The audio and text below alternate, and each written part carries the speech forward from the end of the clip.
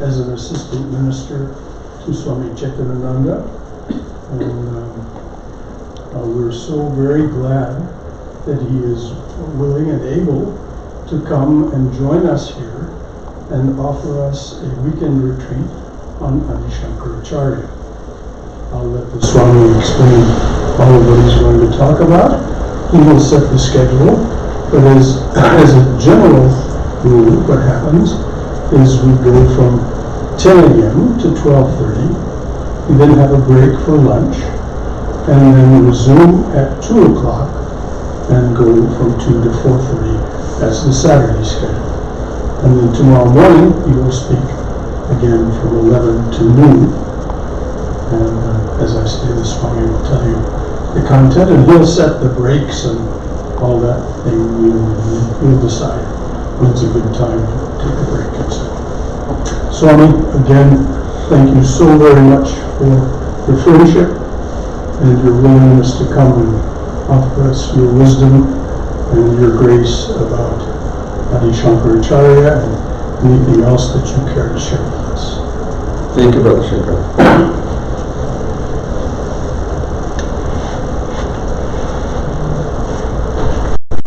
I'm very glad to be back in Atlanta with dear Brother Shankar, who is a wonderful host. I have to tell you that from my experience last year, you are a group with the best questions. When the question and answer session is very lively and very interesting. Sometimes when the time comes for questions, or you can, not necessarily questions, but like discussion, you can say. Nobody comes up with any ideas, but I find that you never lack any ideas when it comes to discussing. So,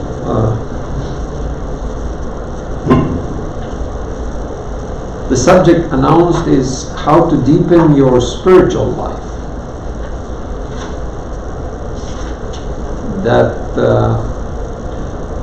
So the subject matter for this talk is sadhana panchakam. Panchakam means a set of 5. Aditya, you correct me if I said anything wrong in Sanskrit. He's our scholar. So panchakam means a set of 5. And sadhana means spiritual practice. So it's 5 verses on spiritual practice.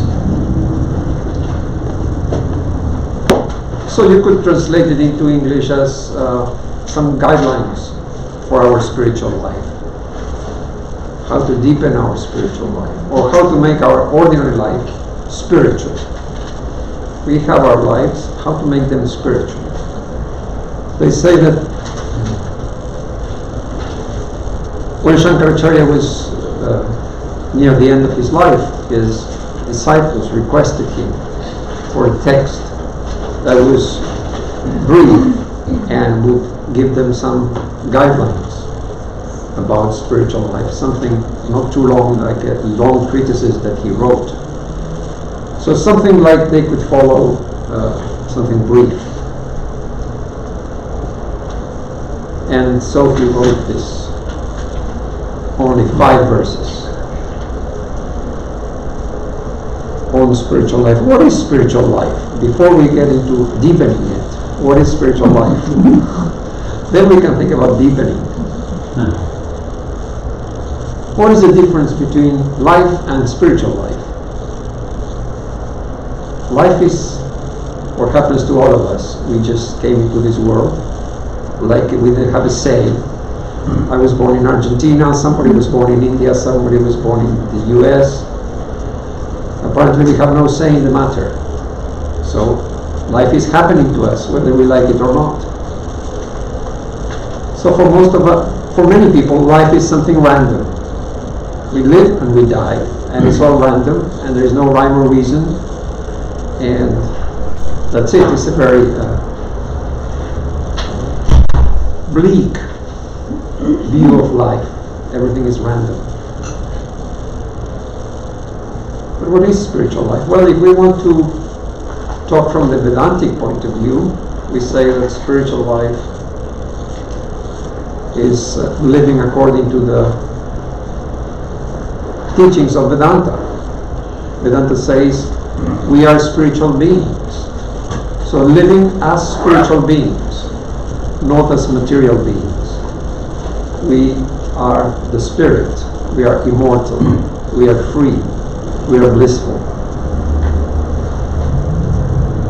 But there is one problem, that we feel we are mortal, that we feel we are imprisoned in the body, and however much we may believe that that is not the case, that we are spirit, the empirical reality is that if I prick my finger, I'll be in pain. It will be, I will feel the pain, not the body. The body is just matter. So we believe that we are the spirit, but in practice we find ourselves linked to a body and a mind. Vedanta says this is due to Maya. So what happens when we become illumined, or when we become, say, even before becoming illumined, when we turn to spirituality and we become spiritual seekers? Apparently nothing happens. We continue to look the same way. So yesterday I may have been an atheist. Today I am a seeker of God. Nobody can tell the difference by just looking at me. I have to tell them, look, now I am a Vedanti. Then they will know. Just by looking at me, nobody will know that now I am a Vedanti. So what makes a difference then? Physically there is no difference. Sri Ramakrishna said, Monete botto, monete mukto. We are bound in the mind, and we are free in the mind. So all this is happening in the mind. There has been a change in my mind. I was a person who was happy in this world, had no other aspirations, and now I am a spiritual seeker. Where has the difference happened in the mind? The mind now is different. The mind now is seeking something else.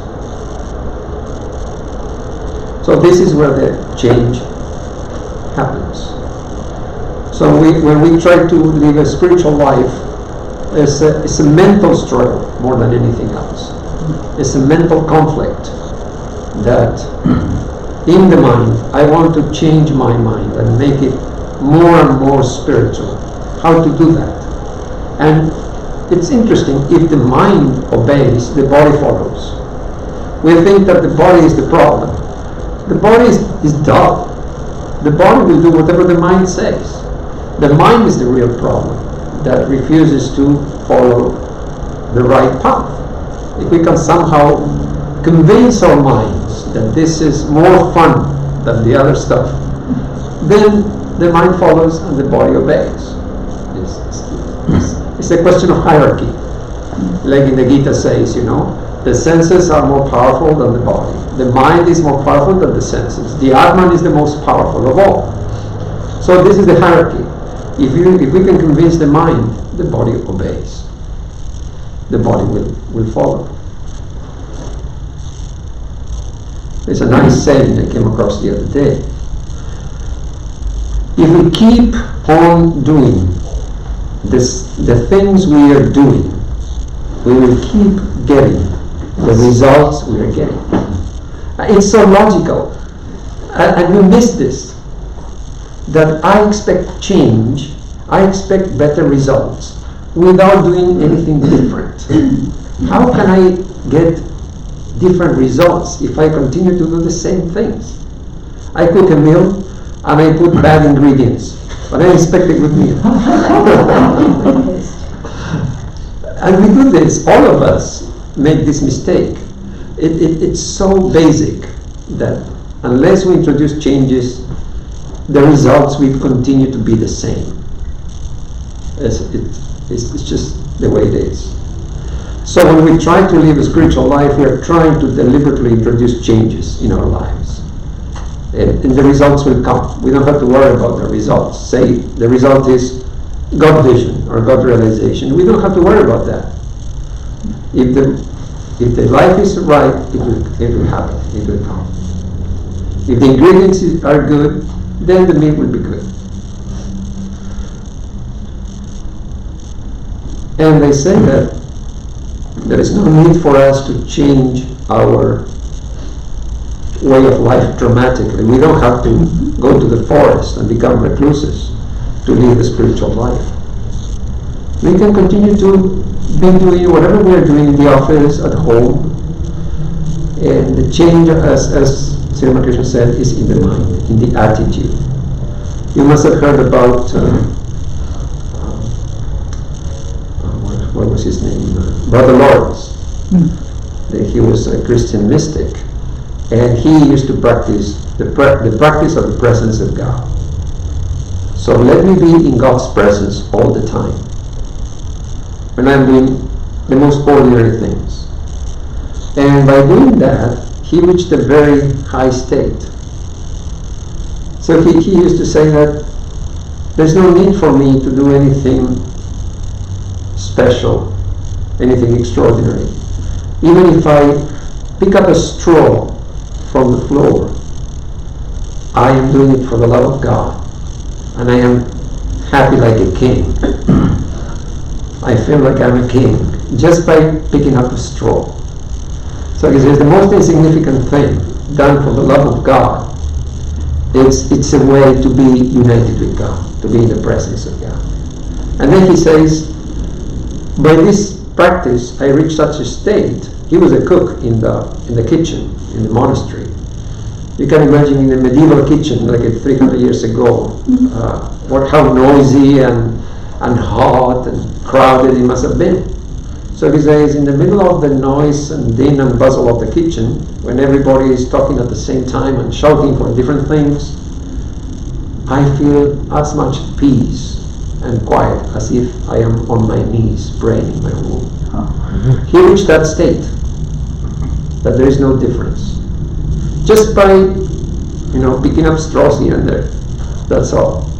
You don't need to do anything out of the ordinary in order to practice spiritual life. You don't need to go to the Himalayas or to fast for days on end or any such things. So we can live a spiritual life and nobody will know about it. And in fact, that is the best way to practice our spiritual life, when nobody will know about it. Sri Ramakrishna said that the less people know about our spiritual practices, the better for us. This is not for show. It is between me and God and nobody else. So Sri Ramakrishna said that in order to see God, we need to practice sadhana. We need to do a spiritual practice. And he gave 3 examples how to practice sadhana. Because Vedanta says we are divine, we are the spirit, but as we said earlier, we don't experience that. We think we are bodies and minds. So then what are we to do? We are to practice sadhana. And Sri Ramakrishna says, he gave 3 examples how sadhana works. The first one is, suppose you want to catch fish. You want to cook some fish, and you want to catch some fish. So you go to a lake, you go to a lake, and you see the fish, big fish swimming there. That's not enough to sit by the lake and see the fish and say, I want to catch the fish. Nothing will happen. So what do you have to do? You have to get the bait and throw in the bait, and then you can catch the fish. So that is the first example Sri Ramakrishna says. To catch fish, you have to go to the trouble of getting the bait, throwing it, and waiting until the fish take the bait. Then you can catch them. That's example number 1. Second example is, there is butter in the milk. But what use is knowing that? I want to get butter. How do I get butter? I have to churn the milk. Then I get butter. So what is the use of knowing there is butter in the milk? We want butter, we have to churn it. So that is sadhana. And the third example is, in the mustard seed, there is oil. But to get it, I have to press the seed. Then I get the mustard oil. So he says, in the same way, in the human being, there is God. But what is the use of knowing that? How does it help me to know that there is God, or to believe that there is God in a human being? I have to bring it out. How to bring it out? Practice sadhana. It's just like churning the milk and pressing the seed. So the human being practices sadhana and they manifest the divinity within. Then you get the divine. You can express the divine. Which I think these are beautiful examples from Sri Ramakrishna. Why sadhana is needed. Yes, we are divine. Yes, we believe in that. But we cannot stop there with just an intellectual understanding or intellectual acceptance.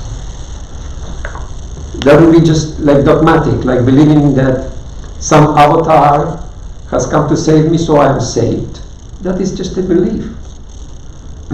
We are supposed to go further than that. Manifest the divinity. Sometimes sadhana is mistaken for traditional religion, you know. You know Mira's song? That's a famous song that if just by bathing in the holy rivers we can attain Krishna, then the fish would have attained Krishna. And if just by eating fruits and roots and leaves we can attain Krishna, then the monkeys and the bats will have attained Krishna. So like that, she gives many examples that religion, that God is not in these things, like dieting or taking baths in the river. Yeah, that is all helpful, no doubt about that. That is all good, there is no doubt about that. But that's not how we are going to practice sadhana. Practice sadhana is much more intense than that. Because if we get stuck in these external observances, we run the risk of missing the point. What is real sadhana? Getting rid of our ego, getting rid of our cruelty, of our selfishness. All these things are real sadhana, not our diet. You know, that is helpful, but that's not essential.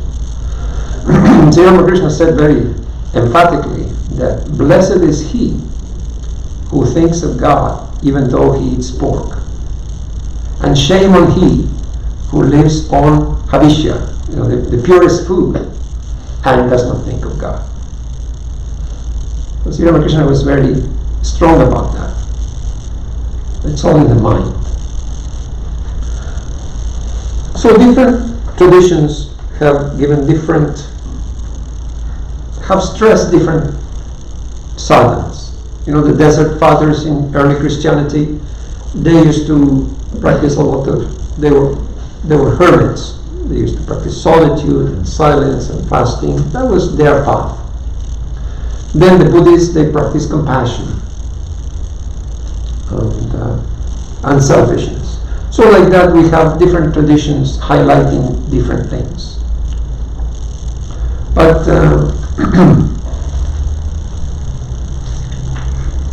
in Vedanta we have a lot of freedom. You can pick and choose whatever you want. Complete freedom. That is the beauty of Vedanta. Nobody's going to tell you do this only and don't do that. You know, in general the Guru gives you the mantra. Yes, that is common to all of us. But then again, you're on your own. You want to sing bhajans? Sing bhajans. You want to meditate? Meditate. You want to read a book? Read a book. You want to go out and work for others? Go out and work for others. Complete freedom. That's wonderful in Vedanta. So Shankaracharya is going to give us lots of suggestions as to how we can do our spiritual practice. How many things we can do.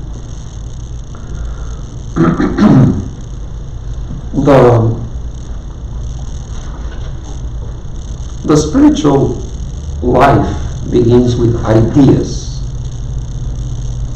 Most of us, we came to the spiritual path, unless we got it from our parents, through some idea.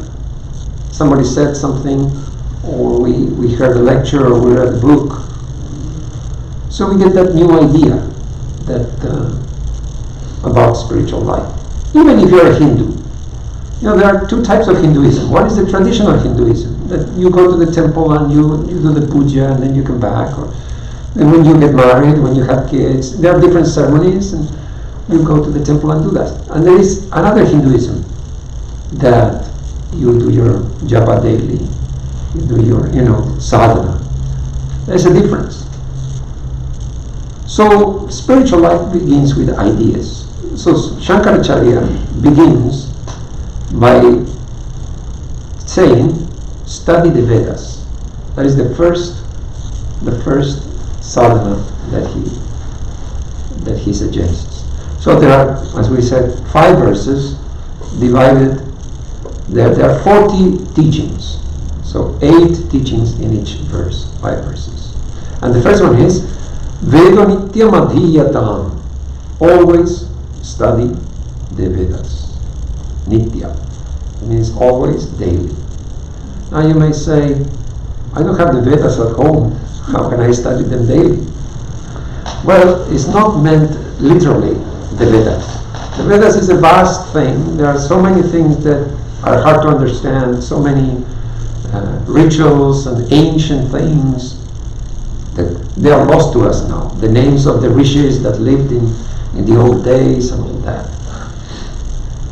So by saying that study the Vedas, it means moksha shastra, the scriptures that will help us attain liberation. It could be the Bible, it could be the Quran, it could be anything that comes from a realized soul and will help us attain liberation. So when we study a spiritual book, what do we get? We get directions. Just like when we want to reach a place, we need to Google and find the map, how to reach there. We need directions. It's a place we don't know. So when we want to reach God, we don't know anything about God. How to reach God? We need directions. The scriptures will give us that direction. How to get there. So, daily study the Vedas. In the Christian tradition also they have the same idea. They call it quiet time. Have a quiet time daily to study the Bible. So, the Bible is such a book like the Bhagavad Gita that you cannot say, oh, I read it, I finished. Now I read something else. Because you keep on reading it and you get new light. So you finish the Bhagavad Gita, you start from the beginning again. And the more we read it, the more meaning, the deeper it gets. The more our understanding unfolds. The Gospel of Sri Ramakrishna is another such book. You read it when you're 20 years old, you get some understanding. Then you read it when you're 40, you read it when you're 60, you get a different understanding. When Sri Ramakrishna says, God alone is real, the world is unreal, what does he mean by that? There's so many ways to understand that. God alone is real, the world is unreal. So as we read, we get deeper and deeper understanding. What does he mean by that? So we keep reading these things again and again, and we get more and more understanding, and we don't get tired also. Like you can read the Gita, then okay, next memorize the Gita.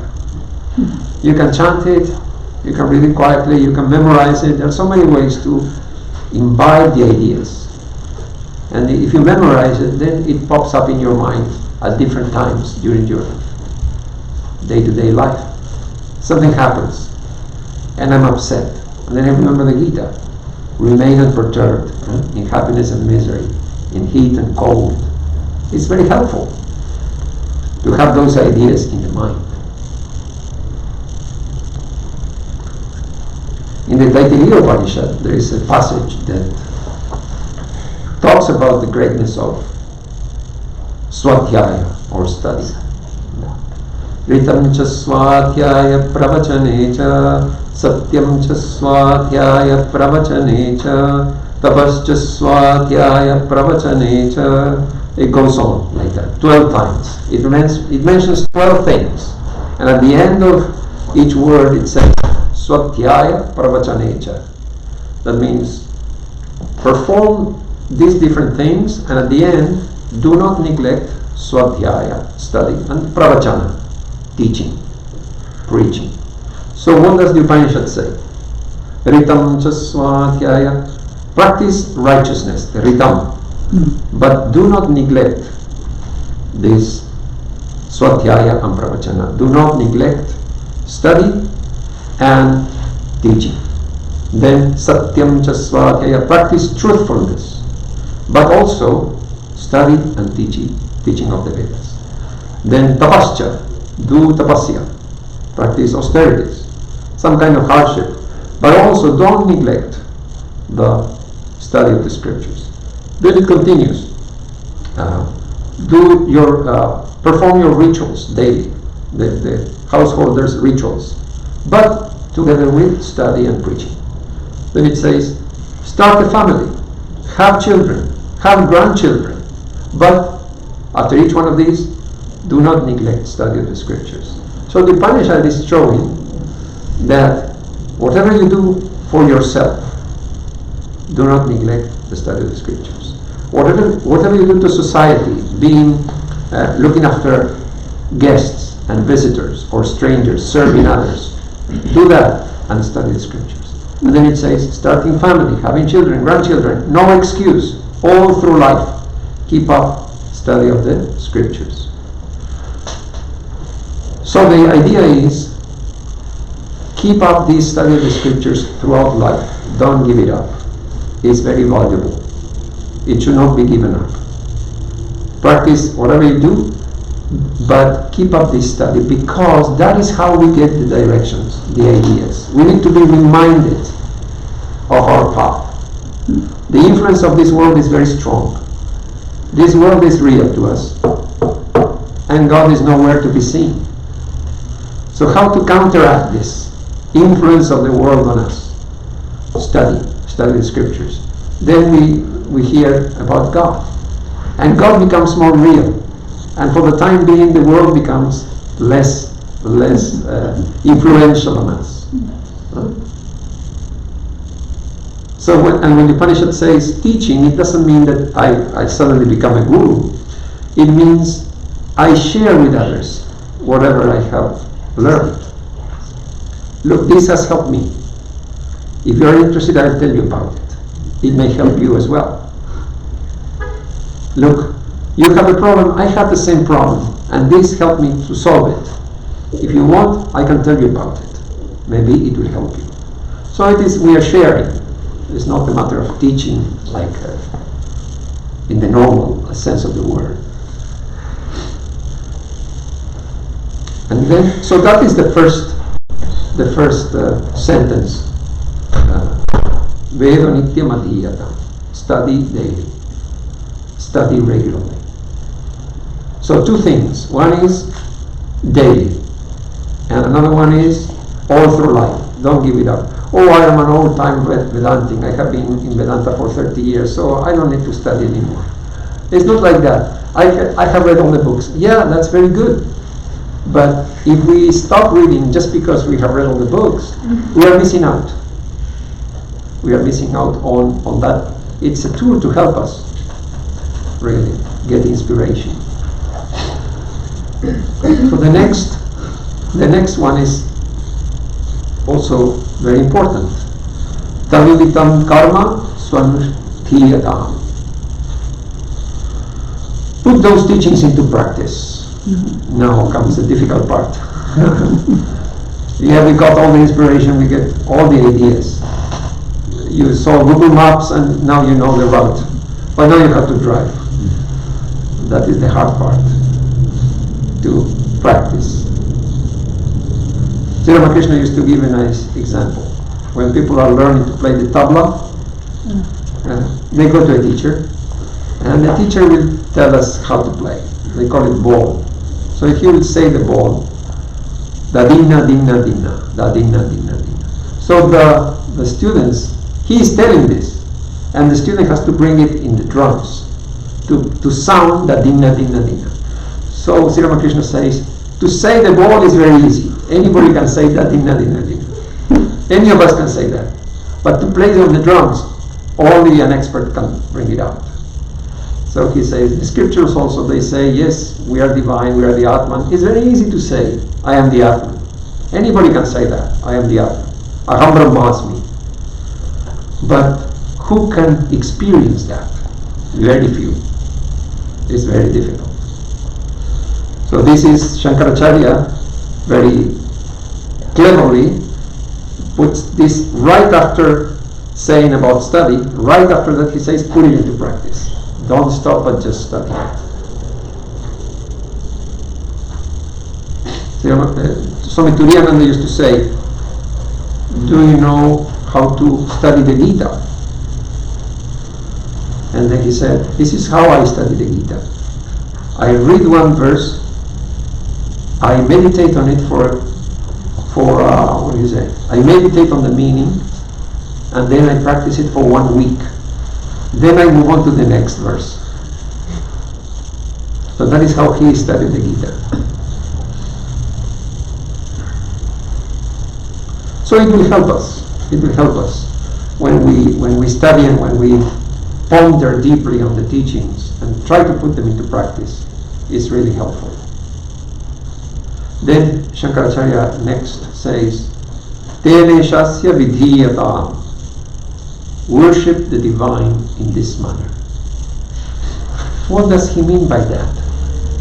We study the scriptures, we put it into practice, we try our best, and then it says, worship the divine in this manner. It means that putting into practice what we have learned is our spiritual practice, is our worship of God. I read, Sri Ramakrishna says, Sha, Sha, Sha. Forbear, forbear, forbear. Holy Mother says, there is no virtue like forbearance. So I read all these wonderful teachings, but I'm very short-tempered. That is my nature. So I have a short fuse, anything can set me off, and I read that Sri Ramakrishna says, Sha, Sha, Sha. And Holy Mother says there is no virtue like forbearance.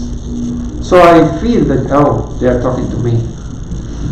I know my own shortcomings, and I want to do better. When I lose my temper, other people are affected, and then I feel bad about it. That, oh, I shouldn't have shouted, I shouldn't have done this. So I'm struggling with that, and I read these teachings and I try to correct myself. Whenever I feel like blowing up, but Sri Ramakrishna said this, Holy Mother said that, and I know it's bad.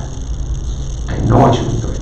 So gradually, every time we are placed in a situation like we will become impatient or we lose our temper, every time we encounter that situation, if we are aware, it will be easier to somehow control it. And Shankaracharya says, let that be your worship. Not that we have to go to the temple to perform a puja. This is our worship. Trying to practice what we learn. Whenever I am attempting to control my anger, that is my worship.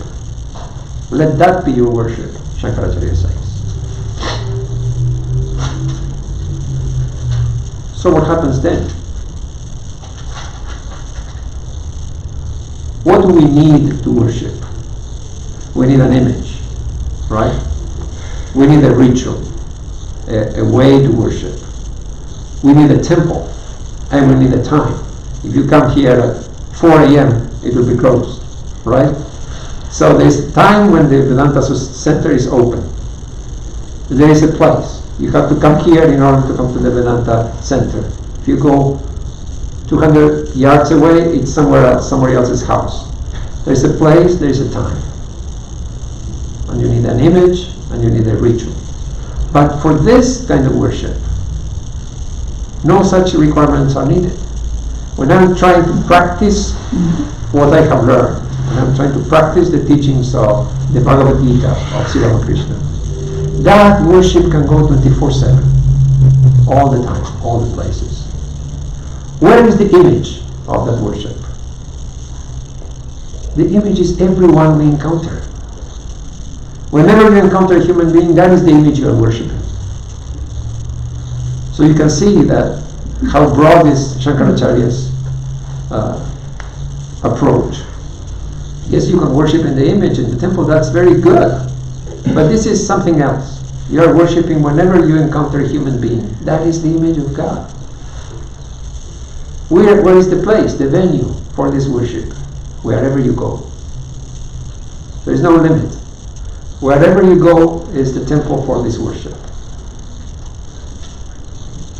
What is the time that you can go and attend the worship? Oh, it is all the time. Every moment this worship is going. You don't need to wait for the temple to open. And what is the ritual? The ritual is whatever you happen to be doing at that time. That is the ritual. If you are mowing the lawn, then that is your ritual. If you are driving the car, that is your ritual. If you are dealing with a difficult neighbor, then that is your ritual. And your neighbor is your God. So like that, this is a very original concept of worship that Shankaracharya is giving. Study the scriptures daily. Try to put into practice what they teach, and let that be your worship. There are different types of worship in Hinduism. They have 5-item worship, 10-item worship, and 16-item worship. So when Swami said, compare the monks of the order to this worship, he said, look, every monk is not the same. Some are worshipping with 5 items. So they have a limited capacity. Some worship with 10 items. They do a little more. Some 16 items. They can achieve a lot. But they are all worshipping, right? So the same thing can be said about us when we are trying to worship God. Oh, some can achieve a lot. Some can achieve not so much. But they are all worshipping God. So we shouldn't feel bad if our worship is not perfect. If we lose our temper, so to say, once in a while. That's okay. We continue. We persevere, right? We will not become expert worshippers overnight. So we have to practice and try our best. And then somebody else may be worshipping with 16 items. I can only manage 5 items. That is fine. I'm also worshipping in my own way. So there is scope for everyone in Vedanta.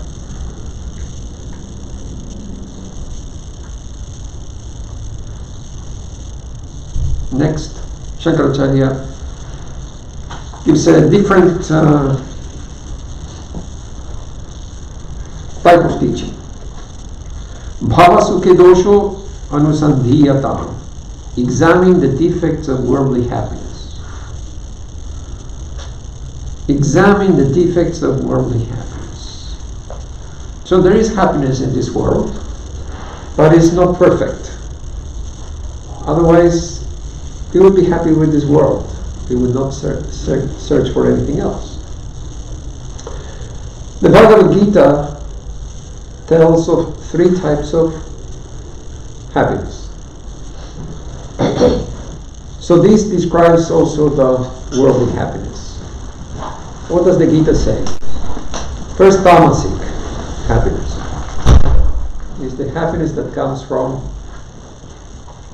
sleep or lethargy. You know, you see some people, they're happiest when they're doing nothing. And in the US it's not so common. In India it's more common. Because of the weather and everything. People are just lying down. Blissful. Really blissful. And if you ask them to do something, okay, but they want to be just like that. It's a blissful state. So that is tamasic. Sri Krishna says in the Gita. And sometimes we can experience ourselves. Say when you're sleep deprived, it's a really horrible feeling that for some emergency or because of work or whatever it is, a couple of days I have to go without sleep. We are just dying to sleep. Really becomes such a terrible thing that we cannot keep our eyes open. And coffee can keep you going for so long, not forever. So there comes a point where we are just breaking down. And then when you're at your worst, a soft bed comes and the opportunity to sleep. We are so happy. Then you can feel the tamasic happiness that finally I can sleep. And we catch up with our sleep. So Sri Krishna says that is tamasic. That is born of inactivity, inertia. Then there is rajasic happiness, when our senses come into contact with the sense objects. So for instance, I see a jar of cookies. Then I take one and I say, oh, nice. Eat it, and I say, oh, that's it. It was a pleasant experience. Then I go through the whole jar. Then I get tummy ache. So it's not pleasant anymore. So it went from being pleasant to being unpleasant. Somewhere in between, it flipped. It started pleasant. I was very happy with my cookie. And then I continued to eat. And then I continued to eat. And at some point, it flipped. And from happiness, it went to misery. And I end up with tummy ache, bloated, feeling miserable about myself, that I ate all the cookies. This is an example of rajasic happiness. Sri Krishna says, it begins very sweet and it ends bitter. That is the problem. So Shankaracharya told us to examine the defects of worldly happiness. And we find this study in the Bhagavad Gita about the 3 types of happiness. We have a nice Swami in India. He was very humorous. So we used to have, in India, every other day is a festival. Then when you have a festival, you have a special lot of food and special sweets and so many things. So whenever we have a festival, there's so many sweets, you can eat so much. All the monks, we eat together, we have fun, and we shout and laugh and joke and eat and continue eating.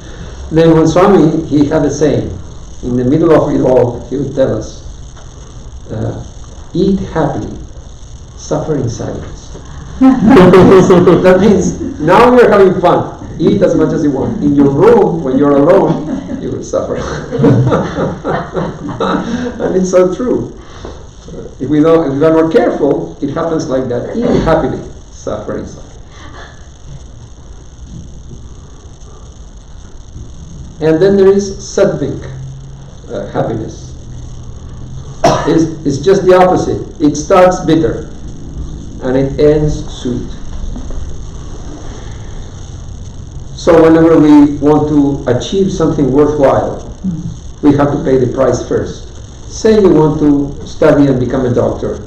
You will have to sacrifice so many years of your life in order to become a doctor. Now if you want to become, you want to deliver newspapers in the neighborhood. Your training is 1 day. Somebody will show you the route. Maybe 2 days. Then you will learn how to fling the newspaper close to the door. That's all. 2-day training. And you're done. But if you want to become a doctor, I don't know how many years of sacrifice. So this happiness starts bitter. It is hard. Like when we want to practice spiritual discipline or learn to meditate. Say we first come to Vedanta and we want to learn about meditation. And they say, oh, you have to sit quietly and repeat the mantra. 5 minutes seems like an eternity in the beginning, at least for me. It was so hard. You're a young person and they tell you to sit quietly, close your eyes and not move. It's like the ultimate punishment. There's no worse punishment than that. tell me to work hard, I will dig a well, I'll do anything, you know. I work the whole day long, but quietly, and I cannot speak, I cannot see, I cannot hear, nothing. Very hard in the beginning. So it is bigger. You know, everything aches after 5 minutes, you start fidgeting, but you persevere. And gradually that bitterness goes away. And at some point, it flips from bitterness to sweetness. And I want to meditate. Nobody has to tell me. Now I can see the joy of that. But it didn't happen overnight. You have to go through the bitter phase in order to get to the sweetness of reaping the results.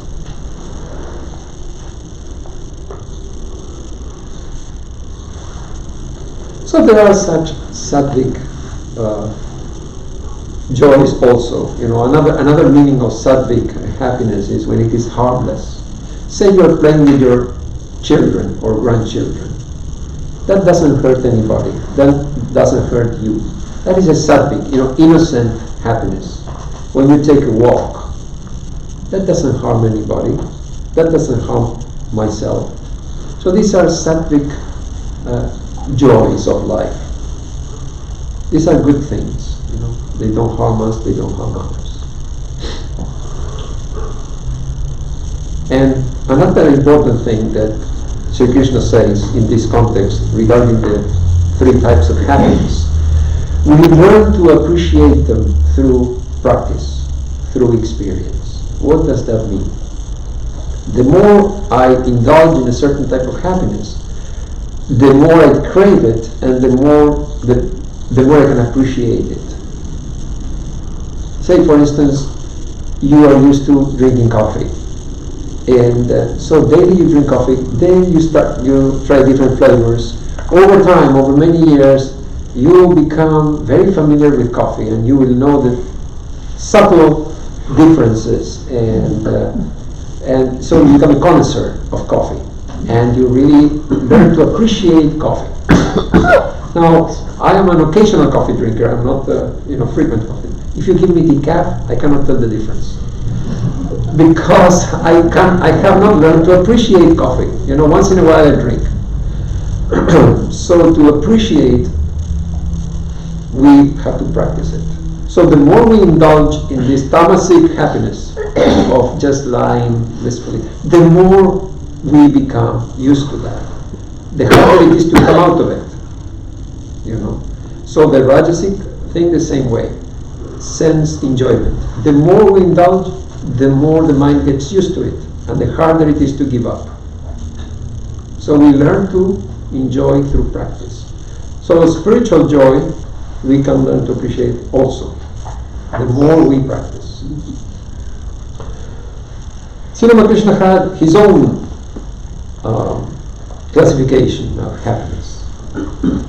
He said there are 3 types of happiness. Vishayananda, that means what we were talking about, Rajasic. Vishaya means sense objects. So the bliss that comes from sense enjoyment. The main problem with this is it creates restlessness. It doesn't give us peace. I want to have something. I get it. And after I get it, I find that that's not what I wanted. Or I want more of it. So I want to be a millionaire. Then I get $1 million. Then I find he has $2 million. I only have 1. What's the use of having 1? Then I get $2 million. Oh, he has 10. What is the use of having 2? It's never enough. It's never enough. So that is the problem with the sense enjoyment. It creates restlessness. There's no peace in that. You know the famous story of King Yayati in the Bhagavatam. So he was a king, and he enjoyed life, and then he became old, and he realized he had many unfulfilled desires. And he prayed to God that if you give me the chance, I would like to fulfill all these desires that I still have. And somehow, by some blessing of a sage, he got the opportunity that if one of his sons agrees to exchange his youth for his old age, then the king can become young again. So the youngest son agreed, and King Yayati became young, and the youngest son became old. And so the king enjoyed life again, all over again, everything that is accessible to a king. And at the end of his, when he became old again, he found, I still haven't fulfilled desires. I went through life twice. I enjoyed everything, and I still haven't fulfilled desires. Then he made a very famous statement that desire cannot be fulfilled through enjoyment. It is like trying to put out a fire by pouring ghee into the fire. It only flares up all the more. So that is his famous statement. So that is the problem with sense enjoyment. There is no peace there, and there is it creates restlessness and unhappiness. The Vivekachudamani, Shankaracharya puts it very poetically. He says, in the jungle of sense enjoyments, there is a terrible tiger prowling. It is called the mind. Let the wise never go there. So, very poetic. There is a jungle of sense enjoyments. If we go there, our own mind becomes a tiger and catches hold of us. And then we cannot control that mind. That tiger mind will dictate. We are no longer in charge. So that's the problem with the sense enjoyment. So Sri Ramakrishna says that is the lowest type of enjoyment available to us. Then you have bhajanananda, the happiness that comes from worshipping God. And this is kind of underrated. We know about worldly happiness and we aspire to the knowledge of Brahma or the vision of God, the other extreme.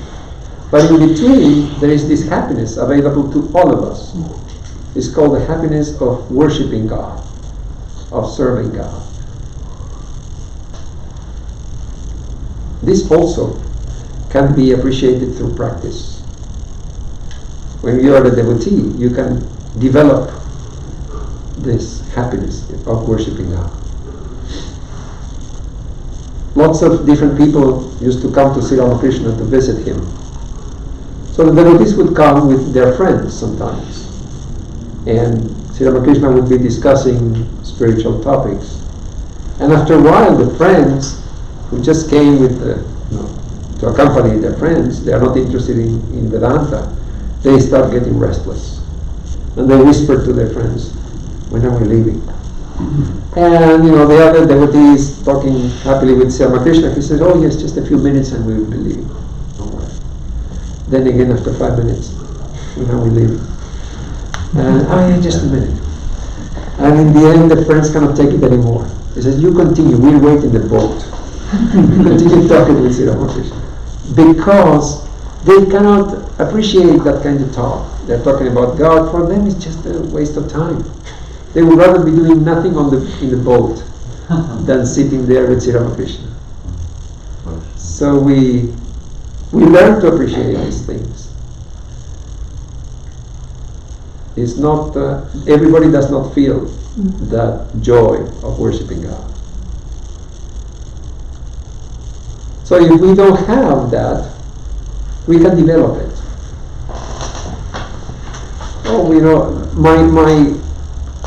My joy of worshipping God is not very, very strong, very deep.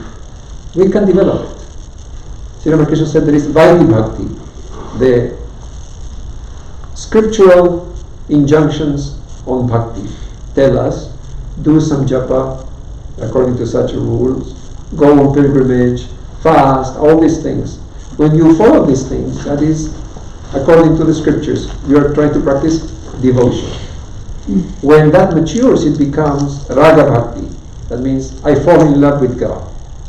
When I fall in love, I don't have to try hard. My mind goes there naturally.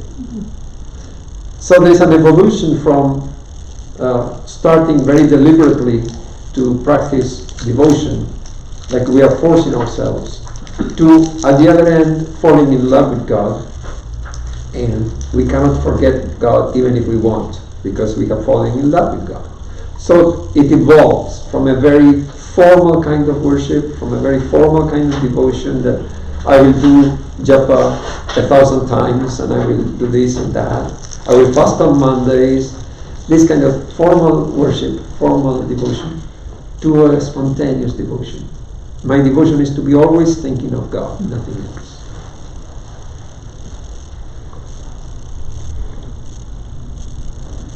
And then there's the highest type of happiness that Sri Ramakrishna talks about, Brahmananda. The bliss of Brahman. That is the highest. It comes from spiritual realization. I have realized God, so I am blissful in Brahman. It's perfect happiness. It doesn't wax and wane. It's always the same. When you look at the pictures of, say, Ramana Maharshi, when he was a young man, he came to Arunachala, and maybe he may have been a teenager. When you look at his eyes, he looks like an old man. He's so quiet. There's such a stillness about, just be looking at the picture, such quality of stillness in his features. So he may be 17 years old, he looks like an old man. And when you look at him just before death, he looks like a boy. And it's the same look on his face, on his eyes. When he's 17 years old, when he's 70, the eyes look just the same. It hasn't changed. He experienced non-duality, and that is the same. Whether he's 17 or 70, it's just the same. Brahmananda, the bliss of Brahman. Once you're established, you are saved. You're safe, you don't have to worry anymore. So that is the highest. So once you reach that, you don't need to worry about anything else. Sri Ramakrishna, after attaining Samadhi, out of habit, he went to the Ganges and then he was going to offer tarpan. You just offer some water to your ancestors. And he found that the water is dripping through the fingers. He cannot hold the water. He tells his nephew, what is this? I cannot hold the water. And the nephew said, it's called Galita Hasta in the scriptures, numb hand. A knower of Brahman cannot perform these rituals anymore. Yeah. You have known Brahman, you don't need to practice this anymore. So the Divine Mother is showing you, you don't need to bother about these things anymore. You are beyond all these things. That is the state of Brahmananda. So we saw that Shankaracharya tells us to examine the defects of worldly happiness. It is for our own benefit. It's a kind of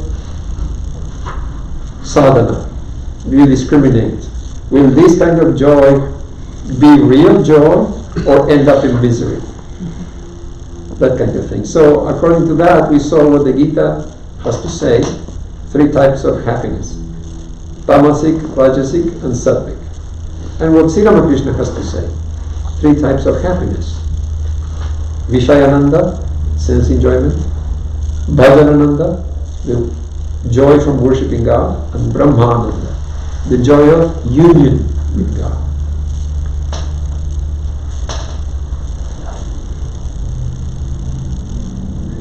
Next, Shankaracharya says, give up the thought of desires. It's hard for us to admit that we have desires. Once we become devotees, we want to think and believe that my only desire is God, and the rest is I'm just fulfilling my duties. I'm a father, I'm a son, I'm a spouse, so I have to fulfill my duties, but really my only desire is God. But that is not really so. We all have desires and we may not be aware of them even. What is the proof that we have desires? There is one proof, irrefutable. We have a body. The body is proof that we have desires. They say that if there is no desire, we don't get a body. So because we have desires, we came to this world. And when the desires are gone, the body will be gone.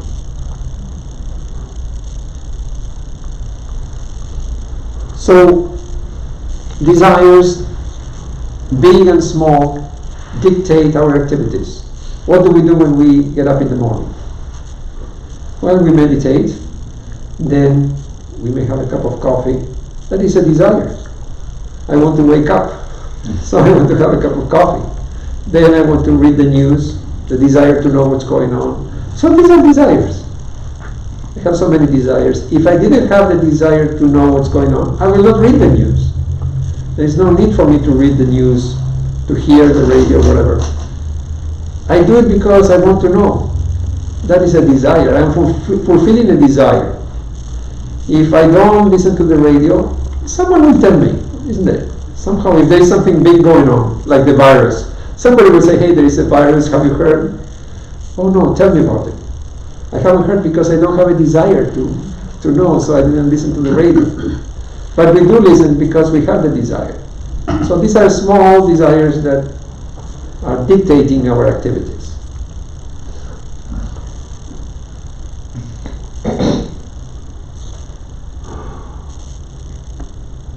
Sri Krishna said, we cannot give these desires, we cannot give it up. It's part of life. We have to deal with them the best we can. Even he said, I am desire. Sri Krishna says, I am desire. But he adds one more thing, that is not opposed to Dharma. When desire does not go against Dharma, then it's okay. Sri Krishna says, I am desire, I am Kama, I am desire, but not against Dharma. You know, when Arjuna asks Sri Krishna, why do people sin? Why they commit sin? Even against their will, as if forced, as if compelled. You know, like Duryodhana's words, that I know what is right, but I cannot practice it. And I know what is wrong, but I cannot stop doing it. So he knows, and still he will do what is wrong. Why? Why is it that sometimes it happens to all of us that we know something and we still do it? Sri Krishna says it is kama, it is krodha, it is desire, it is anger, born of the Rajaguna, the guna of activity. It is insatiable. We can never satisfy that desire. It is like a fire. So what happens is, I have a desire, I fulfill it, and then I have two desires instead. I fulfill them, I have four now. There is something called hedonic adaptation. The psychologists have that term. What does it mean? There's a tendency in all of us to have a certain level of happiness. It's like a constant. And when we go higher in happiness, we have the tendency to slide back. For instance, I say I have $1,000 and I feel if I can get more money I will be very happy. Then one day I get $100,000. So my happiness has gone up, right? Because I was here, now I got $1,000 and now my happiness has gone up. The psychologist says Yes, that is true, but you cannot hold it up there. With the passing of the days, I get used to the idea that now I have 100,000. I get used to that idea, and it becomes my new normal. And it comes down. So now I have more money and the same happiness. It's interesting. I mean, it is what Vedanta has been telling all along, but this is from the point of view of the psychologists. Yes, you can go up by satisfying your desires, by achieving whatever you want to achieve. I have a new car, yes. And then slowly, the car getting older day by day. So my happiness comes down. So it is impossible to raise it permanently. We are always trying to raise our happiness and it slides back. So we are always looking for ways to raise it, and it is an impossible quest. It has the natural tendency to come, like gravitation, it just comes down. Our level of happiness will come down to the original level. No matter what we achieve, win the lottery, slowly it becomes normal. That I get used to that idea. No, yes, I have the lottery. What next?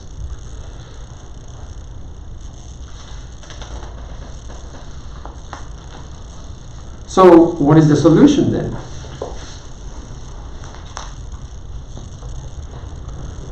Shankaracharya said we should remember what the teaching was: give up the thought of desires. That was the original teaching of Shankara. So we are trying to analyze that. What is desire and can we give it up? So we find this situation that we have desires, we hope they will make us happy, and we find that that happiness is very elusive. We achieve it for a time being, but then we find that that happiness does not stay with us. The solution they give is we should not focus on the goal so much, on the achievement so much. To give you an example, when you go skiing, you go downhill. Now the goal is to reach the bottom of the hill. But if we are focusing on reaching the goal only, we are missing the point of skiing. The fun part is when you are going down. That's the whole point of skiing is, I want to have fun going down and feeling the speed and all that.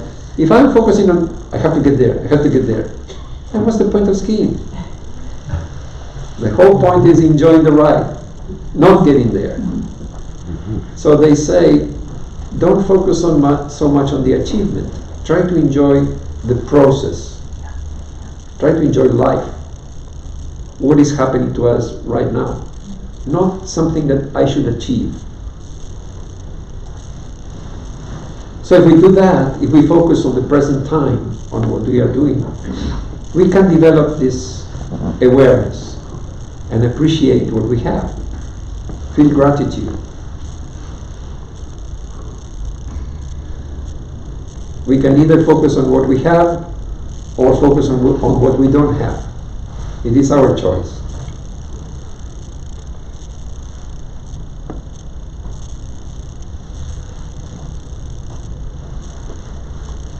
So we can divide reality into two. The whole of the universe can be reduced to two things: me and everything else. When you think about it, it is for you, it is you and everything else. For you, it is you and everything else. These are the two things in this universe: is me and my body, my mind, my speech, you, the house, the sky, everything else, and the sense of I. It is the subject and everything else. So when Sri Krishna says, I am desire and opposed to dharma, it means I do not harm other beings and I do not harm myself. When there is a harmony between these two, the subject and the object, then that desire is harmless. But if I am trying to achieve things for myself at the expense of others, that is not the right kind of desire, Sri Krishna says.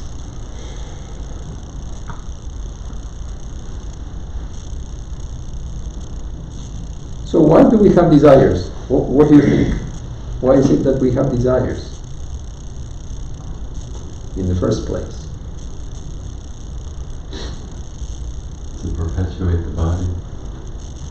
Yes, yes, but there is something more fundamental at the root of desire. Ignorance. We have desires, according to the Gita, because of our ignorance. He says, it is ignorance that covers the Atman, the self, and that generates desires, not knowing our real nature. If we knew who we are, if that ignorance was not there, and we knew who we are, we wouldn't have any desires. We would be fulfilled.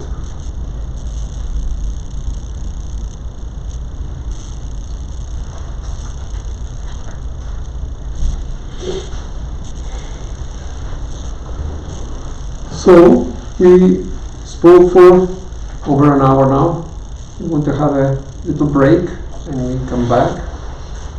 Maybe we can do a little singing and then we continue with the talk. Do you have any questions before we break, or any comments? Any ideas? Well, when you talk about ingredients, right kind of ingredients. But I think in spite of having that kind of ingredients, Yes. two recipes can turn out totally different. Because it depends on how much you put or whatever you have. Yes. Some people can overdo and it can be extremely spicy or greasy or whatever. And some can put it discreetly. True. They can get a different result. So it also requires your know-how, technique. Very true. Very true. Yes, yes.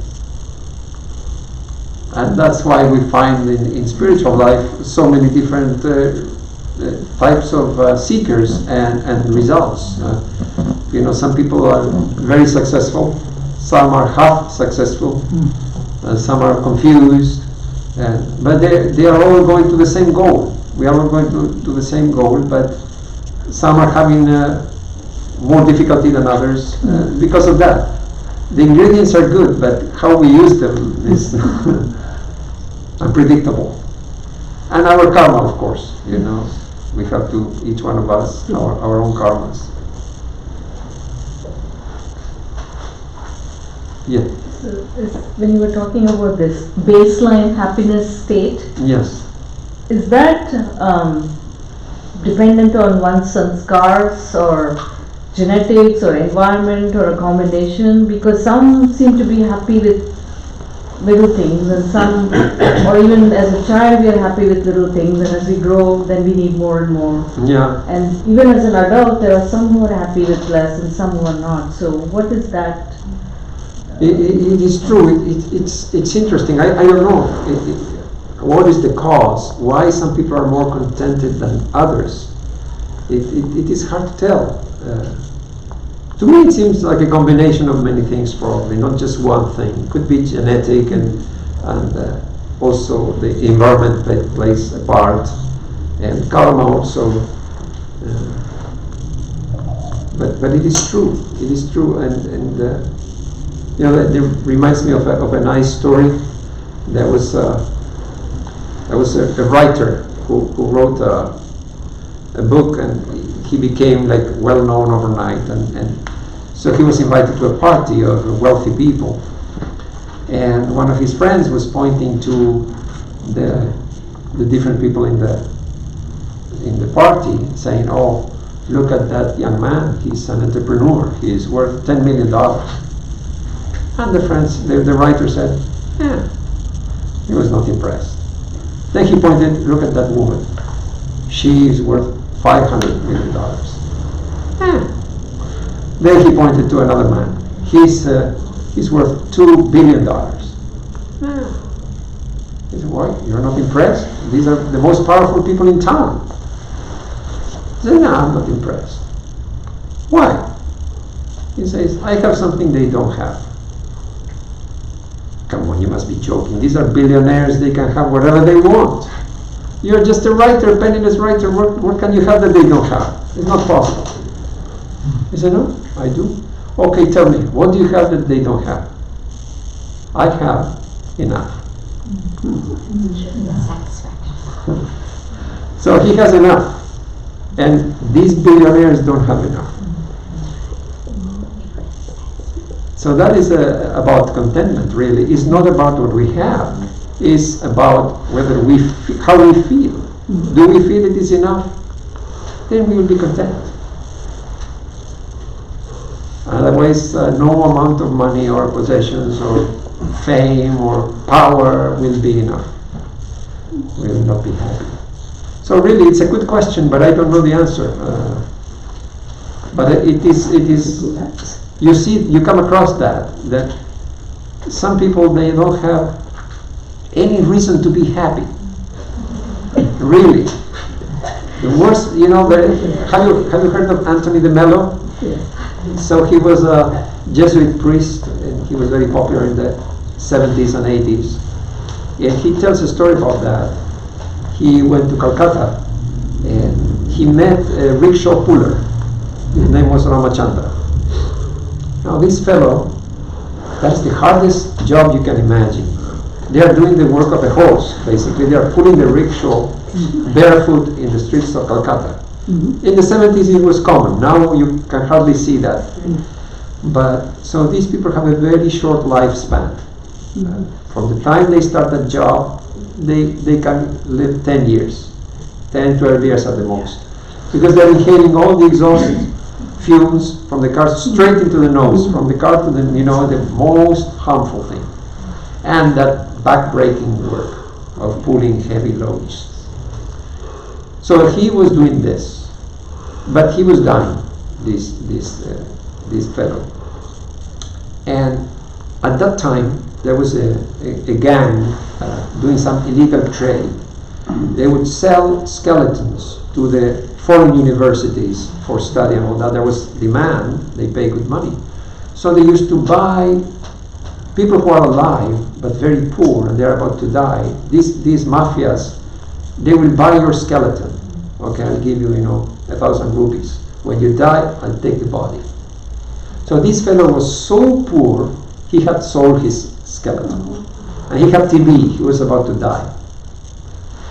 And so somehow this father became acquainted with him, and he found that he's happy all the time. How is it possible? He's so jolly. He has TB, he's about to die.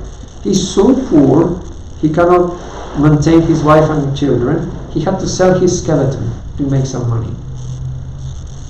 And he's so happy. So he asked him, don't you feel bad about it? About your situation? He says, no, I don't feel bad about it. But how about your wife and kids? Don't you worry about the future? He says, no, it is in God's hands. I do the best I can, and then it is in God's hands. He says, what about your illness? Your suffering? And yes, I suffer a little, but you have to take life as it comes. Then this father said, I suddenly realized I was in the presence of a mystic. I suddenly realized he is alive, I am dead. He thinks that I'm a Jesuit priest and I'm very spiritual. Suddenly he has this awakening that this fellow pulling the rickshaws is alive. He has let go of things. And I am dead. I am attached to so many things. I have so many fears and attachments. I'm worries. This fellow is in the worst possible situation and he has no worries. And he's happy. So he coined the phrase from this. He said, falling into happiness by letting go. So the concept is, you don't chase happiness anymore. You let go of things and you fall into happiness. It's a new concept. So this is an extreme case of contentment. That even in the worst possible situation, this man was cheerful and happy. and carefree. But mind you, he was still pulling the rickshaws. He was doing his duty to feed his family. He was not just becoming complacent and lazy. So there are such people in this world. Although from Shankaracharya's perspective, he did not study scriptures. He had no scriptures, no knowledge. So how will you? Well, I don't know. Shankaracharya has said so many things in so many things in so many places. I don't know. And also Shankaracharya spoke more than 1200 years ago. Society was different. So you have Shruti and Smriti. Okay. So many things that Shankaracharya said, you can take them as Smritis. When he said, only a Brahmin can attain Brahman. That you can take as a Smriti. Because what about all the millions of people that will be left out? When he says women are of inferior birth, that is a Smriti. Who will accept that today? They will kill him. What does Smriti mean? That is the remembered tradition, and Shruti is heard. So what you hear is the eternal truth, the eternal truths. Shruti. Shruti. Okay. For instance, Aham Brahmasmi, I am Brahman. That is a Shruti. It will never change. It is always the same. But Smriti is the social things that will change with time. Swamiji said we have to make a distinction because they are not the same. Smriti will change. What was current at the time of the Upanishads is not current today regarding society. But regarding the eternal truths, they are the same. They never change. When Jesus said, love your neighbor as thyself, it's the same today as 2,000 years ago. It will never change. Yes. Perhaps what she said brings to the original aphorism of Shankaracharya, because for a number of things that you observe, there is complete truth in it. But there cannot be any panacea which gives you a solution to all these problems. But Atma Nirikshanam, not Paranirikshanam, self-observation. We are unhappy because we always observe others, not ourselves. Yes. And perhaps Shankaracharya went through the same thing. Kastam kutahayata tattam chintayat varam varam. Who are you and where do you come from? For that you do not need to read any book. It is just a spontaneously evolving and spontaneously nourishing knowledge which doubts the wrong things. And you are the person who decides whether it's a wrong thing or the right thing. And that's how I think it was a result of self-culmination.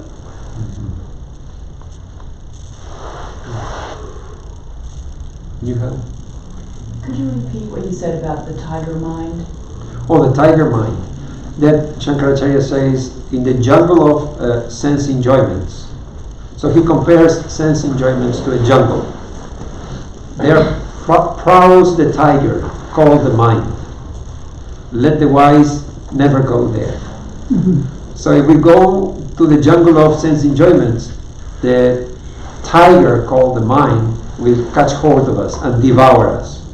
So in other words, it's a poetic way to say, when we indulge in sense enjoyments, we are playing with the tiger.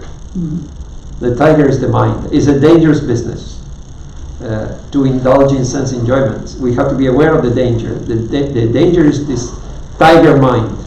So we have to be always aware. It's a dangerous game.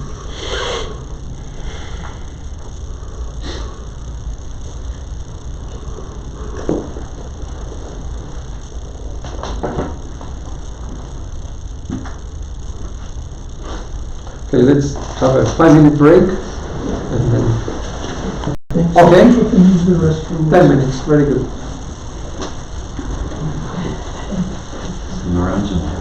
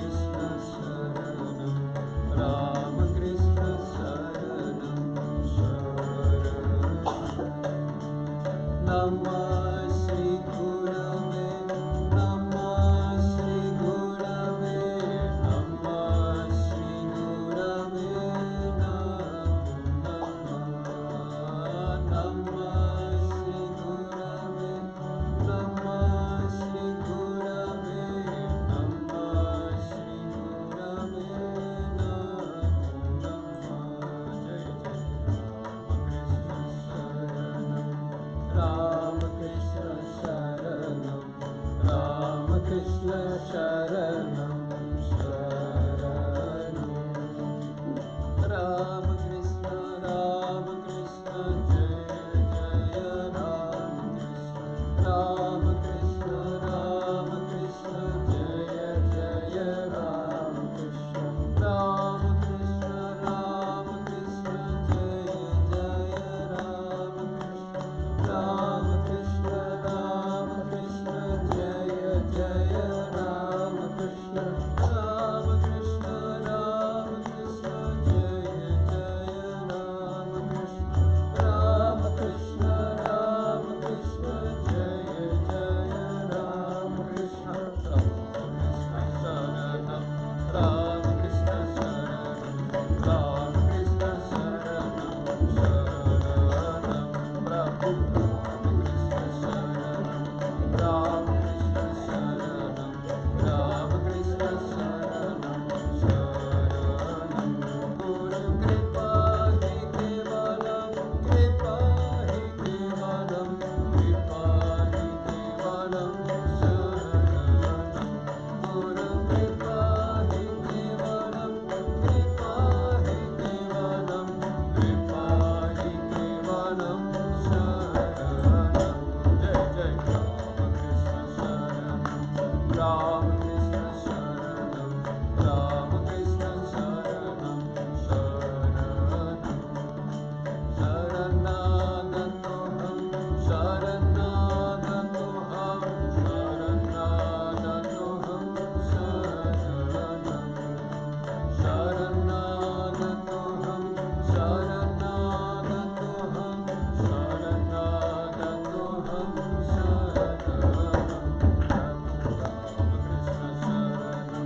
Rama Krishna Sharanam Rama Krishna Sharanam Namah Shri Gurave Namah Shri Gurave Namah Shri Gurave Namah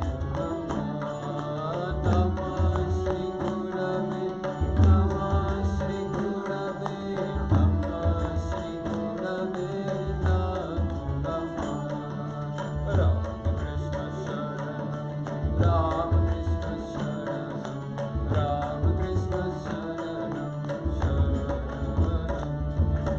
Rama Krishna Jaya Jaya Rama Krishna Rama Krishna Jaya Jaya Rama Krishna Rama Krishna Jaya Jaya Rama Krishna Rama Krishna Jaya Jaya Rama Krishna Rama Krishna Jaya Jaya Rama Krishna Rama Krishna Jaya Jaya Rama Krishna Rama Krishna Sharanam Rama Krishna Sharanam Rama Krishna Sharanam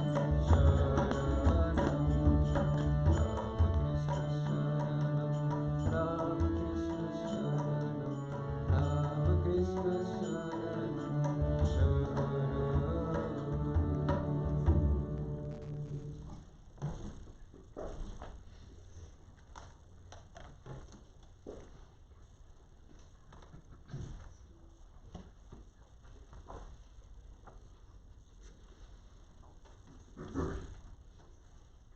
Do any song in particular? Any song in particular? Any song? Any Ramprasad song? One percent song, okay.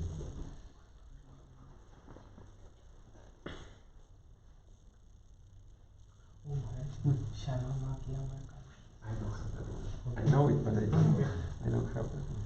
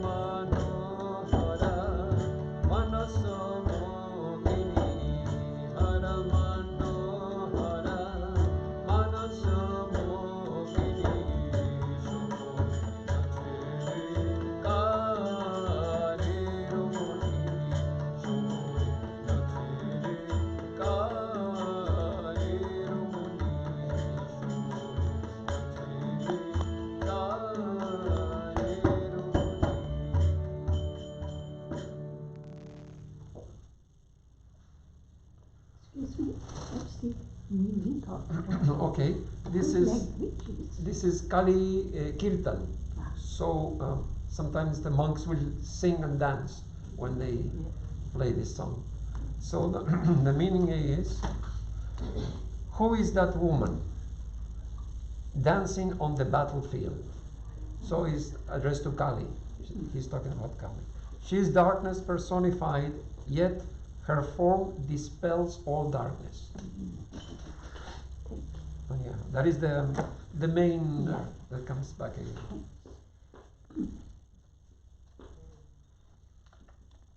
So 12:30 is lunchtime, right? So we have half an hour. Yeah. I'm going to sit on the chair again. Yes.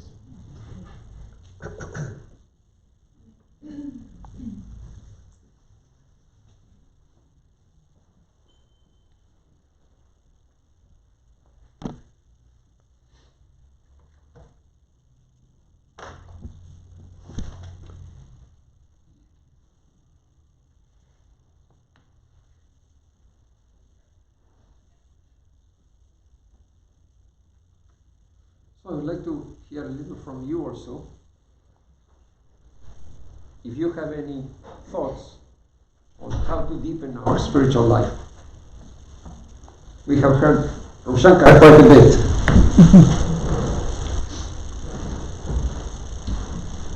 Any ideas? Or what are your conclusions? That seems to Conclusions. be haunting me is the recent death of Kobe Bryant, who had it all: wealth, power, fame, skill, everything. It's hitting me that can all be taken away from you any moment. Now you have to excuse my ignorance. I don't know anything Oh, about. He played for the LA Lakers. He was Oh, now it comes back. Okay. Yes, I know. I do know. I'm in this world, but but when I first heard the name, I thought you were talking about a musician or something. Now it came, but I never saw him play or anything. I just. You don't even see him play, but what you do need to know is he was extremely talented, extremely wealthy, extremely successful. He had fame, money, women, anything a guy could want, gone. Yeah. So continue with your idea. Sorry, I was. I guess to me it's like a wake-up call that, hey man, we got to get on with it with our spiritual life, because these things we pursue, they're not, they're ephemeral. They're going to be taken away from you someday. That's true. You from a different part of the world, based on your accent. So how did you get to this movement, and what was your journey? Okay. Did I tell you that story? No? Not much. I think I must have spoken something. But anyway, no problem. What brought you to this Vedanta? Well, Argentina is a Christian country. It is. I don't know now, but certainly until a few years ago, to be the president, you had to be a Catholic. You couldn't run for president otherwise. That's how Catholic it is. It may have changed now. I'm out of touch, but until recently it was like that.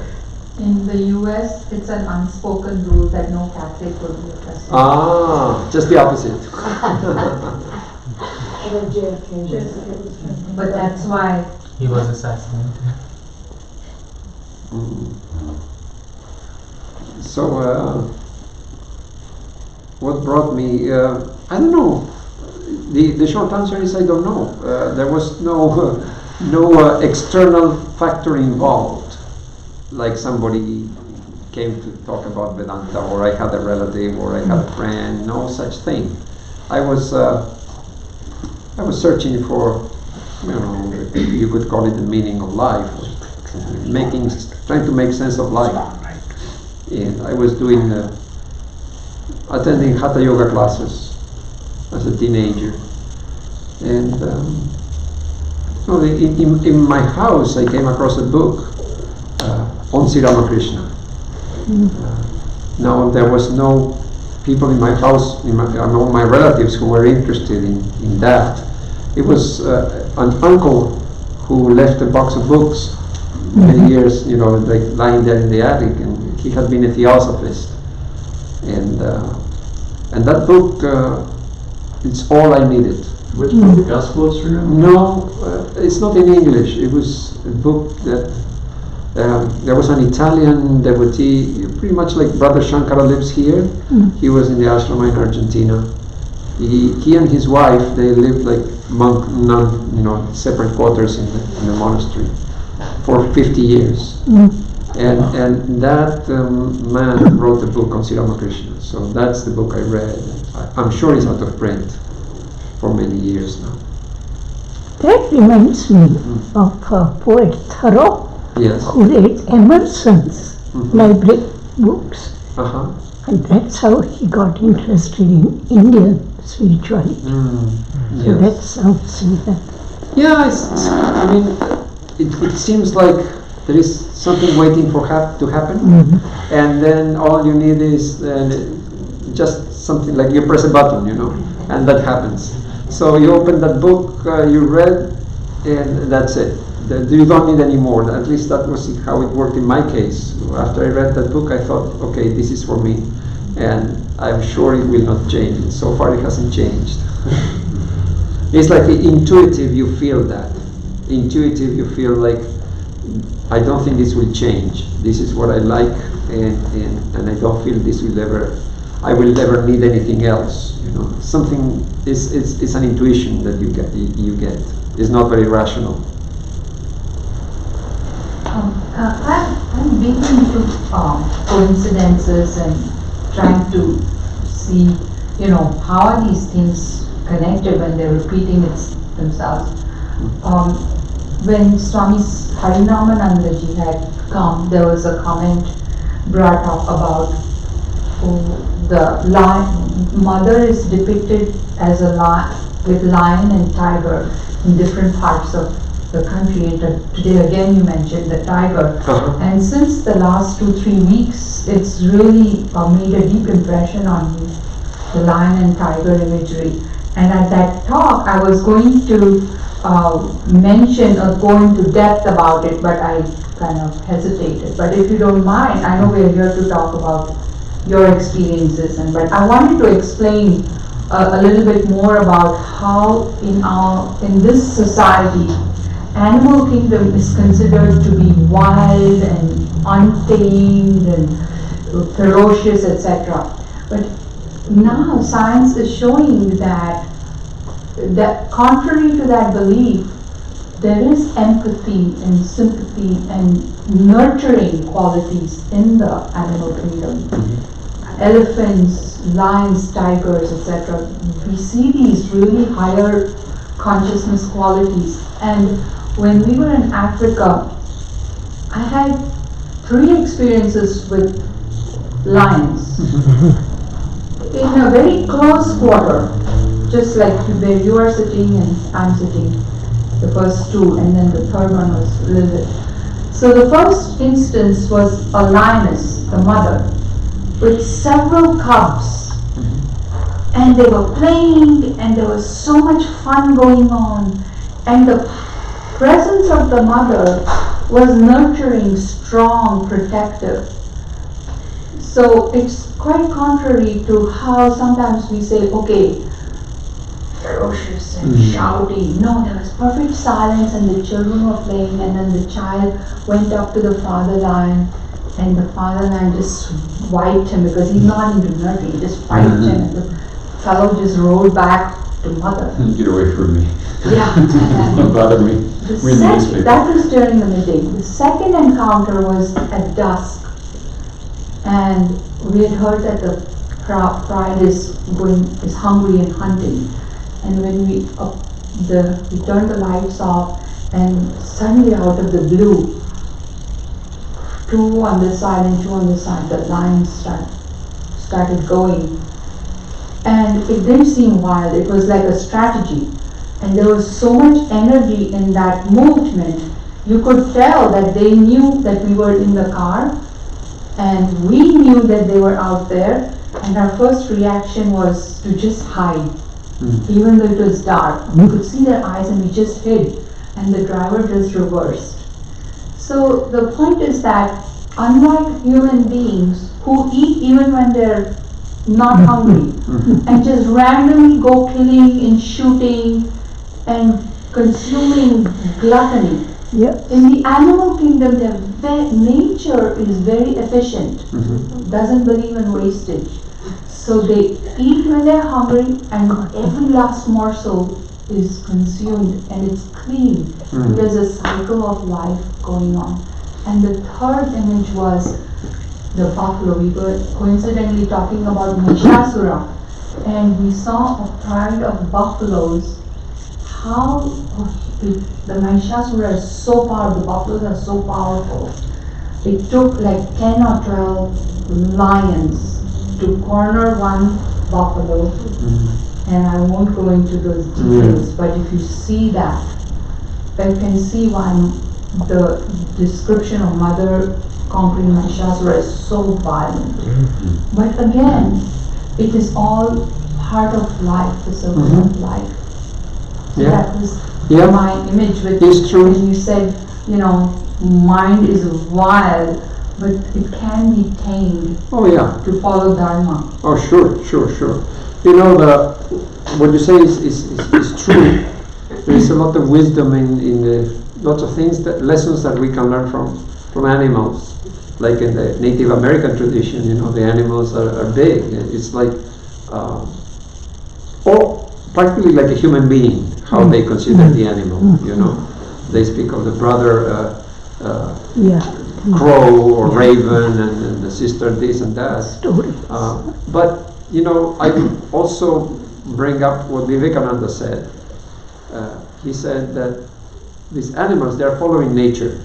Basically, a lion will behave like a lion and not like a cow, because it will follow the lion nature, and a cow will follow the cow nature. So they're following nature, and their nature is wise. As you said, nature is efficient, and the human being is the only one who can destroy the planet.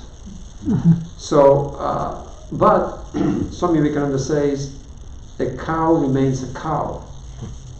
That's the problem. A human being has the capacity to destroy the planet or to attain Brahmajnana. So that is choice. So that is the Vivekananda's point of view. It's not like the lion is cruel or the lion is ferocious and all that. A lion is a lion. It is doing what nature means a lion to be. And a cow is a cow. The cows are very depicted as very innocent and gentle. That's why it's the holy cow, because it's so gentle and so generous. It gives so many things to us. But a cow is just doing the cow work that is meant to be. But the human being, you cannot say human being, some human beings, it seems that they're bent on destroying everything, very destructive.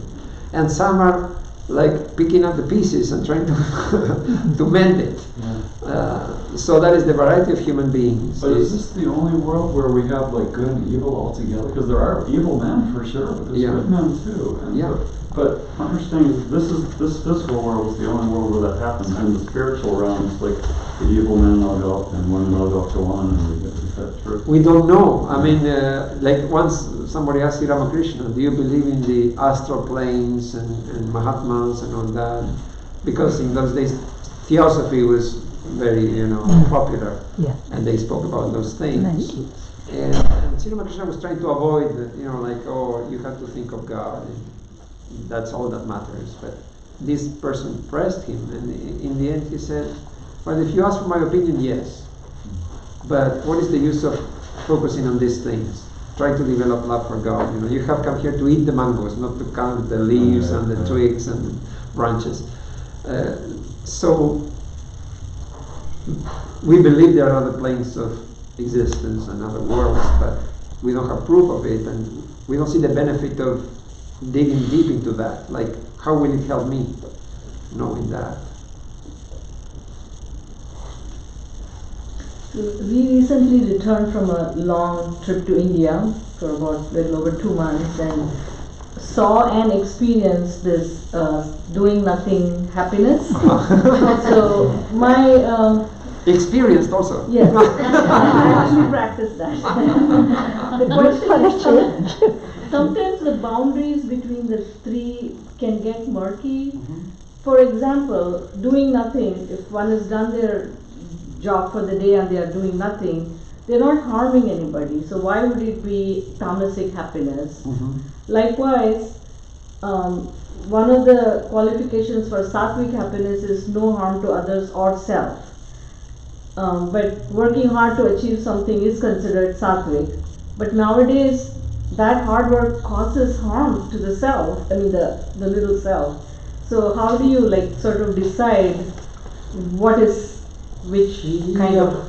I don't know if working hard to achieve something is sattvic or rajasic. It's somewhere borderline. Rajasic. Yeah, it's more borderline because More rajasic is about activity. The defining trait of rajas is activity. So you're working hard to achieve something, and this is more rajas. Because look at all the things that can go wrong when you do that. You don't achieve, you get angry. You achieve, your neighbor is envious and they will do things.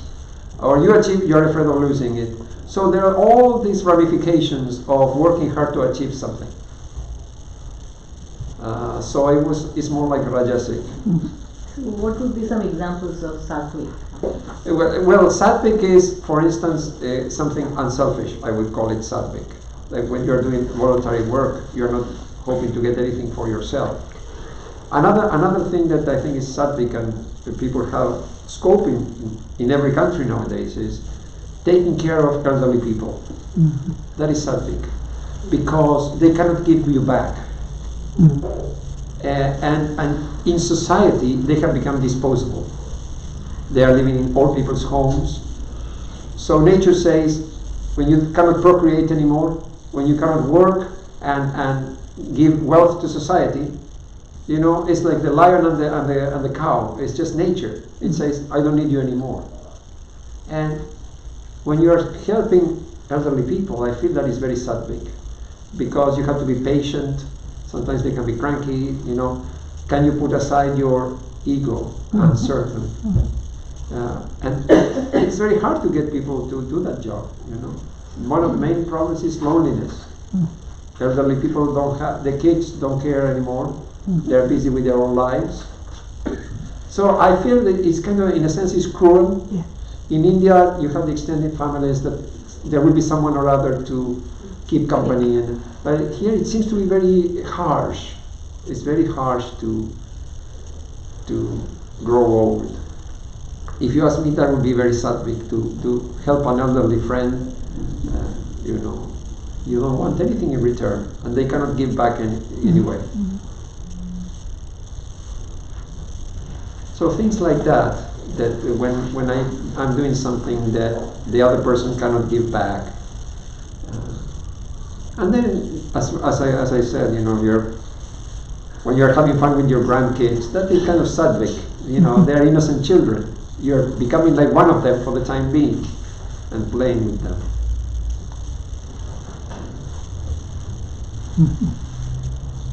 I think when you're doing your spiritual practice, it's sattvic. You know, doing japa and meditation and all that. Especially when you are not doing it in the presence of others. That's the most sattvic, that it's just you and God, and nobody will ever know. That is, The one word which you mentioned, ignorance, is a very important word. Which word? Ignorance. Oh. Ignorance. Because ignorance has many layers. And the best thing I like about Vedanta, layer by layer, layer by layer by layer, it takes out so that you might have a glimpse of what is called true knowledge. For example, your example of the cow. That cow, poor thing, innocent, eating. But cow is destroying the grass. The grass can, if you see from the standpoint of a grass, oh, we are wonderful, growing in the fields, only drinking when water comes in the rain, otherwise we never complain. And why does the cow have to come and eat us like that? But that is the level, jivo jivasya karanam. The way this earth has been made, life will feed upon the other life and they come out of that one. But to accept that is again Vedanta. Like Vivekananda said, it's a cow nature. So same way what he said, that why did he have such a wealthy, rapid. But that's because he was very unfortunate that he never thought of death. If he had thought of death when he was this successful, this wealthy, it would not have worried him or anybody else. But we don't. Thomas Jefferson, when he was the president, he said, I am the president of this country, the most popular, the most admired, the most powerful, but at this time, if the death knocks on my door, I am ready. Now that to me is a true Vedantist. Same way last week we had a presentation by Raj Chawla, who is sitting here. He had a diagnosis of colonic cancer. And I said, you are very fortunate because you came yet close to death. Those people who never come to that one will always suffer from the fear of death. Now you know that death is very universal. You are no exception. Nobody is exception. So that's what I mean by removing layer by layer of ignorance. Ultimately comes you to a stark truth, and that is Vedanta. Yeah. Coming back to your, I couldn't finish the idea of, you mentioned that basketball player. Yes. You found it haunting. Yeah, it's haunting me. It's Yeah. He was younger than me. But the thing is, I think it's haunting when things don't go according to plan. It's like, hey, he was not supposed to die. But if it had been somebody who, Kirk Douglas, okay? Yeah. He passed away. 101. Nobody's going to say it's haunting me. He was 103. You see, That's talking about a young guy in his prime. Exactly, That's how exactly. things came. Exactly. So he was 103. If you saw him, pictures of him or some clips, like he was in a wheelchair, you may have seen him a couple of years ago. Or you can see it coming. Okay, you can see it coming. It's like he's waiting for it. Yeah. But this guy is like, hey, this is not how it works. You're not supposed to die when you are 30 or something. So it's when things don't go according to plan. Our mind is telling, I will grow old and then I will die. That is how my mind expects things to work out. And when that order of things is upset, it's kind of disturbing. Yes. He died without getting old. Yeah. How is it possible? And then what is the point of all the things he achieved? What is the point of all that? No, he can't It's take it meaningless. It's meaningless. So it's haunting because it kind of exposes our own delusion. Our own delusion is exposed. But our society, our media, everything we grow up with tells us that's what you want. That's what if you want. It's not society. Going to the bottom of it, it's not society, it's not media, it's Maya. Maya. It's deeper than that. You can't blame society or the media. It is Maya. Because society and the media is you and me. It's made up of human beings.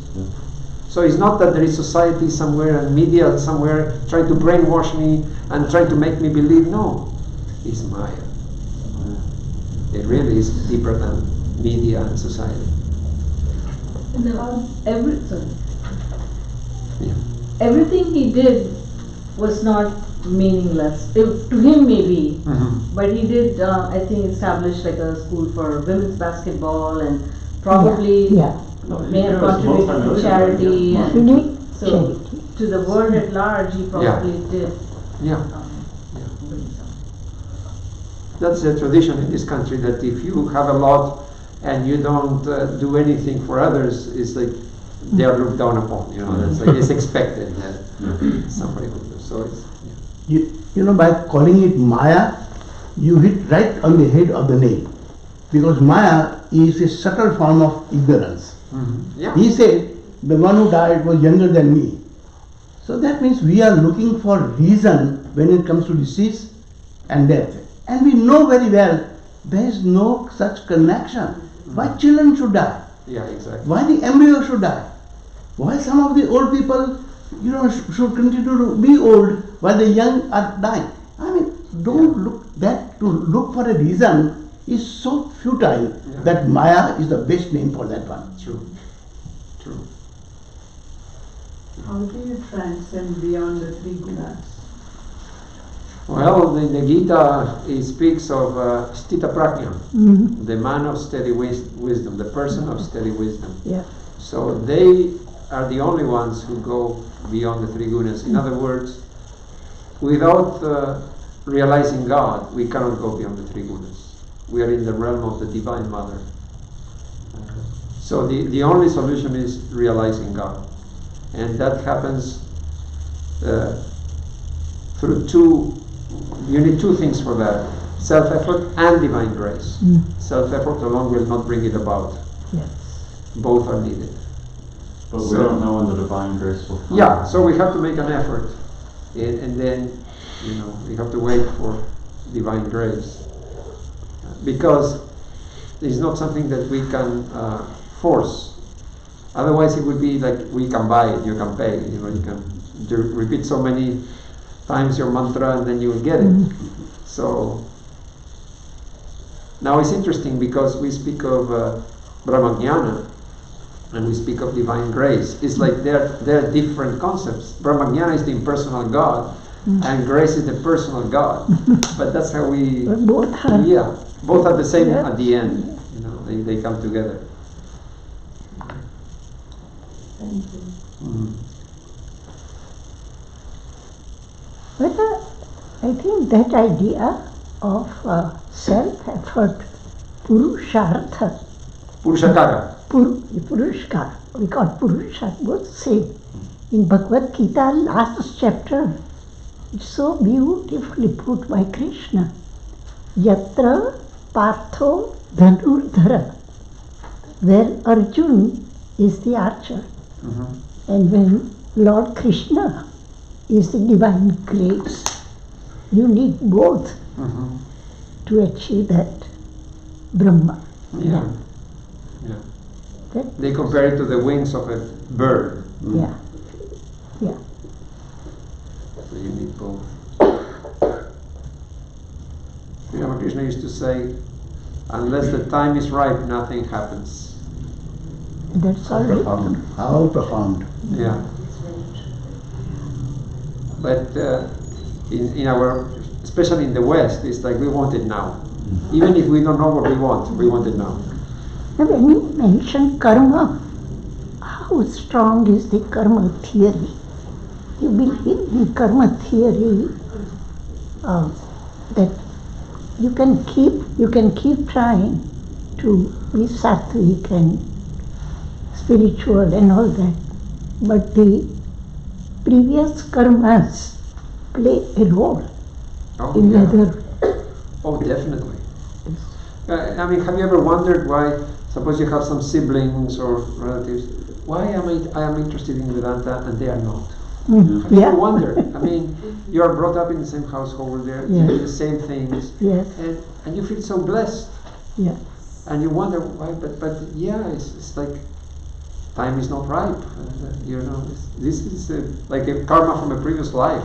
That's the only explanation, because in this life there's no evidence why somebody has some spiritual tendencies and somebody doesn't. But why is it not in other religions like Christianity, Judaism?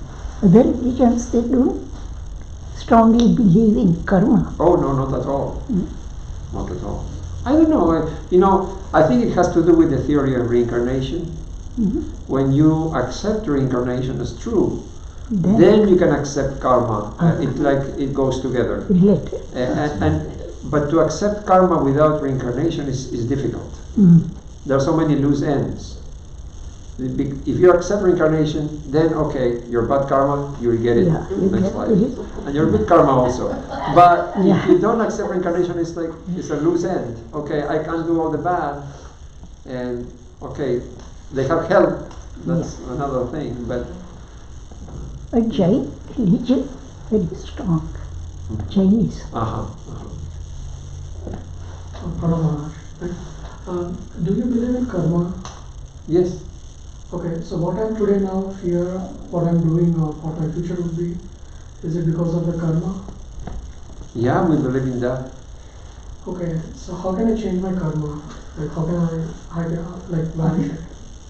No, the only way to destroy your karma is to know who you are. really. You and your karma go together. If you believe that you are a body and the mind, then you have the karma of the body and the mind. Because of the circumstances what I'm that maybe I may not be liking or maybe I'm liking it. But how to avoid them? Like, because see, do I need to feel that like whatever is happening because of the last karma or the previous karma? Well, it doesn't Maybe really. I'm not rich today because somebody is rich in my same family, my brother might be very rich. I'm not rich. Yeah. So do I think that because it is of my karma, so I'm not earning, or shall I say, how to change that fate? Yeah. You see, we believe in karma, and whether I believe one thing or another doesn't change the karma. The fact that I can say I have a backache, I have back pain, and I believe it's karma, and it hurts. Now I have backache, and I don't believe it's karma. It still hurts, right? So believing in karma or not, it will not change my backache. It will hurt all the same. Pain remains. Yeah. So just because you believe it's karma or you don't believe it's karma, the pain will be the same. So it's not about what you believe. I mean, if you believe something, what are you going to do about it? That's what really matters. Believing or not believing, it's only when belief leads to action.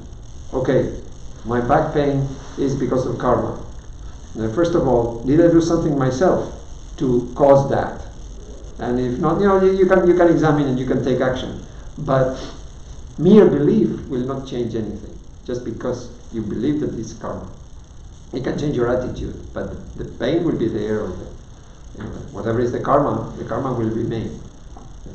So we believe in our tradition, if there is bad karma, if there is undesirable karma, because nobody complains about good karma, do they?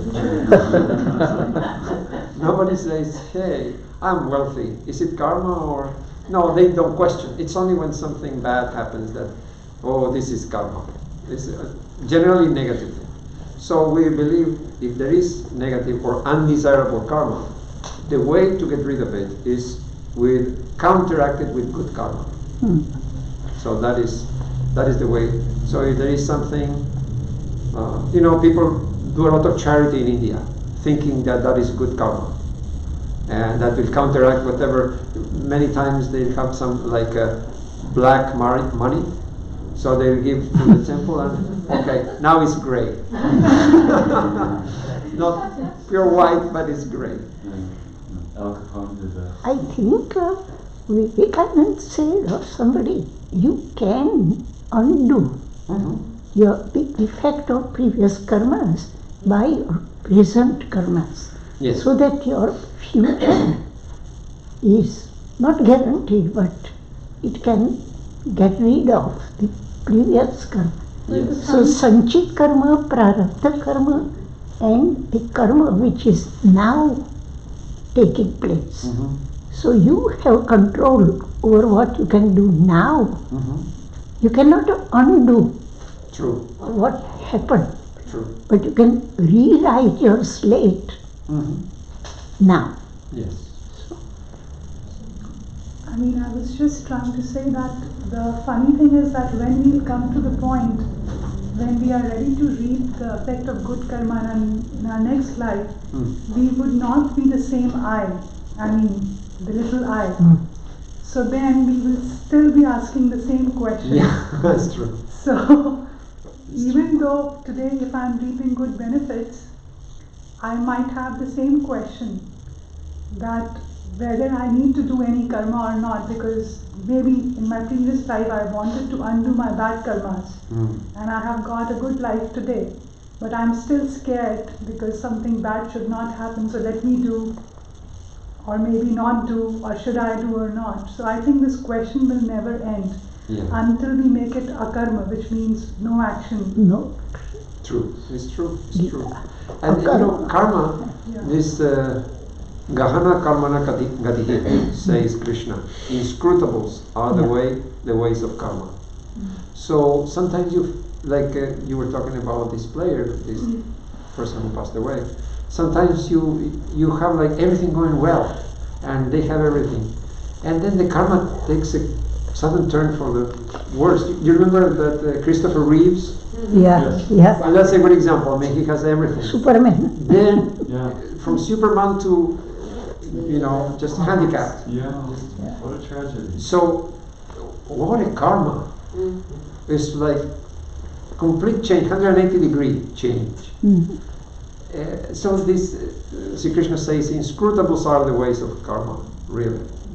It's very hard to understand and But if fathom. we can't understand it, how can we learn from it? How can we learn from our mistakes? Yeah, well, Sri Ramakrishna's solution is Sharanagati, take refuge in God. Sharanagati. That is, How does Sri Ramakrishna's example about the animal with the rope tied, up to a certain point, it's Yes. free to go on its own, but beyond that, yes, that's a good example. That's the free will and God's will. In God's will. Yes. God's We have some free will, but at the same time we are restricted. It's not 100% free.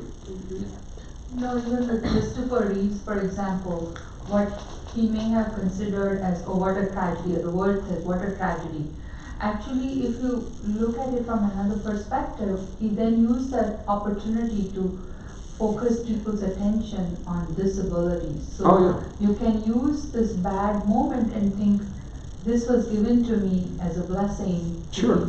A blessing for other people. Oh yeah, no question. I mean, it's just that it still is a very striking example of the ways of karma, Right. how things can change so dramatically, just by falling off a horse. Who can predict that? This is why Lao Tzu said, do not seek knowledge, hold back your prejudices. Nice. And that's the same thing. For example, he said, what a tragedy, that he died. And we all agree. Yeah. Something happens to me right now, then say, at least he was in a sacred place when he died. Nobody's going to say, poor guy, he died. No.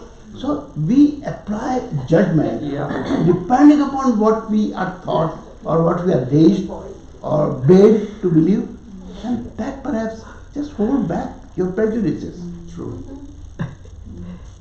It's part of removing ignorance. It's true. The world is not what is out there, it's what we see there. That is the world. I have one question, but I don't know how elaborate it might get, so we can discontinue. I wanted to understand that when we say that this world that we see, in reality, it doesn't exist, which means it is an illusion. So, one is that I'm seeing it to be real, and it is real. Other is that when I put myself little behind and see it from a bird's eye view and try to see it not real, or I would say maybe it doesn't appear to be real at certain times, then there are multiple factors that makes that thing real. One is me seeing it, and the other is other person behaving it for me to see it real. So does it mean that there are different versions of the reality from each and everyone's point of view? So I may at this point see this as a dream, but you or someone else may not see it as a dream. So what is the extent of that truth? Yeah. It's a good question. You see, there is something out there, and we perceive it as the world. So different people will perceive it in different ways. A person who is very optimistic will say, "Oh, things are going better." They will look at the good things, and people who are pessimistic will think, "Oh, this is extinction and climate change, and these are real things." So it depends on if you are not a believer in climate change, then everything is fine, the economy is good. So it's like they live in different worlds. They are living in different worlds, really. That's the impression I get. So you have that on one hand, people perceiving the world in different ways. But then you have the collective perception of the world. For instance, this is real. You see it, I see it. Now, if I get a chance to lie down and sleep, I fall asleep. Then this does not exist anymore for me. Then I wake up and I ask you, when I was asleep, did the table exist or not? And you will tell me, oh yeah, it existed all the time. I was here, you were sleeping, and I saw the table. So that means it doesn't need my perception to exist. Not only you saw the table, everybody is seeing the same table. So Vedanta says our minds are part of the cosmic mind. And because of that, we perceive the same world at the same time, in the same place. Every object needs a place and a time. So this table, you cannot have another thing in this space. It's only for the table. If you want to put another things, you have to move the table. Everything has a place and a time. So we perceive, it's like a collective delusion. Everybody is deluded to perceive the same world at the same time. Because of whatever seed we each, so we have put the similar seeds to sprout at the similar time, or same seed at the same time, for it to exist together.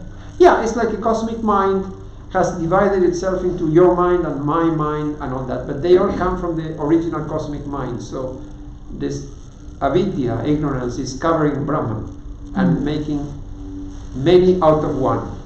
So we are part of that cosmic mind, so we perceive the same many instead of the one. So we have a collective delusion, but then within that you perceive this and I perceive that and we see it in the same way. Apart from that, you will say, this is not good. No, I have a better one at home. And somebody will say, oh, this is so good. Mine at home is awful. That means the same table, you will see it one way, I'll see it another way. So these are different ways to look at the world, but we all see the same world. We interpret it in different ways. I don't know if that explains it. See, within that they say, yah pashati, sa pashati. The one who sees, really sees. Yeah.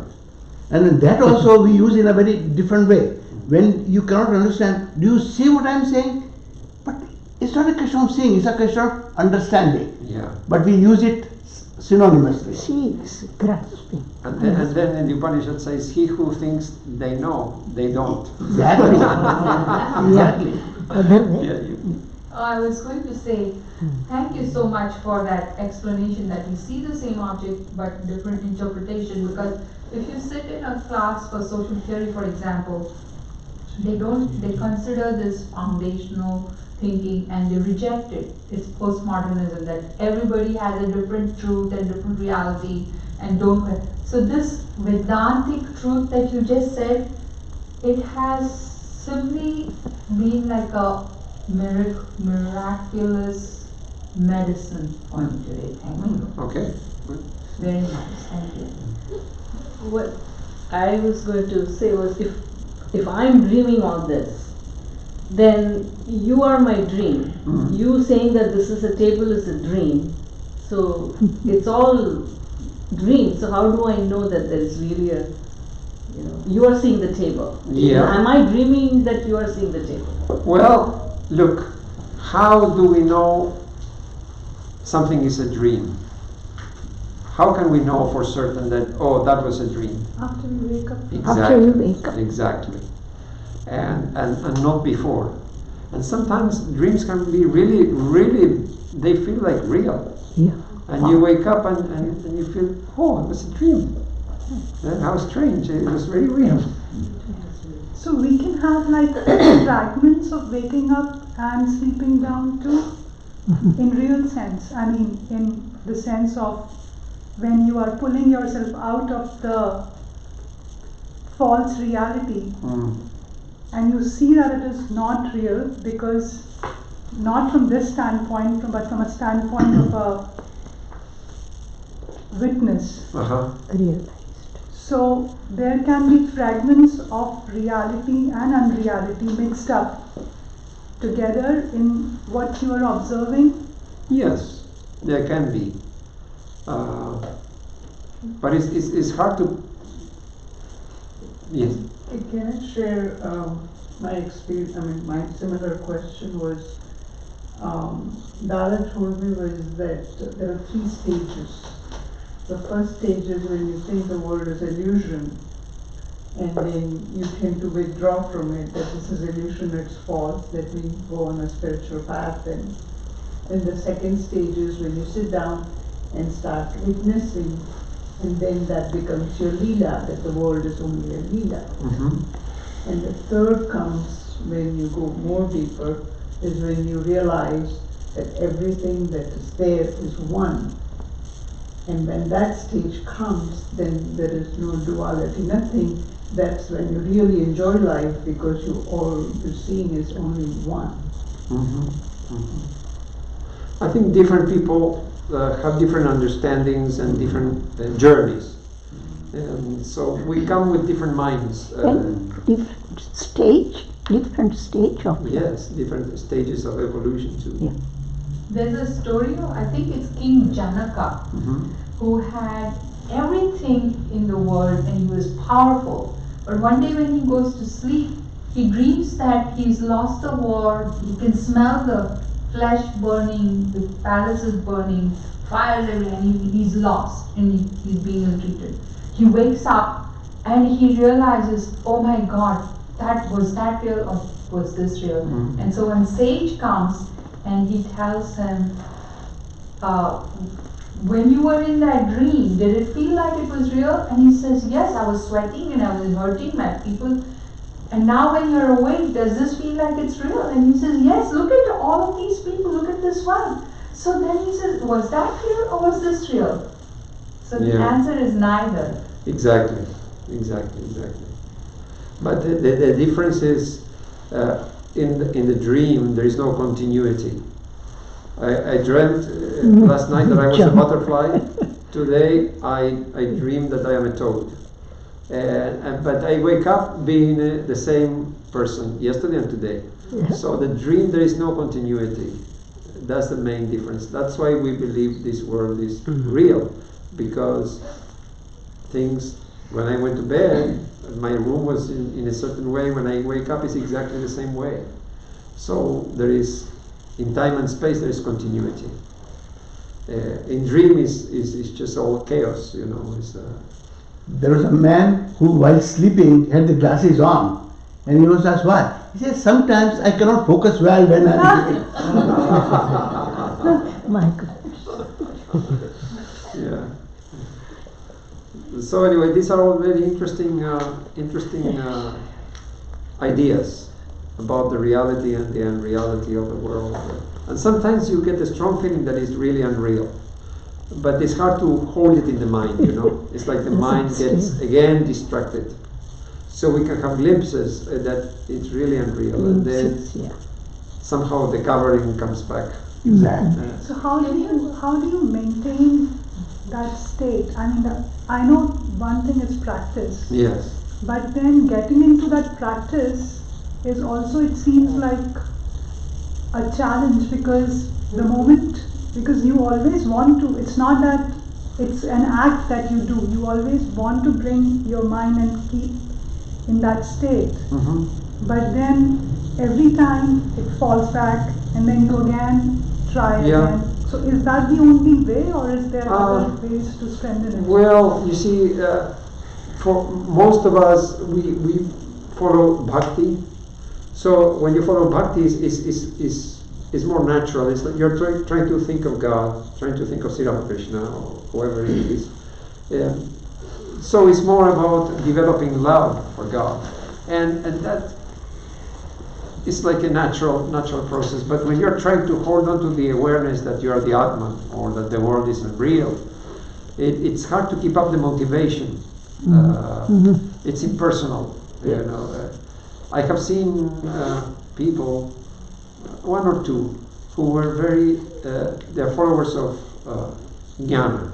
So the impersonal, they're always trying to find out who am I? Atma Vichara, that is their main. But I noticed that they start in right earnest with meditating a lot and all that. And after some years, they just cannot keep it up. There is something to be said about when you get a mantra from a teacher. There is power in the mantra. And we may not be aware of it, but it just pushes us forward. Whereas when I'm doing Atma Vichara, like who am I and all that, it is as if I am on my own. But I mean, sometimes I feel, why do we have to demarcate Jnana, Bhakti, and I mean, these are just words. Yeah. Actions are, I mean, actions don't No, differentiate. but yeah, I understand. But for instance, when you get the mantra, and the mantra belongs to a certain deity, it's clearly bhakti. I mean, you know, you're repeating Krishna's mantra or Divine Mother's mantra. So you have a name and a form. So Brahman is formless and nameless. So you cannot help making the distinction. That is why we have 4 yogas. But they all lead to the same goal. They become one at the end. They all become one. Each stage you are right.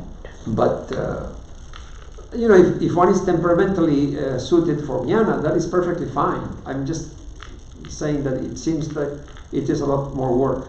Even Krishna in the Gita says, it is much harder for the followers of jnana. He himself says in the Gita. But it can be a mixture like we do Yeah. in Ramakrishna. Of course. I mean, Yeah. You know, Yeah, in the that's Ramakrishna mission, there was a Swami who was very well known in our order, very saintly. He had a saying. He says, in the Ramakrishna tradition, we are Advaita Vadins, Yeah, but Dvaita Karim. yeah. So we believe in Advaita, but we practice Dvaita. I think that's beautiful, because all of us accept the truth that we are Brahman, but we worship Sri Ramakrishna or Holy Mother.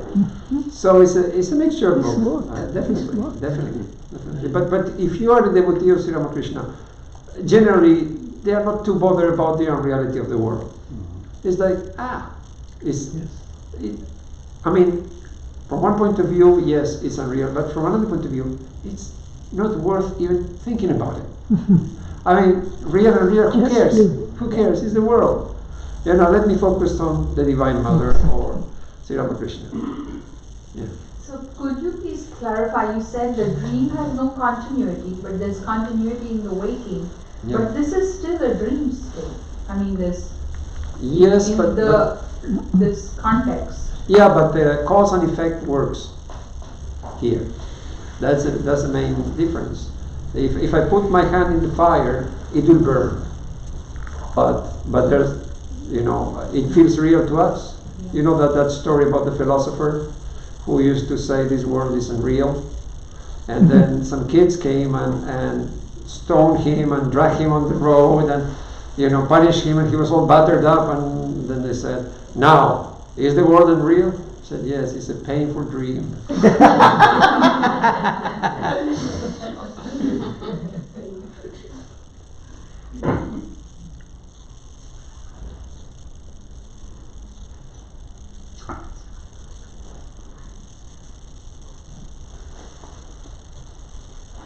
Another consequence of thinking that the world is not real is you don't take it so seriously.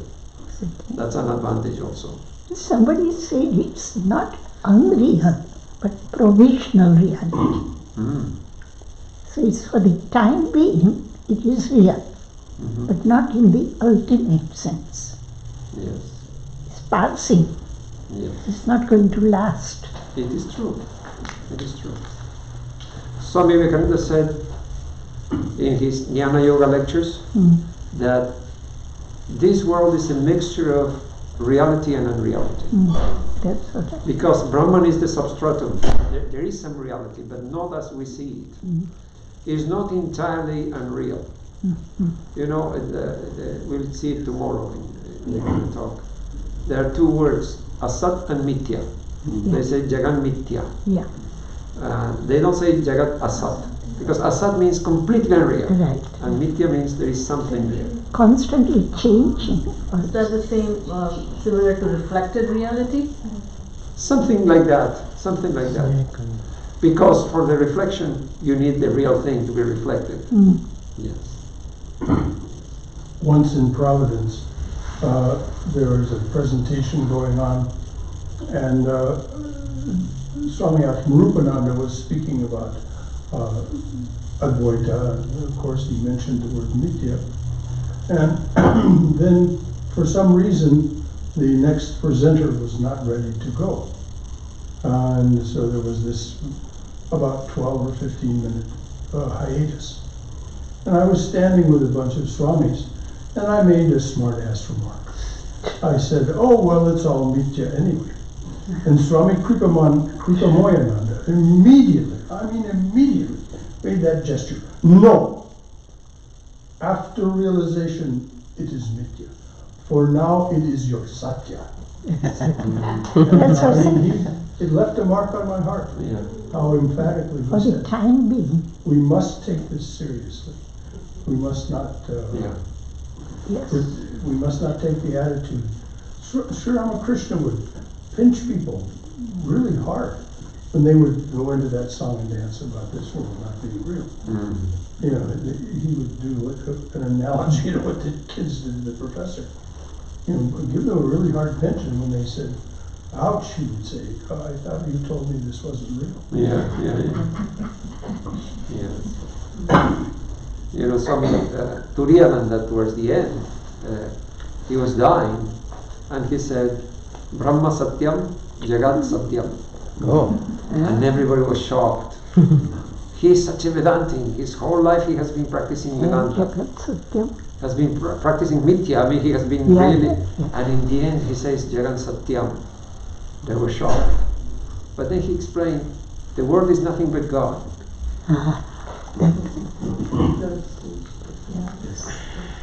So it all depends on how you look at it. Yeah. Can you translate what he said? Brahma Satyam. Yeah. So that means the world is real, Brahman is real, and the world is real. And that is not the traditional saying is Brahman is real, the world is unreal. And he said both are real. And that was like a shocking statement from a dying Vedantin. But it wasn't shocking in the context of Sri Ramakrishna. No. Who spoke very clearly about Vijnana. Yeah. And this special knowledge of the fact that, but you have to come to that knowledge. It's not something that you can just conceptualize. Yeah. No, you're right. I mean, it's shocking for somebody who has not read Ramakrishna Vivekananda. Right. I was just going to say there was, many other people might have also listened to this talk by Swami Sarvapriyananda about the reflected reality, and so apparently Sri Ramakrishna would ask the disciples, if there's a sun and then 10 parts, each of that is reflecting, so how many suns do you see? 11. They say, okay, if I break one part, then how many you will see? So it will be, 10. So he keeps on doing like that, and then they say, if you break the last part, then what? Then they'll say 1 sun. Says no, at that point you cannot say. And the joke was that Swami Sarvapriyananda said, some disciples that were there, they said, well, who will be left? The person who broke the parts. Right. Just like you don't count yourself when you count. Swami, we are ready to serve lunch. Okay. It is the rice is hot and so on. Yeah, sorry. Yeah, right. Okay. No, not sorry. I just wanted to alert you that. We are ready. We are ready. Yeah, sure. So what time will you be back? Lunchtime. I don't know, Brother Shankara, what time should we be back? Is there a... Nominally, we will start again at 2 o'clock. What time is it now? I don't know. It is 1. Okay, so we should be back at 2 o'clock. 1 hour is enough for lunch. And there's plenty of food for everyone inside.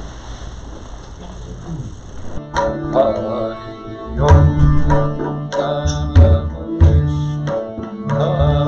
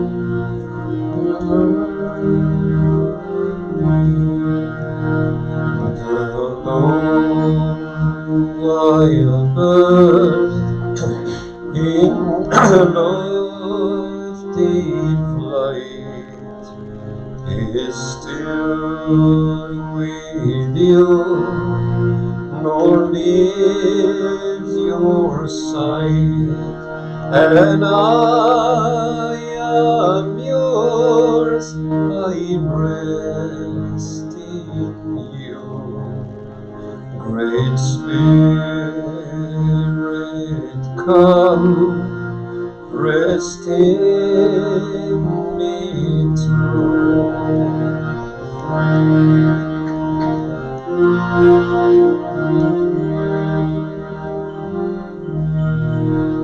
The ends of earth are in your hand. The seas are deep and far off land, and I am yours, I rest in you. Great Spirit, come, rest in me too.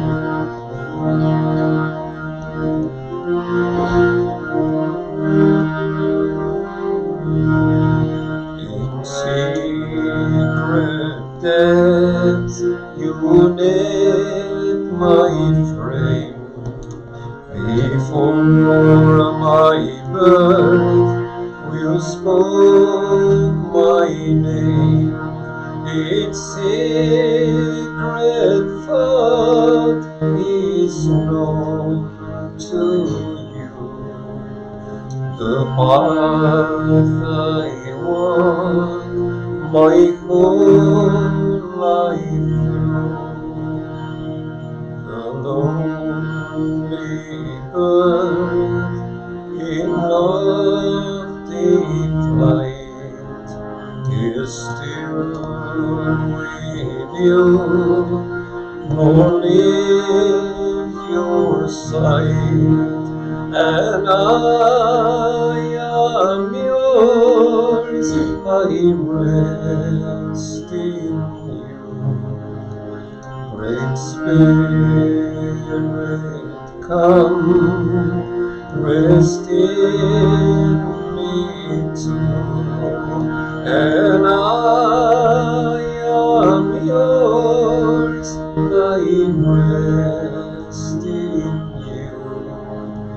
Great Spirit, come, rest in me too.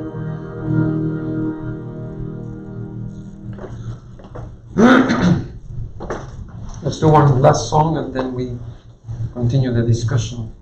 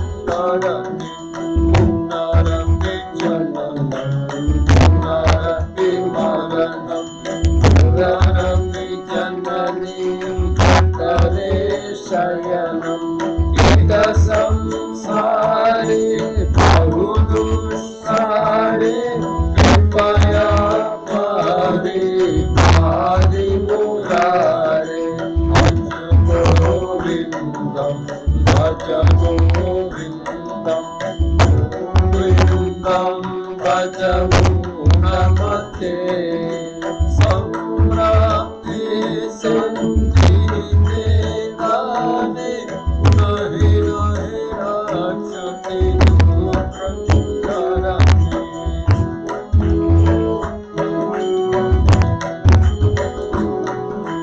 Chatrau Vitre Putre Vandam Ayuruyatnam Vigraha Samham Avasamajita Sarvatra Tvam Panchasya Tira Yame Vishnu Tvam Bhaja Govindam Bhaja Govindam Govindam Bhaja Muramate Samrati Santite Kale Nahi Nahi Rakshati Dukrankarame Geya Gita Bhava Sarasram Geya Sripate Mamajasram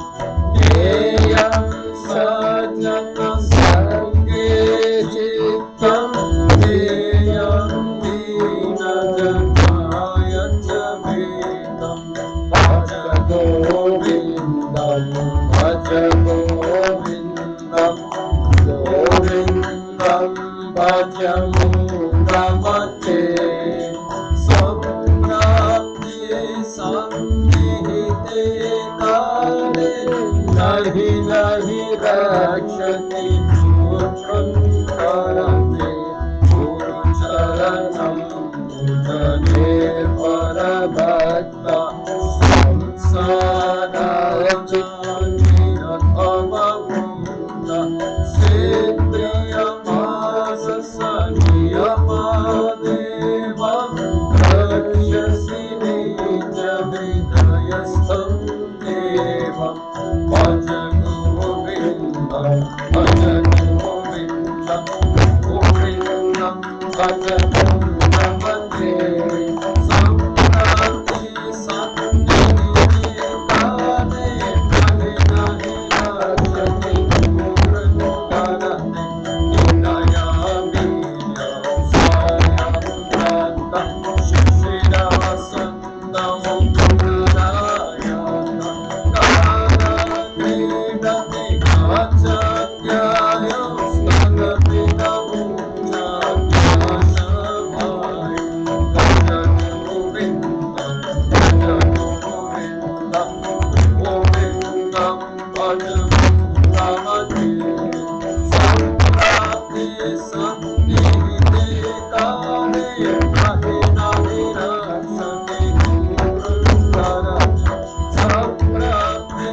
Santite Kane Nahi Nahi Rakshati Dukrankarame Nahi Nahi Rakshati Dukrankarame Nahi Nahi Rakshati Dukrankarame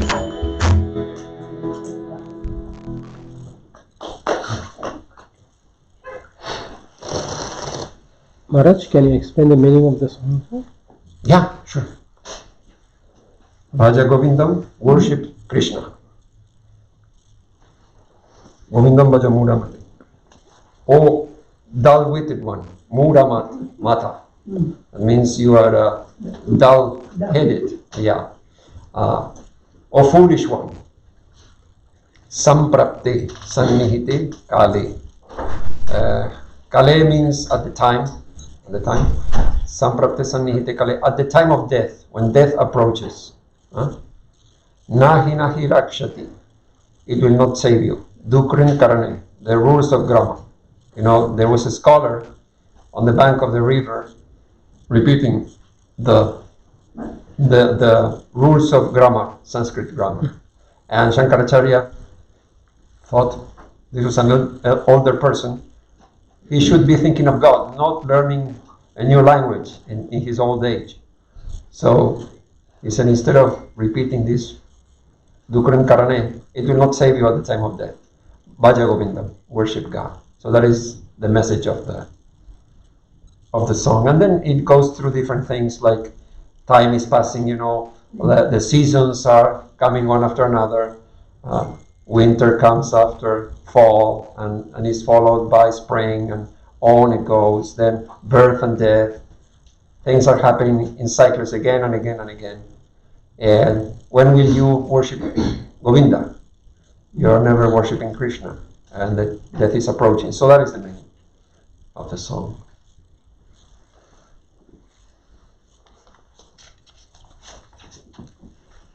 I have a hard time singing after lunch. I'm not used to it, but somehow we did.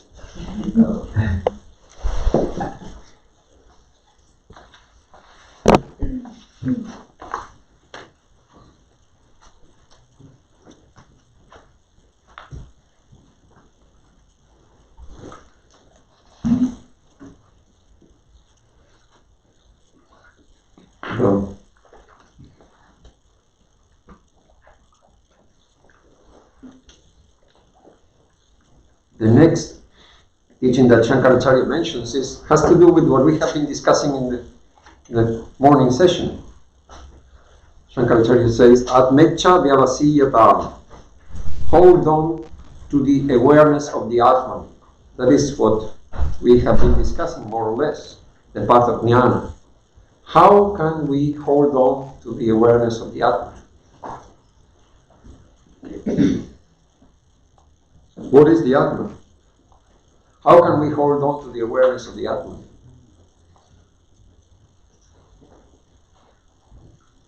Swami Vivekananda said that the Atman is the only thing that is real in this universe. Everything else is unreal. We spoke a little about it this morning. In what sense is unreal?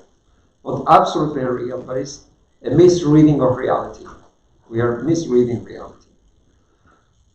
So the Upanishads give many ideas about the Atman. It is smaller than the smallest and bigger than the biggest. It is far and it is near. It moves fast and doesn't move at all. How do you explain it? It makes no sense at all. All these contradictory ideas. It points to the idea that it is beyond the rational mind. Something that is smaller than the smallest and larger than the largest means it's not rational. It's something we cannot imagine. Like cold fire. We cannot imagine fire that is cold. It's not rational. So that the Upanishad gives these ideas. What is the Atman? Oh, it is smaller than the smallest. And it's larger than the largest. Another Upanishad says, it's like the twinkle of an eye. It's like the strike of lightning. It means something sudden. When it happens, when you look, already it happened.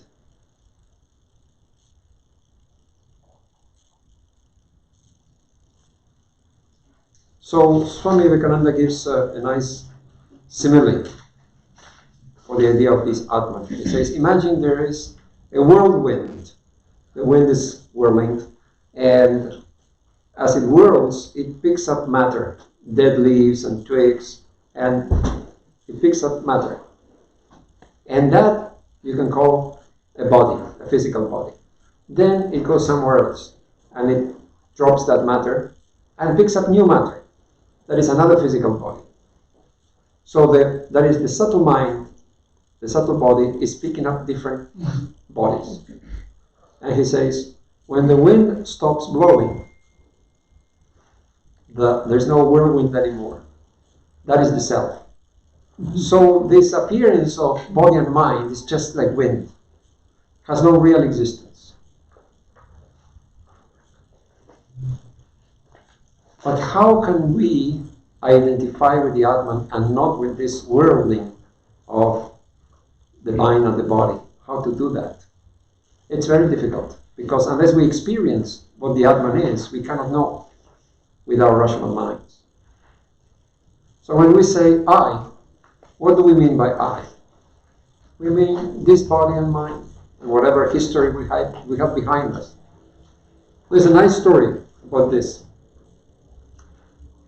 Once the gopis wanted to cross the Yamuna, but it was a stormy day and there were no ferry boats because they're afraid that they will sink. So how to cross the Yamuna? Nobody will take them across. Then sage Vyasa appeared, and they said to Vyasa, "Sir, can you help us? Nobody will take us across the river. We need to go to the other side." The sage said, "Yes, I can help you, but I'm very hungry. Do you have something to eat?" And the gopis had a lot of things, and they gave him whatever they had, and he finished it off. He finished whatever they had, a lot of food. There was nothing left. Then Vyasa went to, then the gopis said, "What about our crossing the river?" And the sage said, "Okay, I'm going to help you now."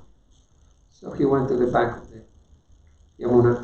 He opened his arms and said, "Oh Yamuna, if I have not eaten anything today, your waters will part and we will pass." Immediately the waters parted. The gopis were surprised. "What is this?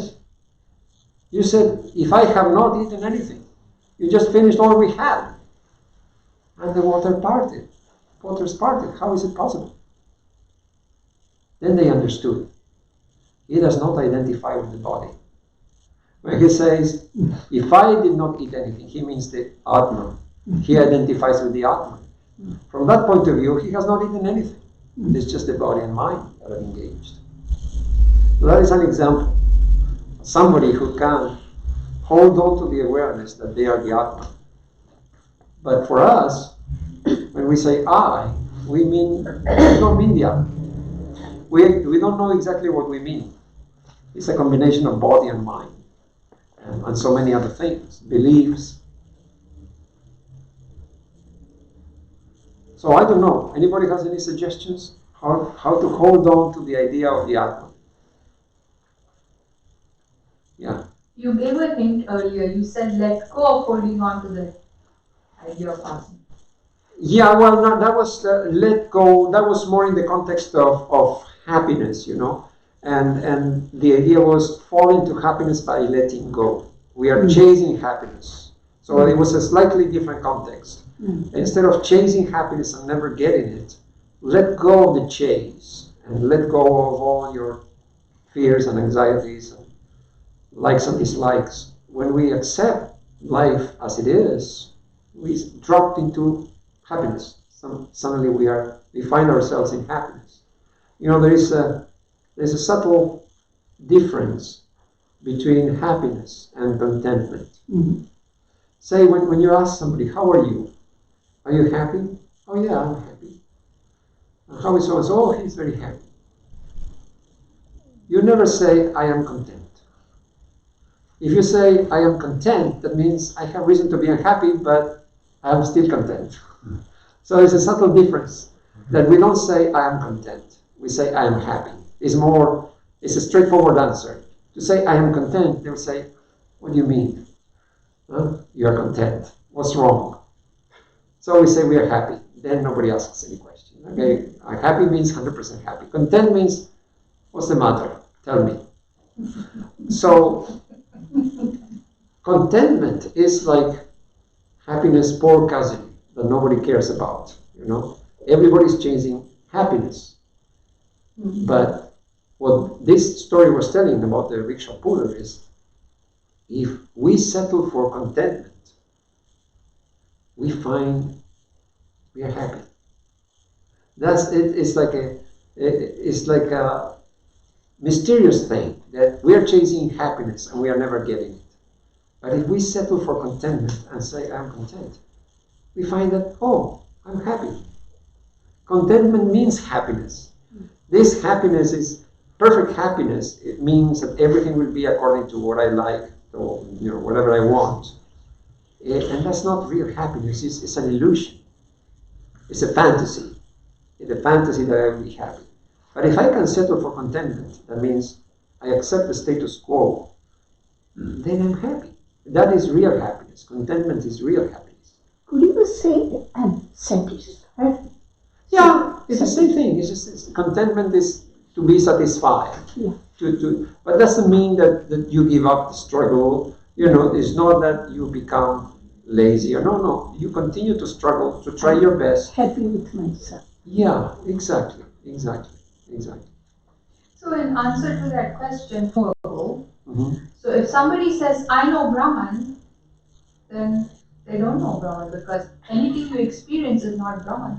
Well, it depends. If Ramana Maharshi says, I know Brahman, we believe him. If I say, or any of us says, I am Brahman, I know Brahman, nobody will believe. What's the difference? It's because it's Ramana Maharshi. And it has nothing to do with him having disciples or any such thing. You can feel the power. Yeah. You can feel the power. Yeah. So the difference, there's a saying, the proof of the pudding is in the eating or something like that. The proof is in the pudding. Oh, okay. So, our character, our life, that is what we tell others, I know Brahman. Not my utterance of I know Brahman. How I behave, that is the proof. Ramana Maharshi, he can be sitting there all day long, he's perfectly happy. He doesn't want anything of this world. Who can live such a life? That's truly amazing.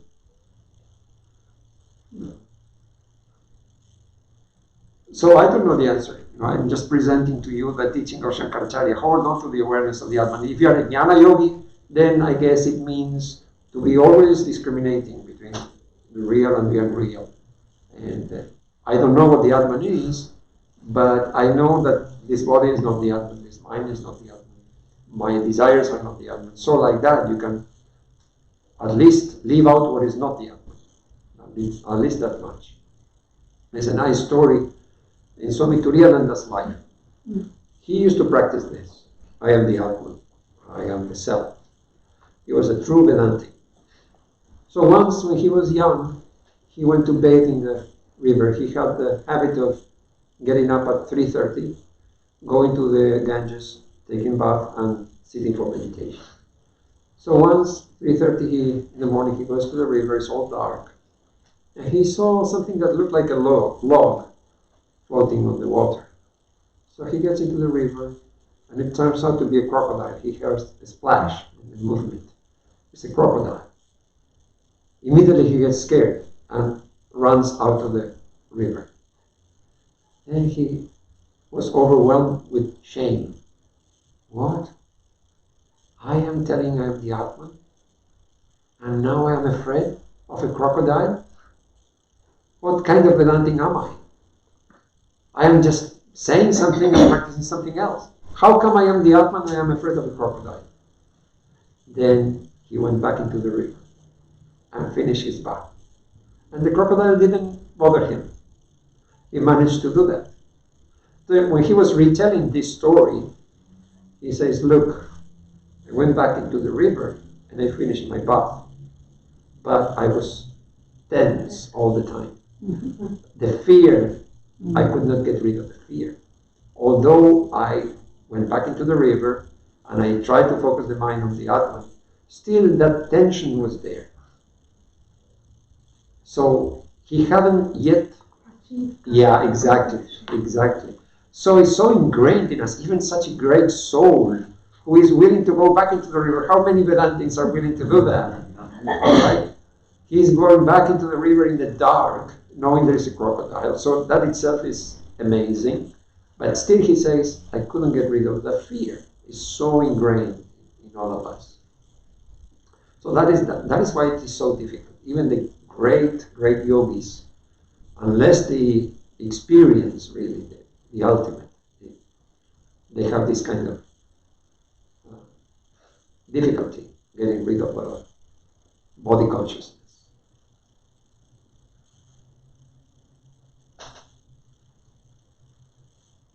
So shall we move on to the next one? It says, Sangasatsu vidhiyataham, remain in the company of the holy. So these are all very different ideas that he is giving. Now he says, remain in the company of the holy. He doesn't say, sat is the word he used. So it could be interpreted in any way. The holy in what sense? Is it holy literature? Is it holy people? Is it holy places? you can understand it in any way you like. The most common interpretation is holy company, spiritual people. Satsang. Yeah, satsang. In Spanish, we have a saying. There must be something similar in English, like birds of a feather flock together. Yes, exactly. So in Spanish, it's something like, tell me who your friends are, and I'll tell you who you are. Because there is such a thing as chemistry and affinity. So if you are very spiritual and don't have a single spiritual friend, that is that puts into question your spiritual quest. So if you are spiritual, you will have the tendency to have some spiritual friends, someone who is on the same path, doing the same thing. You are known by the company you keep. You are known. Yes. Nice. Yes. So Ramakrishna once mentioned that hemp smokers rejoice when they Yes. see each other. And it's true. I've seen them. They love it. And when spiritual people see each other, they're also. Yes. You have seen hemp smokers doing. Yes, I've seen hemp. They hug each other. They're like, oh, buddy. Oh, nice. Yeah. So it's a subtle influence. It's satsanga. It doesn't need to be that somebody is teaching us all the time. Actually, the best teachings happen when the teacher is not teaching. It is a subtle influence. Because when you are in holy company, if they are really holy, they will behave in a certain way. They cannot help it. So just the company means just being themselves is a teaching. You don't need a formal, like they will be talking about Brahman and Maya and the Atman and all that. No, just being with them, you will observe how they behave, and we'll get lessons through that. It's like living next to a rich neighbor, and you see them going to parties and having the latest car and huge swimming pool, and I have a poor house, and I'm always seeing them, and eventually I will feel like, I wish I was like him, like they're having such a good time. So when you're in holy company, you're seeing all their qualities and how it reflects on me, how poor I am. So I feel like I want to be like them. Like, suppose someone does something that I would get really mad, and this holy person does not react at all. I want to be like him. I also don't want to be disturbed. But unless we have that proximity, that interaction, we are not exposed to it. Just reading a book is not the same. It's not the same impact. We're watching a video on YouTube. Yeah. There is something about real time when things are happening. Is a million times more powerful. You can't help it. So there are many stories of this influence. One nice story. I read a book recently on one of our Swamis, and there are many stories there. You read about steadfastness and in our spiritual practice and being regular on that. So there's a nice story that this Swami was very elderly, and he had the habit of in the morning he would go to the temples before breakfast and bow down, and then have breakfast and then continue with his routine. So one day he told his assistant, tomorrow I will not go to the temple. Maybe he has some health issues or they had some work to do, I don't remember. So he said, you bring my breakfast here and I will not go to the temples. Okay. So the next day the assistant is coming with his tray, bringing his breakfast, and he's going up the stairs and he can see the Swami from a distance. The Swami cannot see him. So he's in the direction of the temple, he is saluting like this. And then he's turning to go back to his room. So then he stops, he goes back to the veranda, and then he bows down on the floor. So he makes a deeper salutation in the direction of the temple, at a distance. He bows down with great difficulty. He was an elderly person, and bows down to Sri Ramakrishna. And then he gets up and starts going to his room. He goes to his room. And then the assistant goes to prepare breakfast. And after a couple of minutes, he hears the Swami going down the stairs. He says, "Hello, I'm going to the temple after all." He could not help it. That is the story. I mean, he said he would not go to bow down. It was hard for him. But his mind would not allow him to miss going to the temple. So unless you can read in the Gita about steadfastness. But this is an example. And the Swami did not know he was being observed. So this is told by his assistant, this story. That he saw that he's trying to get away from it, but the mind would not allow him. He was not happy until he went to the temple. Then another couple of stories that I think also they are very interesting. So this Swami used to practice the Gita attitude of being in equanimity, in happiness and misery. So we all read that and we think it's very good, but then it's hard to practice. Once they were traveling with another Swami, two other Swamis, and they were given some refreshments in an ashrama they were visiting. They were given green coconut to drink. So his companion drank a little bit and returned it. And the other Swami drank the whole thing. Then they asked this Swami, "Why did you return the coconut?" He said, "Oh no, it's stale, it's bad." And when the coconut is bad, it's really bitter, it's really horrible taste. Then they turned to this Swami and said, "Maharaj, why didn't you tell us? You drank the whole thing." He said, "That's okay. You gave me that, I drank that. Why should I tell you?" Now, it may seem like a very odd story, like why would he do that to himself? But here is the thing. If he hadn't been with his companion, nobody would have known. He would have drunk the coconut, and that's the end of the story. So that means he's practicing this in his day-to-day life. You give me a bad coconut, I'll have it. It is my spiritual practice. You take it as a sadhana. Bitter or sweet, I will accept it. Maybe that's why Buddha ate the poisoned food that was given to him. And there is another story about this Swami. He was elderly and he used to do his japa on his bed because that was convenient for him. So once he was sitting meditating on the bed and his assistant was doing some work outside, suddenly the assistant heard a loud noise, bang, like that. He looks in, the bed is empty. So he got scared. He was a young man. He got scared and without looking, he went running for help. So he got some couple of Swamis to come and see what happened. And they found a Swami on the floor. He was passing his rosary, doing japa, quietly on the floor. They asked him, "Maharaj, why didn't you shout?" He says, "Well, I know you will come sooner or later. I'm doing japa. Sooner or later you will come. I'm doing japa." Then they lifted him and they found his collarbone is broken. And he never complained or anything. So this is such an extreme example of practicing the Gita. It's like, okay, if I followed, this is my opportunity to think of God. I will not get many chances to think of God when my bones are broken. That's probably the only one. But he is not trying to show or anything. That is, he is established in this.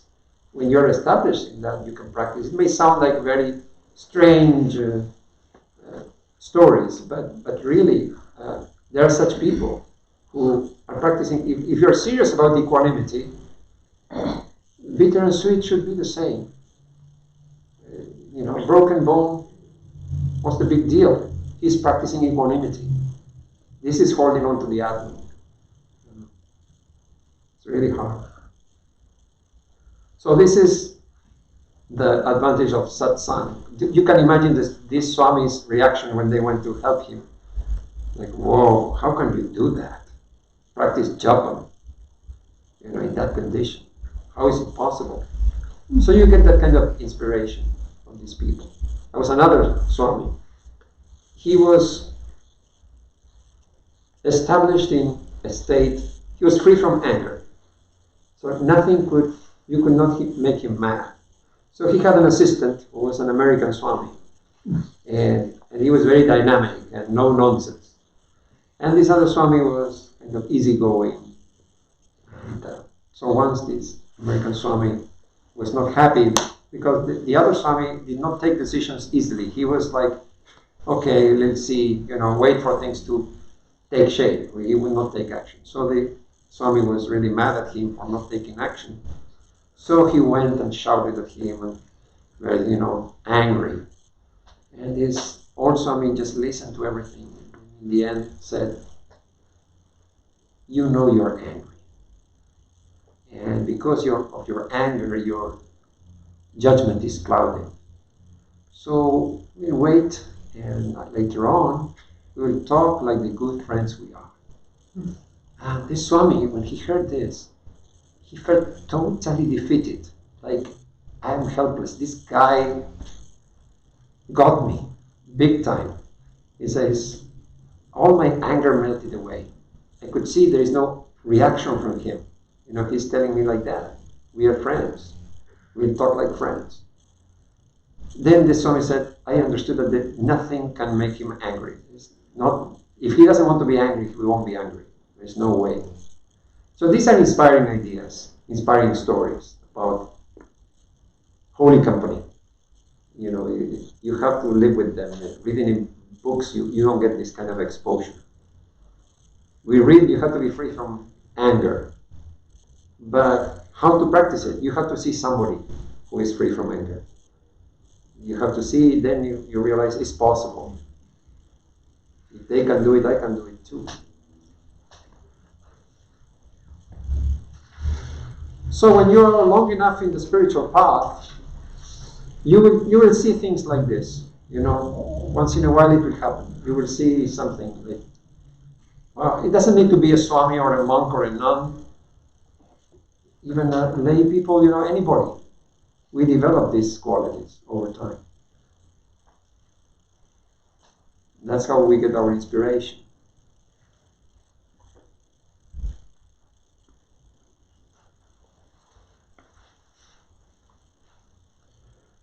The next one says, Shantyadi parichiyatam dhrikataram. Cultivate qualities such as self-control. Self-control. That is not a popular topic because it has a negative connotation there. If you tell me love God, I'm happy. But if you tell me self-control, why? What is the need? Does loving God is enough? Why should I practice self-control? Like we said earlier about the tiger, that is why. Otherwise, we lose control of ourselves. I saw a documentary. It was produced by the state of Virginia. It was about the opioid crisis and all these people, having problems with drugs. And many times they don't know they're becoming addicts. They are prescribed medicine, and then after a couple of years they find they're hooked. And they never meant to be drug addicts. They just end up being drug addicts. But the interesting thing was, they were interviewed, the patients and also the experts and the doctors. And the patients, they all seem to say the same thing. They all seem to agree that they hate themselves for what they do to themselves. It's very interesting that they don't want to do the drugs, but they cannot help it. The addiction has taken over. That's the tiger we were talking about. The addiction. Duryodhana's thing, I don't want to do it. Yeah. So the addiction is taken over, and it's very hard to come out of this. That mind that takes over. So it's interesting when they say, "I hate myself." It's like, who is hating who? Is there more than one? How can we say I hate myself? There is only one me. Who is the hater and who is the hated? Well, I think we know we can do a lot better, and we're still disappointed because we know we can be here, but we're not here. Right. But we know, so who do you hate? The one who can do better, or the one who doesn't do better? It's confusing, because I hate myself. Also, okay, I can do better. Why don't I? Because I cannot. So there is something called metacognition. The metacognition means thinking about thinking. The thinker is thinking about the thought. So it's introspection, thinking about ourselves. What can I do? What can I not do? Could I have done better? How can I do better? There's a nice story in the Greek mythology. Odysseus wanted to hear the singing of the sirens. Yeah. Yeah, so this is an example of metacognition. How? Well, he wanted to hear this singing of the sirens, but these sirens are demons. They will lure the sailors, and then they will kill them. Because this singing of the sirens is irresistible. So whenever the ships are going through that area, they will start singing, and they go there and they die. But Odysseus wanted to hear this celestial singing. So he told his sailors, you cover your ears with wax, so you will not hear anything. You will be safe. You tie me to the mast, and I will hear the singing of the sirens. And whatever I may say or do not release me.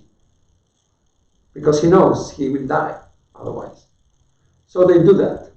And they go through the area, and then Odysseus begins to hear this amazing song of the sirens, and he wants to go there. And he tells them, please release me, I want to go. Allow me to go. He begs them. His hands begin to bleed. He's pushing so hard against the ropes. But the sailors, they hold him tighter. Then, after that, they pass that area and everything comes back to normal. And then they release him and he says, thank you for not releasing me. I would have died. But he got to hear the singing. So the story is, why is it metacognition? Is he knows his own limitations. He knows his own shortcomings. So he tells them to bind him. So knowing about ourselves, what we can do, what we cannot do. So that is metacognition. So I think it is important when it comes to self-control that what is safe, what is not safe for me. You know, to know that, to be aware of that. It's very helpful. To some of his disciples, Sri Ramakrishna says, if there is a wine shop, don't even go along that road. You have to take another road. Because he must have seen there is some tendency there. It may not be manifest, but there is some tendency there. To another disciple told him, when you're head of center, you should not allow any ladies in the center. Now it's a very extreme thing, but Sri Ramakrishna saw that for that person that is needed. So they said that not even a female fly could enter that monastery. Instead of self-control, Yeah. I think self-discipline. It's a better It's a word. better. It's a better word. Yes, I agree. Self-discipline is better. Yeah. Sanskrit, self-niyantran. Niyantran, not controlling it. Okay, that's easier. Control is negative. Yes, I agree. Self-discipline is good. I like that.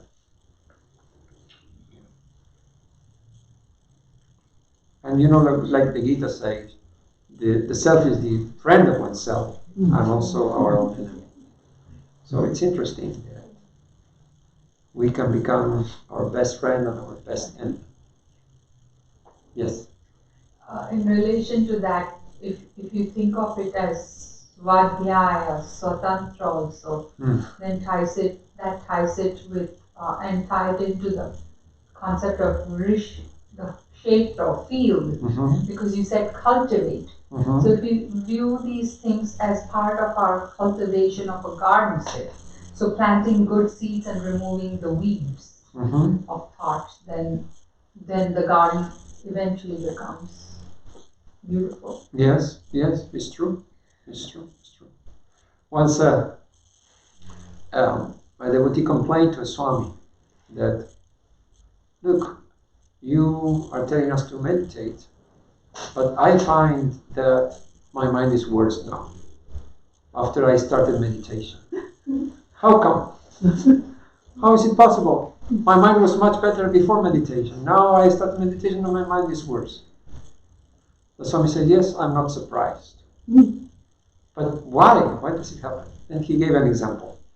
He said, suppose there is a fallow field and nothing is growing there.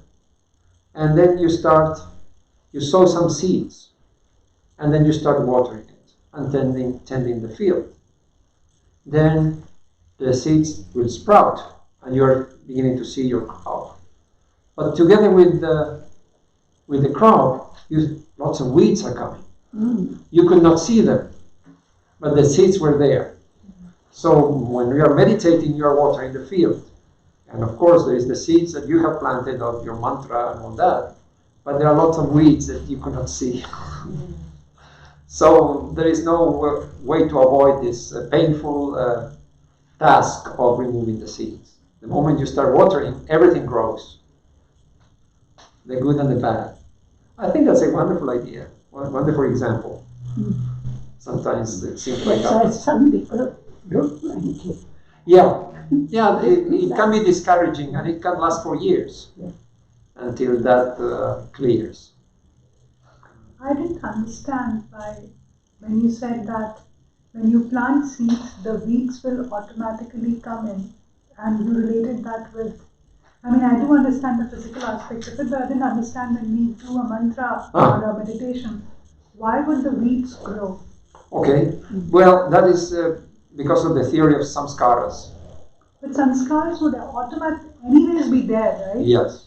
So what is it that has to do with mantra? Okay. So what happens is when you imagine before starting the meditation, before taking an interest in spiritual life, you are living a normal life, and you're a good person, you're doing things okay, and then so the samskaras were there. You did not know, perhaps. Many times we don't know we have something. Like we may have a tendency for jealousy, and we are not aware until something happens and I feel jealous. Until then, I didn't know that I was capable of being jealous. Okay, sometimes it happens. So we have those tendencies. When you start meditating, you're upsetting. Everything has been in a certain order. All the layers. There is the conscious mind, there is the subconscious, there is the samskaras, everything is going smoothly. Now you start messing with it. You're repeating your mantra and concentrating your mind. It stirs things up. So what was at the bottom, like there is sediment at the bottom of a pot with water, and that water you start stirring. Everything comes to the surface. It was there all the time. Now you're repeating your mantra, these things come to the surface. And it's not that suddenly they are there. They were there all the time. Suddenly we become conscious of them. One example that one Swami gave, you have an ink pot and you want to clean it. So you start pouring water, clean water into the ink pot. And you see that, black water is coming more and more. How come?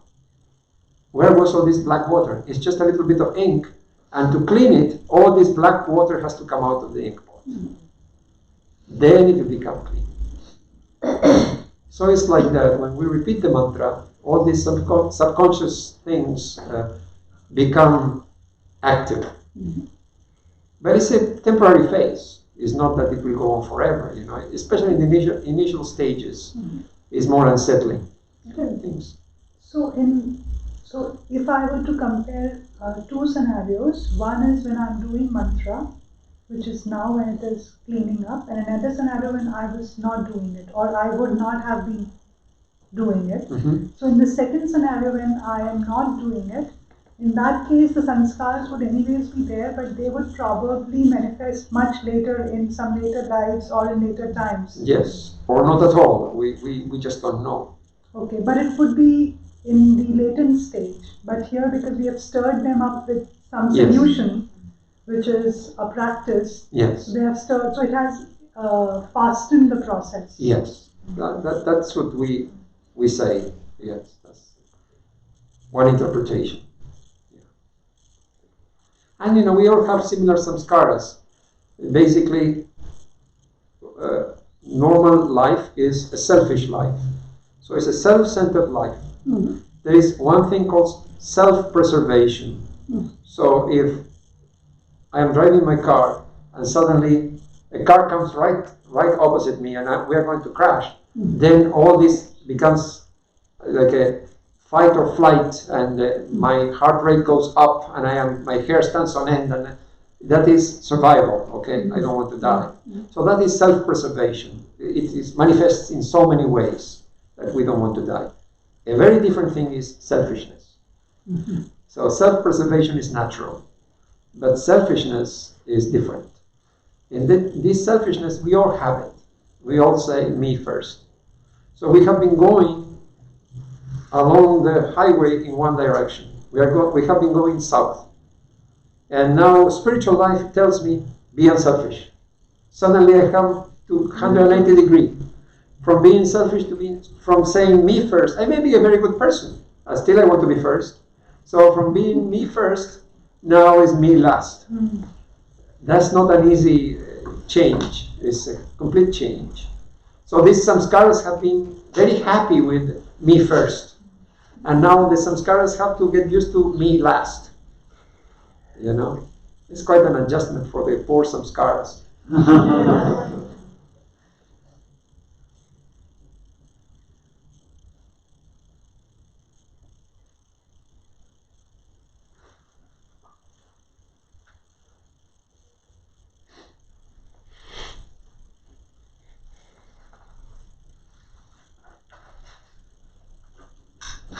So the traditional way to practice discipline of self-control is twofold: abhyasa and vairagya. Practice and renunciation. This is what the Gita teaches. These two things will help us. So in the beginning, we don't see many results from our efforts. It's like building a house. What do you do when you build a house from scratch? First, the foundations. It is probably the hardest work, and it is not noticeable. It's all underground. Then you make the floor, then the walls come up, finally the roof. So the spiritual life is just like that. In the beginning, nothing is noticeable. In fact, in the beginning, when you read the books, it's just like looking at the plans of the house. And you say, oh, this will be the kitchen, this will be the this will be the garden. And you say, oh, how beautiful. It's a beautiful house. How beautiful. And it's just the plans. There is no house. But you say, what a beautiful house. Reading the scriptures is like that. Oh, God, and it's so beautiful. But now we have to practice and build the house. That's the hard part. And the hardest is, the beginning. Then it gets easier.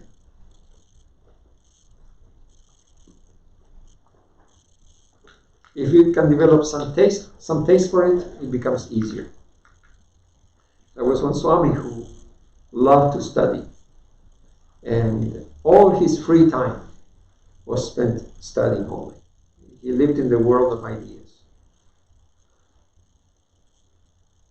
So he used to say, interest and concentration go together. If you are interested in something, you will be concentrated. So we have to ask ourselves, when we say, I cannot concentrate my mind, we have to ask ourselves why.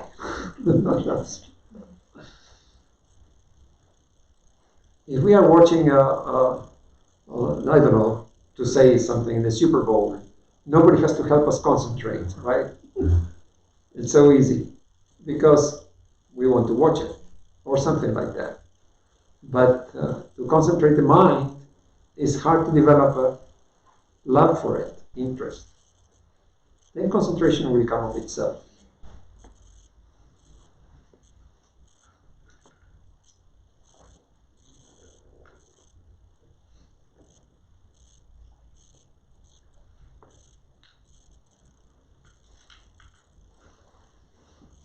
Aditya, will you say something? Our Sanskrit scholar. No, I'm no scholar.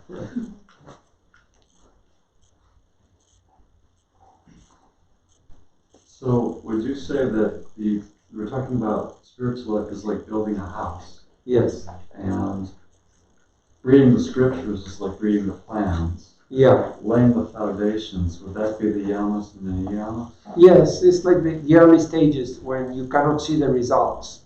But that's the most important, the foundations are the most important part of the house. So it's all on the ground, we cannot see. And it's hard to persevere when you're not seeing the results. Then when you go with the walls and the roof, then you can see, oh, this is taking shape. It's like beginning to see results in our spiritual life. It's very encouraging. Now I want to get the house finished because already we put the roof on the house. And then finally you have, the carpeting and the electricity and all the appliances. That's the fine-tuning of spiritual life. Final touches. So you could compare somehow building a house to building a spiritual life. Anything could be compared. As Swami Brahmananda said, there is no injustice in spiritual life. There's no injustice in spiritual life.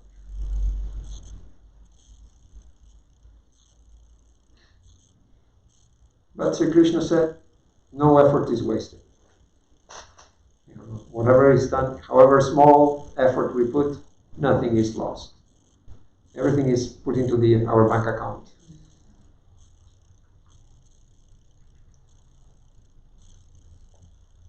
So the next teaching is Karmashu Santyajyatam. Give up all work prompted by selfish desire. That doesn't seem very easy. Give up all work prompted by selfish desire. Once a mother told her daughter, we are put into this world to help others. And the daughter said, and what are others for?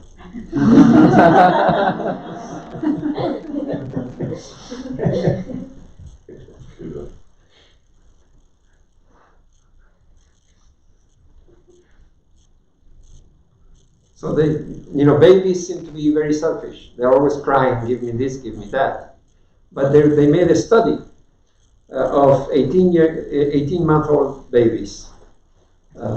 So they will be pretending, creating situations like the mother is trying to reach something and just a couple of inches she cannot reach.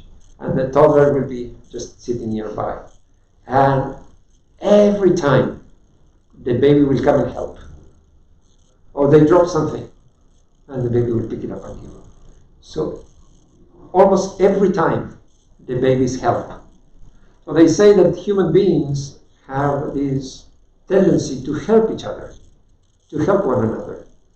But later in life, it seems that we somehow, that gets cancelled by something. But we have that tendency built in us that something, at least a baby, will instinctively help when they see somebody struggling.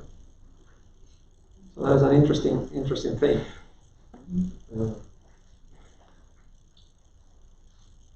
I think the most important thing in this is the intention. It's not that we have to give up our, earning money or any such thing. Selfish desire means attachment. I think it has to do with attachment. If we are not attached, then there's nothing wrong with having money. But if money is everything to me, then I'm in trouble. It all has to do with attachment. Once I asked the Swami, he had been traveling all over the world, and I asked him, Maharaj, you have been to so many places. Have you ever seen any spiritual person like that, unselfish? And he mentioned a very small incident. He said, once I was in the Vatican, meeting the Pope, and one nun came up to me and said, your shirt is wrinkled. Will you allow me to iron it? And he was so touched by this act of unselfishness, because she's a Catholic nun, he's a Hindu monk, completely unknown, but she is willing to iron his shirt. And he said, okay, since I'm going to meet the Pope.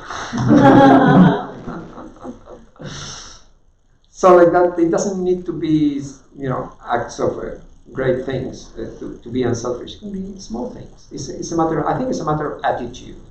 If we have that attitude to be unselfish, to do things for others, that's the main thing. How are the Hindus viewed by the Catholics in the Vatican? What do you think of the Hindus and the Buddhists? Well, the Catholic Church is very sophisticated. So you never. I find them hard to read, hard to fathom. And sometimes they say something and they mean something else. Like, I don't know. Sometimes I don't know what to think. Like they will make some. I've never figured out. Yeah, exactly. It's very sophisticated. I don't know. I cannot be critical, but I cannot also say, I don't have any opinion. Like sometimes you feel like there's an agenda or something. I think because the problem is the Catholic Church is the mother church. So you have the views of the church. And sometimes those views of the church, the individuals may not agree with the views of the church, but because they are in the church, they cannot voice their disagreement. So Mother Church says, whatever it is. I don't want to give any specific example, but something is wrong. And the individual thinks, no, this is not right. They cannot speak openly against it because they'll get in trouble. So that may be why it's so sophisticated that they're not very open, but they're very friendly. So I don't know really what they think.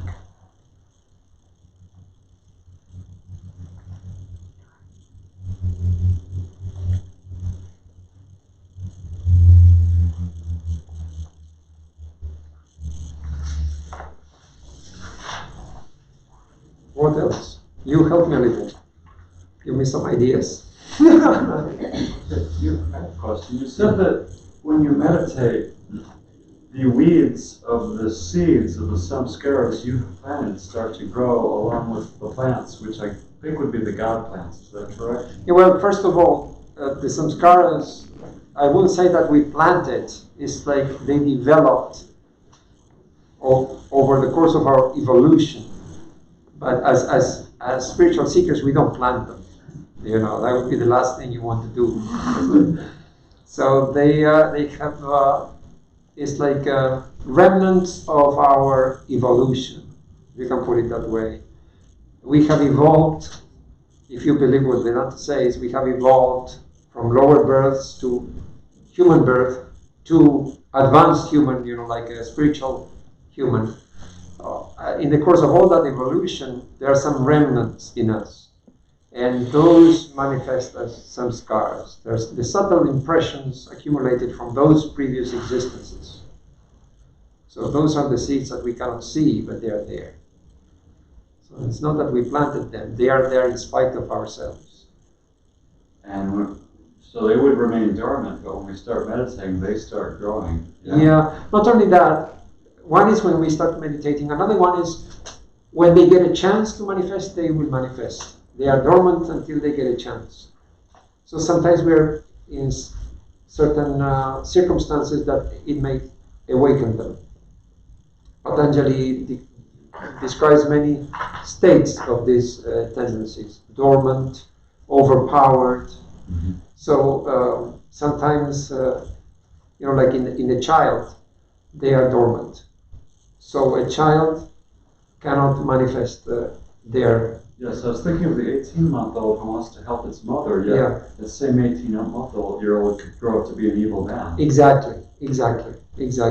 So they say that in children, they are dormant.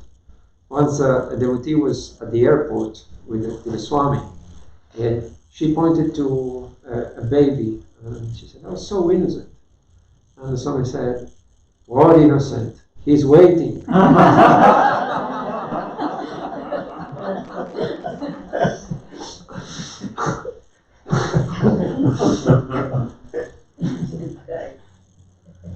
But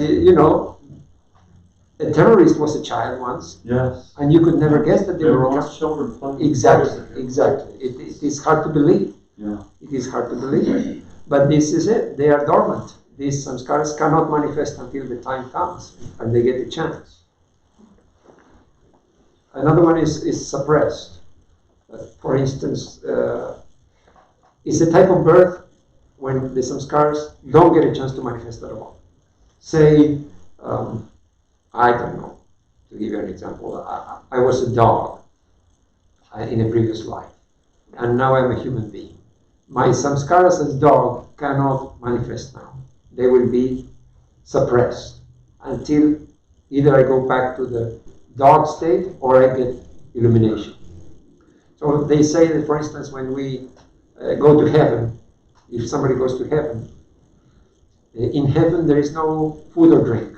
The gods don't drink or eat. That's what Vedanta says.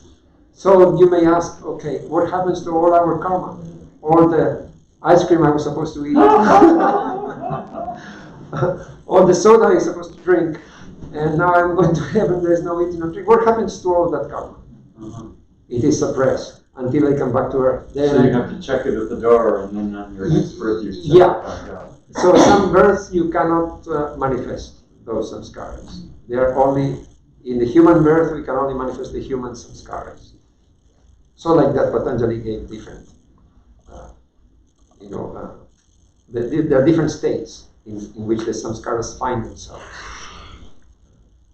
Sometimes, I was going to say sometimes they become very active. Like when you are in a very, suppose you go to India and you go pilgrimage to Kamarpukur, Jarambati.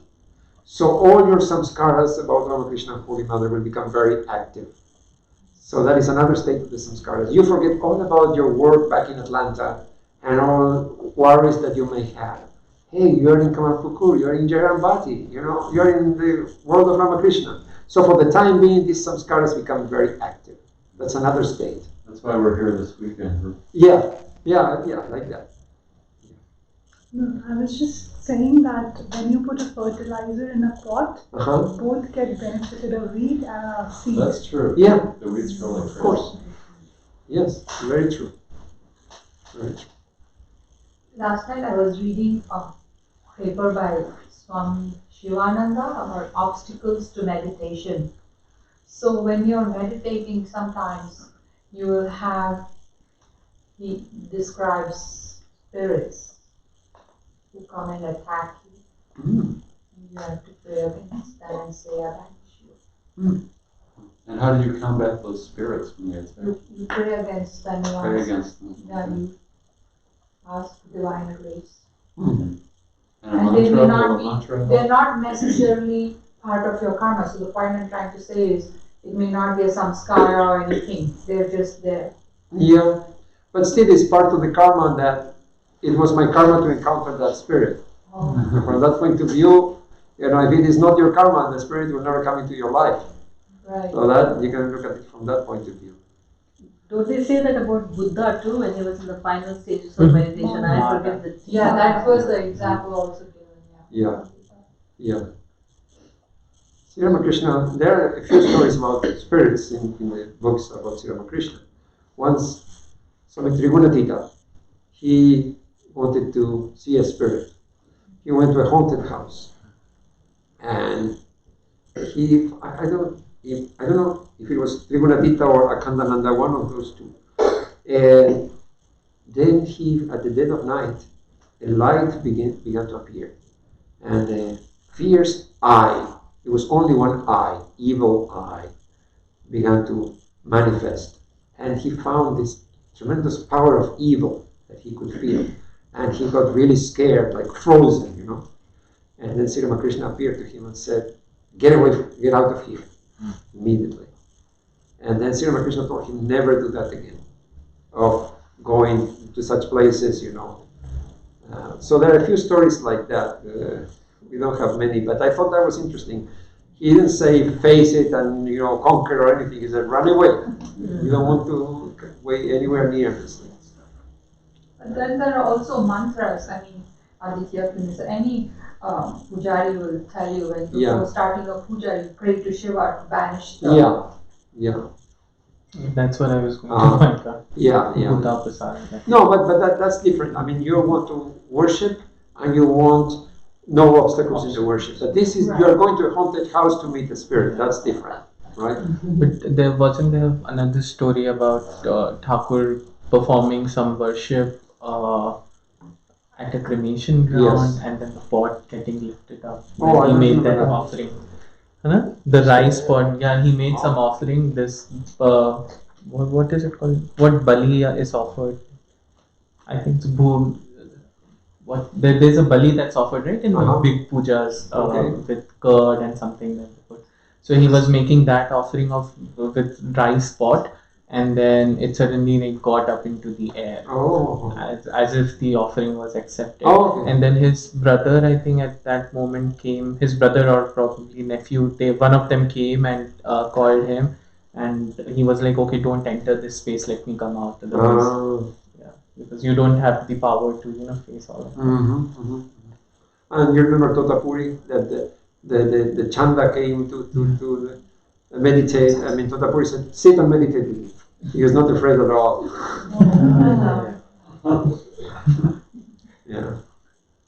And then Mara came to Buddha to attack him. And Buddha said, what's your name? And he said, Mara. He said, say that 1,000 times. And he said, Mara, Mara. And he became Rama. Nice. So anyway, this we can go on with the spirit stories, There's so many of them, but there's not really any benefit from this thing. Swami Vivekananda said, the only advantage is if you see a ghost, you believe in the afterlife.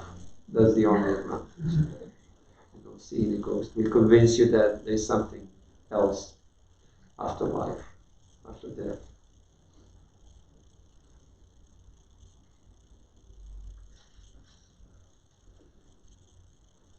So 3:20.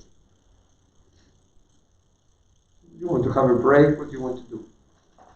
Shall we continue? How about a break and then some more music? Sure.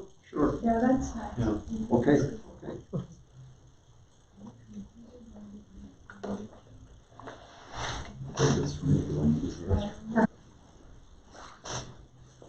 So Maharaj will come back in another how many minutes? 5 to 10, something like that. Whatever. Okay, it's 3:25. Will come at 3:35. Yes.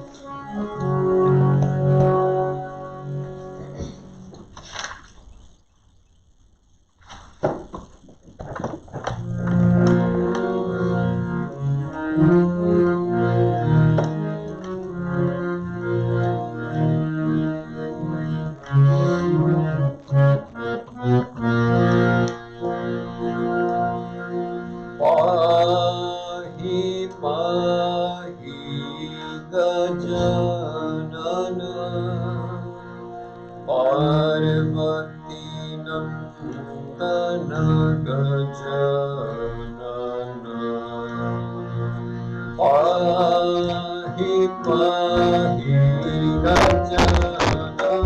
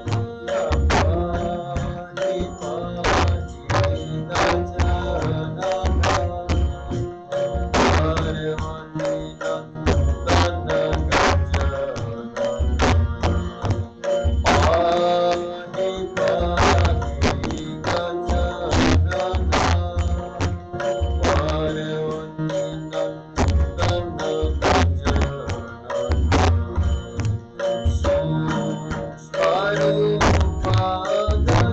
Nandana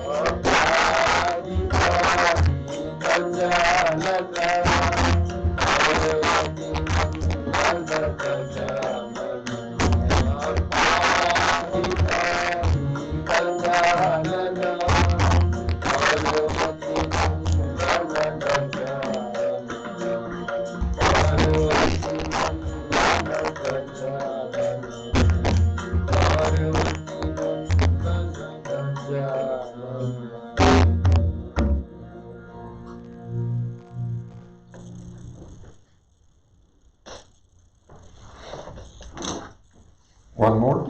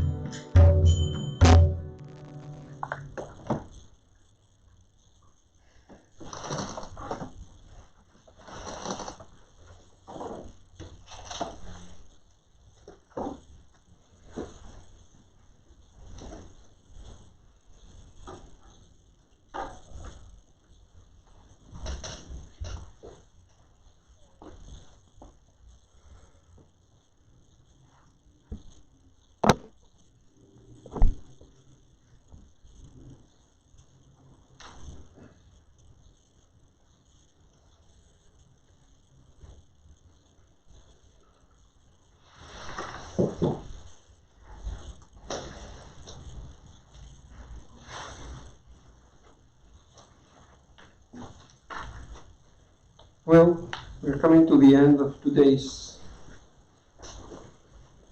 program. So the title was How to Deepen Our Spiritual Life. So I wonder whether you have anything to say, your own experiences. What do you think we can do? Or what have you tried to deepen your spiritual life?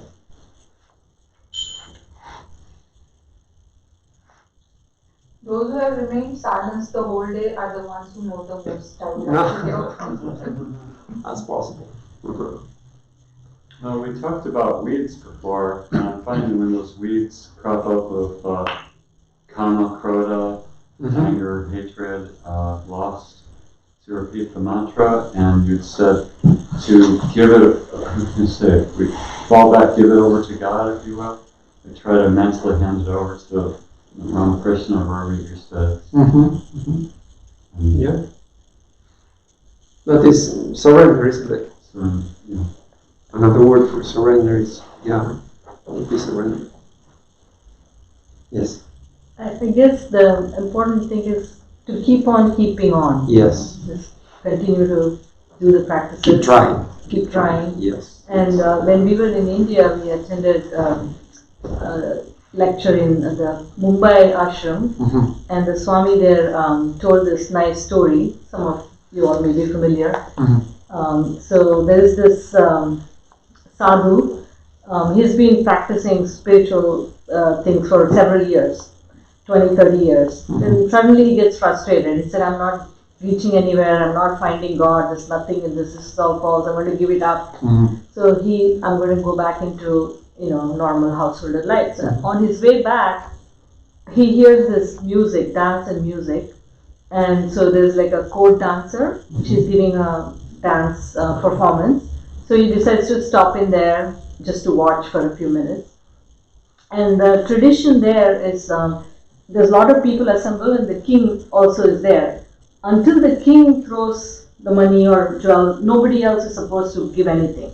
So everybody is waiting patiently and the king is not giving anything, so nobody else is giving anything. So almost whole night goes away and the tabla player is getting tired, so he is about to stop. Then the court dancer indicates to him through her dance steps or whatever, some message. Then he perks up and he starts playing. So all of a sudden the sadhu, whatever he has got, he throws on the stage. And everybody, soon after that, the prince throws stuff, then the minister throws stuff, and everybody's stunned like, what is this? What's going on? What did she say that all this happened? So then the sadhu says, so basically she said that almost the whole night is gone, you have done so much, there's just a little bit more left. Why do you give up now? So with that, she's continued to dance. So the sadhu got that message and he said, why are you giving up now? So he goes back to his practice. The prince says he was tired of waiting for the king to get him married, so he was going to elope that night. Then he says, well, I heard this message, I waited so long, so I'm not going to elope now, I will listen to my father. The minister says, I was going to usurp the kingdom, I was going to revolt, but then I said, no, he's old, he's going to die, why should I do that? So he gave up his bad thoughts. So with all that, then the king says, I'm foolish, I'm old, why am I holding on to it?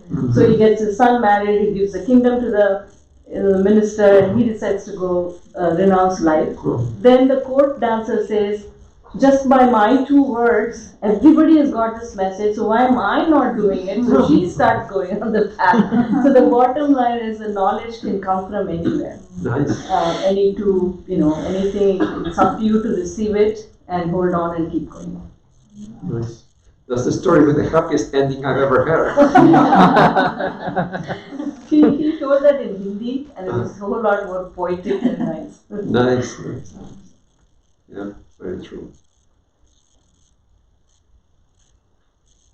Yeah, keep trying, that's the main thing. And I think also keep this undercurrent of dissatisfaction, like we want to go forward. Like Sri Ramakrishna said in the parable of the woodcutter, that there is a silver mine and gold mine and then diamonds. Keep going, go forward.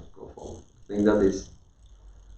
And there is such a thing as spiritual progress, if we are sincere and we try, when we look back, say after 10 years, 20 years, we can see the difference. It may not be exactly as we had planned in the beginning. Things have their own way of happening, We have an idea of how things will work out, and then they will develop in their own way. But eventually the result is that we evolve, we grow spiritually. Somehow it happens. And when we see that it is encouraging, then it becomes easier to persevere. And there comes a point that we know that we don't want to go back to the previous life. There comes that point that even if I don't attain God yet, I strongly feel I cannot go back either. That's not an option anymore. So if we get that state, we are okay. We have some taste for the spiritual life. So we just cannot go back. I think attending events like this and listening to spiritual music inspires us and gives us that taste. So thank you so much for playing these wonderful songs. Thank you.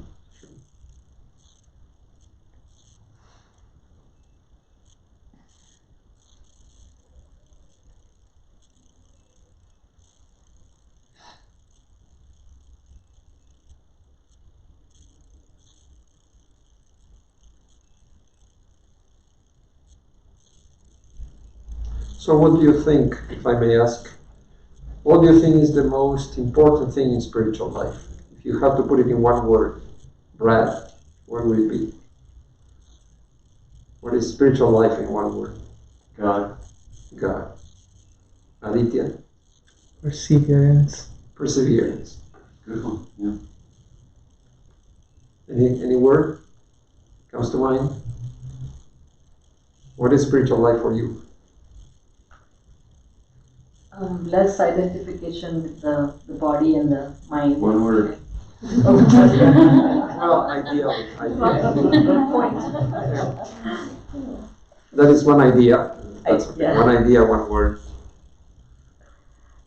When last year I went to visit Trabuco, and I was giving a class, and so they have questions and answers at the end of it. And then one brahmachari suddenly told me, so if you had to sum up spiritual life in one word, what would it be? And it took me completely by surprise. So I said, fun. Because that's what came up on my mind, you're not thinking about it. I just spontaneously said, fun. Spiritual life for me is fun.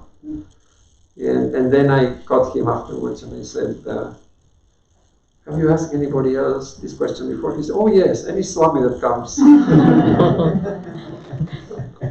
It's a trick question to see what they answer. So then I said, what did they tell you? No, I didn't get twice the same answer. Everybody has a different answer. Somebody said love, which is a very good answer. I wish I had said that. Love, another one said, well, yeah, it could be a good reply, but he mentioned love, I think endurance, somebody said unselfishness, which also is pretty good. Somebody said spontaneity. Spiritual life is spontaneity, like being spontaneous in the now. Anyway, it's interesting how different people have different answers. Because we are all on the same path, but at the same time we have our own way of looking at things. It's like you see the landscape as you walk, but you will be paying attention to some things, I will be paying attention to other things. Everybody does not pay attention to the same things, though we are on the same path. So it's interesting to compare notes. Yeah, we were talking about that yesterday when we were talking about Van Gogh and people in his own time to look at his paintings and they thought they were trash, and now they sell for millions. Yeah. We see two different people see different. Yeah. And that's also the one aspect of Maya, isn't it? That genius is not recognized in their time. Yeah. Very few people are recognized genius in their own time. So they die poor and unknown, and they become the most famous and most respected artists or whatever it is.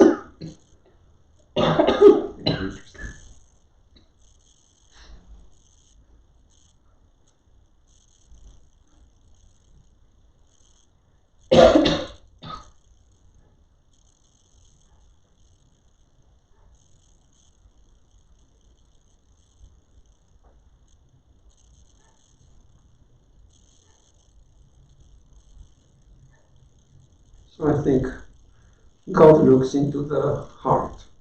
It's not so much what we do, but what we mean to do.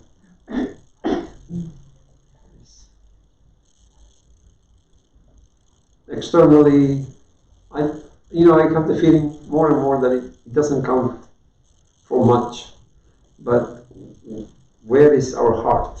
That is the main thing. If our heart is with God, then that's all that matters. That's the main thing.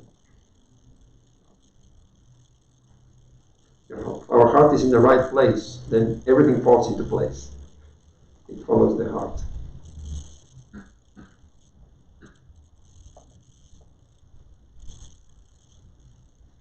I have seen some devotees, real examples, really inspiring, like serving in the ashrama for 50 years. The whole life is nothing but serving others. It's very inspiring. There are such people. And they don't need to wear a walker or anything. People will respect them because you feel something there. Some spirituality is just a normal housewife. But when people follow this path, you can see there is something there, some achievement.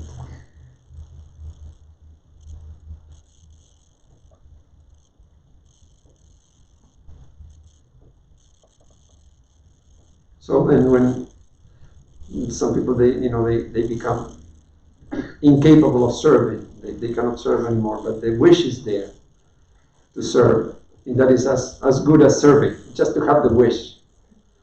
So some of our devotees, we help them to do the service. It's like they cannot do it anymore. So we'll somehow manage to keep them going to serve. Because it's so nice to see, it's so inspiring. It's like they are not in a position to serve anymore. But with some help, they manage to continue to serve. You can see the power of samskaras there, what they have been doing for so many years. Even the body does not respond, they want to continue doing that, like cooking or whatever it is. So that's the good side of the samskaras. When we have been, nurturing the good samskaras, they help us later on. They really do.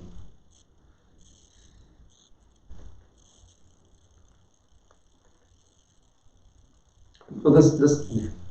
You go ahead. I was going to say, does anybody find meditation easy? I don't.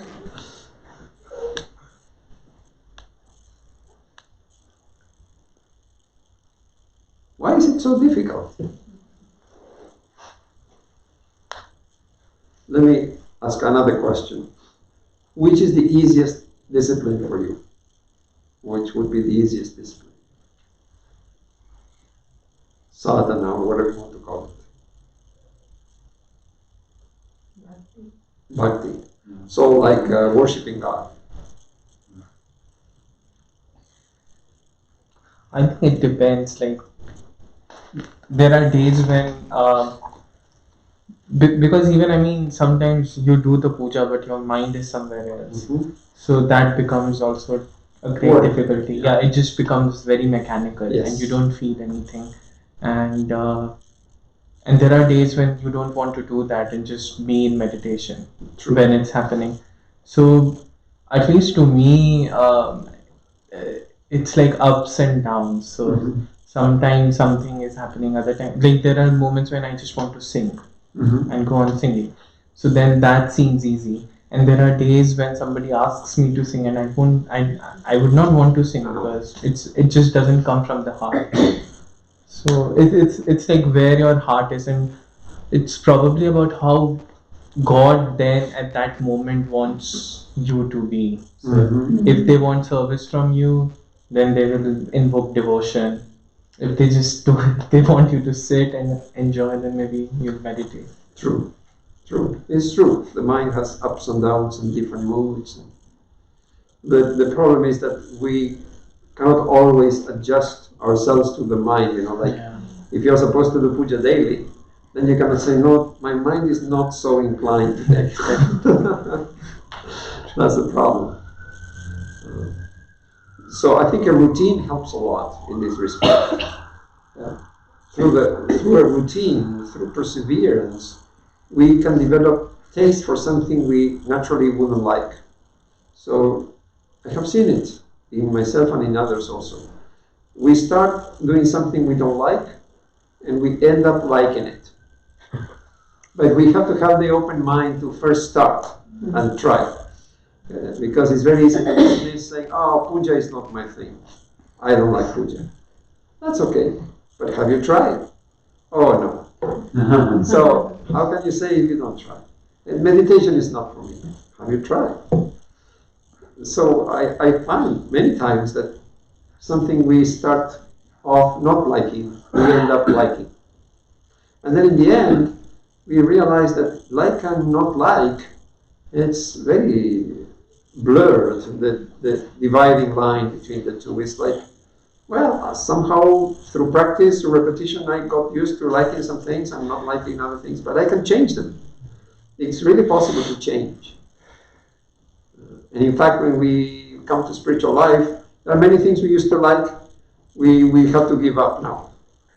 And there are many things we didn't know about that we have to learn how to like, learn what they are and how to like them. So like that, it's possible to change these things and train ourselves to like being unselfish, Sometimes it doesn't come natural, being unselfish. And we have to train ourselves. Tell ourselves, don't be so selfish, you fellow. There is a sentence which says, fake it to make it. Yes, it's true. And yeah, fake it, but fake it is like a negative thing, but I know what you mean. It's like you try. Do it for some time and then you will eventually like it. But with me, Swami, what happens is that sometimes my mind can be very, very resisting. So, personally, what I have noticed with me, which it seems to work, I don't know if it actually works in a bigger picture or not, but what I feel is that if I'm doing something and my mind is very, very resistant, so I keep on doing it to a point where it becomes very, very, I would say, it pushes back. And then at that point, I leave it for some time, a day or two, or maybe 3 days. I don't get into that zone where it disturbs it. And then the 4th day, it comes back like a puppy. And it comes back and it listens to you. But if I really fight at the time when it is not wanting to do it, then I develop a distaste for it. Well, that's good. That is wise. That is wise. You're learning how to grapple with the mind. That is very good. Otherwise, so many things can happen when we push ourselves, like nervous breakdown or whatnot. There's a limit to how much we can push ourselves, and knowing that is very good. That's wonderful. Because we're trying to change ourselves, and we need time for that. We need to allow ourselves time. We cannot change overnight. So in course of time, the change will happen.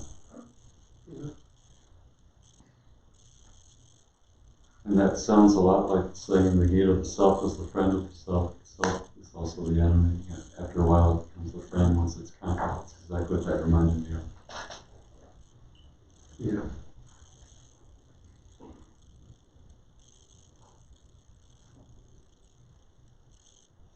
So in order to love others, we have to start by loving ourselves, but not in a selfish way. accepting ourselves and loving ourselves, then we can love others. Starts with ourselves. Brother Shankara. Yes. Is it time to wrap up? No. I just came in after a nap. Good. I was not feeling well, so I napped. I have a question for you, Brother Shankara. Yes. If you had to sum up spiritual life in one word, what would it be? Self-determination. Good. Good. We have been discussing about different things, how people define it in one word. So you get different answers. It's interesting to see. Self-determination. Yes, you have to look at the world and see what is insisted upon that is simply not true, and say, I will not cooperate with that. I will not be part of that. And so slowly and slowly, as you determine what the self is, then you're practicing neti-neti. You're practicing it isn't this, it isn't that. And so I think the real defining characteristic of the true spiritual aspirant is a fierce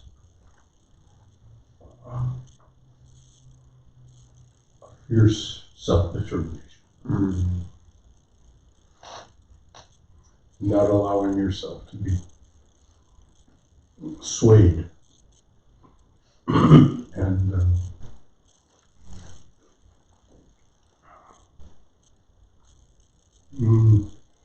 crushed by the weight of Mahamaya. So what would be an example of not cooperating?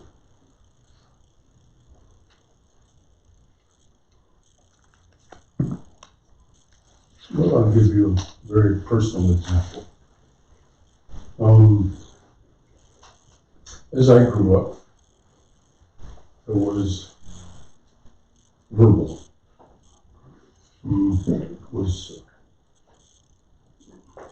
I had an ability to express ideas and so on. And so that led to being on the debate team, so on and so forth, in high school. And there was a lot of pressure from the family to take that skill set and become a lawyer. I wanted to be a poet. And I received a tremendous amount of pressure to, poets don't make any money, all that kind of talk. Don't be self-indulgent. And so I simply said, well, my hero is not Clarence Darrow. My hero is Dylan Thomas. And that's what I'm heading toward.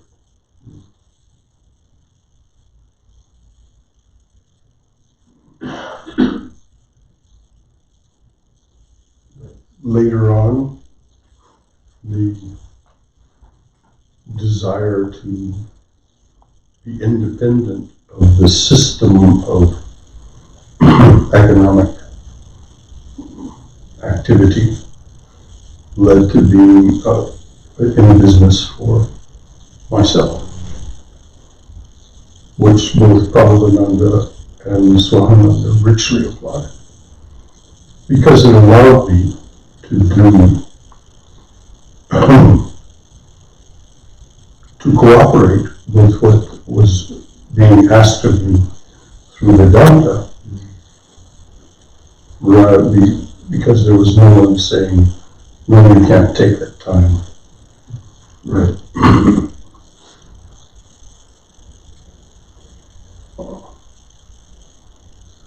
often speak to Indian parents here and others, but primarily the ones who come to me to talk about it are Indian, about being very attentive to what their children are actually manifesting in terms of their skills and abilities and so on. And encouraging, well, a little more generalized thought.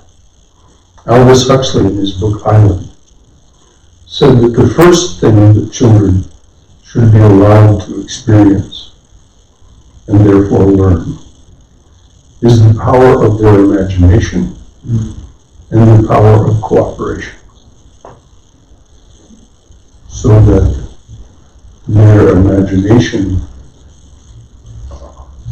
would give them guidance as to what they might do, and then their ability to cooperate with others will allow them to accomplish things beyond their individual capabilities. And it's really a beautiful case that he argues in Ireland about what it amounts to in the end, self-determination.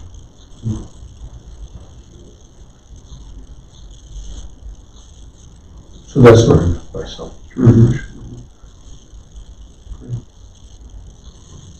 What is the self? How not to let it be limited.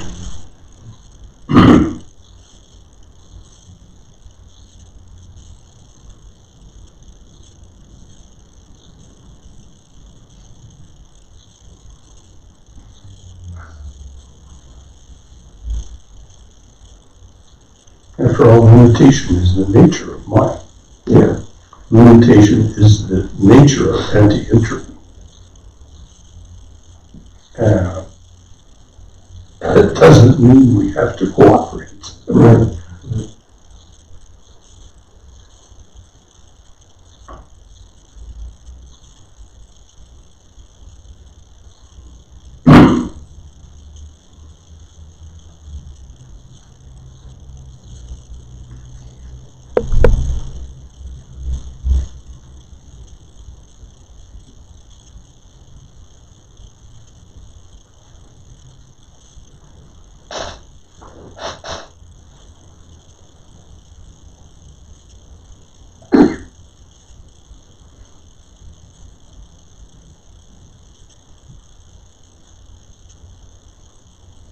You're smiling, but you're not talking. You're smiling on me. Today you didn't say anything. Sunday, I didn't say much. Yeah. What's your one word? Faith? Faith. Yes.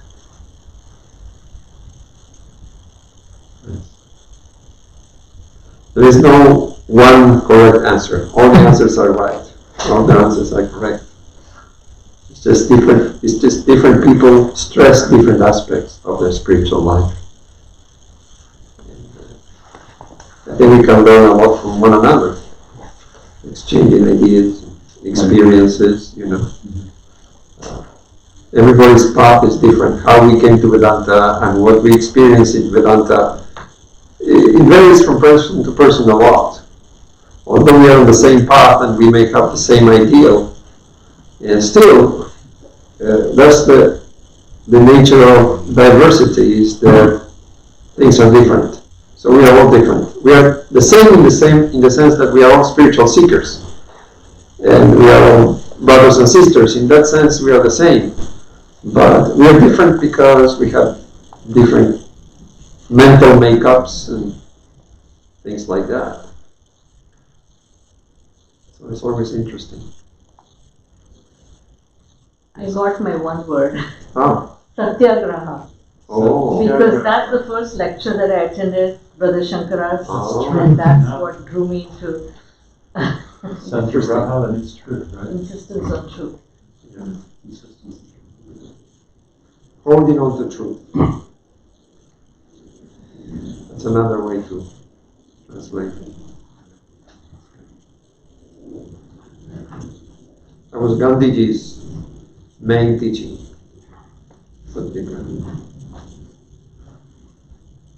He said it's not just non-cooperation, you're actively also holding on to truth. It's not just meditation.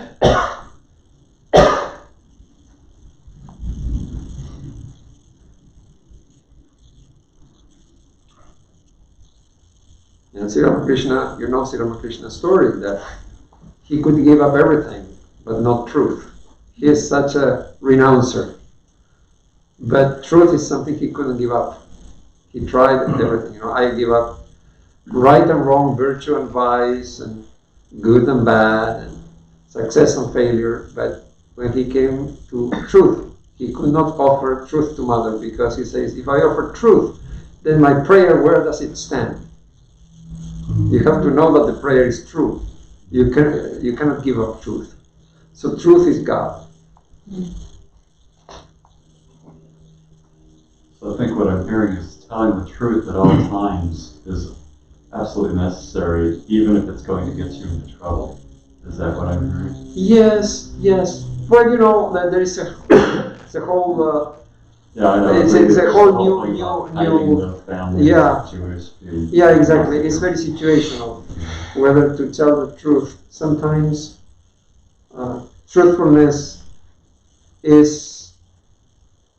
comes into conflict with non-injury, and you have to choose between non-injury and truthfulness. There's a well-known story about this sage.